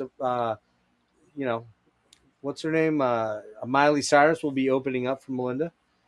Maybe even possibly, dare I say, the Swiftie might be opening for Melinda at some point. The Swiftie. It could happen. You never know. And what's my project name? Do you remember? Did you forget? So, did I tell you I have this really fucked up disease that's eating my brain away? Did I ever tell you that, Mel? Did I ever mention that to you? Ever? No. You did, but I Yeah. didn't believe you. God It's damn okay. it. It's 3 words, right? Slow fall inward. See, I got the three words right. Another thing that song reminds me of a lot of is Gary Newman, like the later Gary Newman. Yeah, and she didn't really know much Gary Newman, Yeah. but she went and checked it out, and like his 2018 album, like the later Gary Newman. yeah, it's got that ethereal. It's the synth pad stuff, The synth pad stuff is, and then and like the repetitive kind of like that repetitive rhythm, which is almost reminiscent of Fields of Nephilim Elysium in some ways. It's got that kind of atmosphere. For sure, yeah. Do you know that album, Mel? No. Oh, Educate yourself. One of the greatest albums ever. Yeah. If you wrote that song, you're gonna like that album. Okay. It's so fucking incredible, that album. Oh my god. Oh wow. Okay. One of my top 5 albums all time. And the Psychonaut EP too. Yeah, I like. Well, yeah, I even like Morning Sun a lot, which is more a metal album. But I mean, I love that album. But eat a bag of dicks. All right. Anyway, listen, everybody, thank you so much for being here. It's kind of dwindled. We're getting into the 2:30 range. I appreciate my West Coasters doing this. Mel, I know it's late for you, so I really appreciate you doing this. Melinda and I really don't know what's going to happen here with the channel, guys. Like, there's some really rough stuff brewing, and I think pretty sure tomorrow I'm going to be heading into the hospital. We'll see. I'll let you guys know. But there are some things on the horizon I hope to do, one of which is this coming Friday. I'm going to be interviewing someone. I'm not sure who yet. I think Van Labrakis, from the band Night, Nite, San Francisco, kind of really traditional new wave of British heavy metal band that have really strange, almost blackened Lemmy style vocals on. They're very unique. They sound very. You know them, John? You haven't checked them out, have you? I don't know if you did. I want to check them out based on the name. Yeah, but you really should check them out. It's pretty cool. You'll probably shit all over them, but they're cool. So they're coming on. I just won't care. Yeah, that's gonna happen. Sabotage, the dudes from Sabotage, the reinvigorated Sabotage are coming on. Don't think it's gonna be John Oliva. I think it's gonna be Jeff Plate and Chris McCaffrey from kind of Sabotage Mark II, I guess you'd call it, like the Zach Stevens years. Maybe Zach will be along too. That's maybe next week or the week after. We'll see how things are going with me health wise. My daughter Maddie, who did not make it tonight since she wasn't feeling very good, she and I are going to do next Sunday, along with Kellen from Killing for Company. We're going to do a compare and contrast, sort of semi deep dive on 2 albums by the artist Beck. We're going to be doing Sea Changes, and Morning Phase. We're going to kind of compare and contrast those, and I'm hoping to do something with Maddie alone about All Things Must Pass, Morning Euphoria from Chris Cornell, and Jeff Buckley's Grace. Those 3 albums are 3 of our favorite albums. They're non-metal. Sabotage Deep Dive might be on hold for quite a while because Steve's got some stuff going on. Steve from Crypt Sermon. And I really want him to be a part of that. And I guess there's probably 1 or 2 things in there I'm forgetting, but we'll probably have John on later, maybe in May or something like that, to pimp some of their. What? What's that? Doing what? Hey, we'll talk about the Emperor gigs maybe or something like that, or we'll just. All right, well, fuck you then, man. We won't have you on, all right? Fuck off, all right? I'm never having you on anything ever again, man, all right? So fucking. It's like, I didn't know about this. All right, We've only been talking about doing the Kate Bush thing since what, October? Yeah, well, actually, if you really want to get technical, Erik and I were probably talking about it probably like, I don't know, a year before that, I think. Okay. But it took a while, and I completely kind of forgot about Hunter because he had kind of said he would be interested, and then I didn't hear from him when I texted him this last time. So he tends to take long periods of time to answer my text. He's probably like, oh God, that guy. Oh my God. Kind of like you when you see my text. Oh God, not that guy. Yeah. I usually Unless I- punch my phone. Let's punch the phone. Unless I say roll the bone sucks, then you immediately answer. Oh yeah. But yeah, I think that's about it. The only other thing is, Eric, you were talking about cold, and we were like, what? we were like Oh. really warm the last couple days, like unusually warm. Like I think it's supposed to get up to like 60 early next week, but there is a cold front moving through, and I'm supposed to go see Alcest in Philadelphia on Thursday night, and we're expected to get 13 to 16 inches of snow, which would be the largest snow I think we've had around here in a long time. So don't know if that's going to happen. Probably isn't going to happen. So, but we'll see. We'll see if that happens or not. But everybody that joined us tonight, thank you so much. Appreciate it. By the way, Yeah. while I've had you here, I did tell Daniel Menchie hi for you. He didn't know who I yesterday. was. No, he did. Oh, okay. His response was, "That guy's still alive." Oh shit! Are you serious? And you were like, unfortunately, yes. Something like that, yeah. Yeah. Unfortunately, yes. Let me show you our text thread from the last 4 weeks. No, he did remember you. How was his show? Did it do well? Yeah, it was cool. There's one print that I really wanted to buy, actually, and I might. He's a great photographer, man. Really, really good, man. Well, so these photos were based on bass and water. Yeah. So bass, like the way that the bass rumbling, and he had this like machine that he used, and he brought it he in. makes up all his own instruments. It's bizarre, dude. Yeah. Like So Daniel is definitely one of those kind of out there dudes. Sweet guy. one of the works that he had on the wall reminded me very much of the cover art to "Stolen and Contaminated" songs by Coil. Oh yeah. They probably got it with the same means, actually. Yeah, he would work well in that context. Yeah. And speaking of Coil, last thing, John and I have been talking about doing something Coil related for, I don't know, fucking at least, I don't know, a year maybe, is it? Or I don't know. I'll do it when we can get Chris from Oliver on. Chris from, yeah, right. Yeah. Well, I'm sure he could talk about Coil all day. I'm sure he could, but he's not answering my text. And neither is, Because he's smart. neither is Hovard too. He's not answering my text either. So Yeah. So I get it. I don't think it's gonna happen. But yeah, so there you go. Kate Bush. Enigmatic, eclectic, incredibly artistic, brilliant, often out there. But the truth of the matter is she's probably one of the more important female artists maybe ever. I mean, More important than Tori Amos. Oh yeah, I would say, and I like Tori. I'm not a Tori hater, but I mean, you could make the argument that Kate. What was the stat that you threw out there, Melinda, about her being the first woman? What was it? Oh, she was the first woman to have a hit on the UK chart.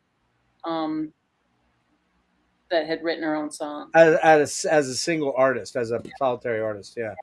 I mean, and I will say too that most of these albums, even the ones that we talked a little less glowingly about, like Red Shoes and the last one, and a little bit on Ariel from Mel, they're all really, really good albums and really should be sought out if you like interesting, engaging art in the sonic format, because there's really nobody else that sounds like her. There's probably a lot of imitators, but yeah, she's just very solitary. She's that unique. So, if you find this stuff used, great. If you want to buy it new because of our recommendations, then do it. So, John, I want to thank you for giving up some time tonight. Erik, dude, it's been too long, bro. We got to figure something else out to do. We always do these. And remember, I said I'm going to keep this at 3 hours. Meanwhile, 4 hours, 23 minutes later. Yeah, I know. It's kind of. I did ramble. We did ramble a bit. We didn't really get started for about a half hour because we were kind of bullshitting, but still, it would have been 4 hours. So, you guys, hang on a sec, and we'll end here now. Thanks everybody for being here. I am going to do a collector scum thing because I got some more shit that came in. So, always getting shit that comes in. I've tamed it a little bit because of that. John's guitar right there. I bought That would be this, nice. I would. I bought this guitar for John. Apparently, I bought this for John, and Did you? Okay. I'm just holding on to it for him. But That would be super. maybe you never know. It might Nah. happen. But yeah, everybody have a great night or a great morning, and thank you for being here. You guys hang on.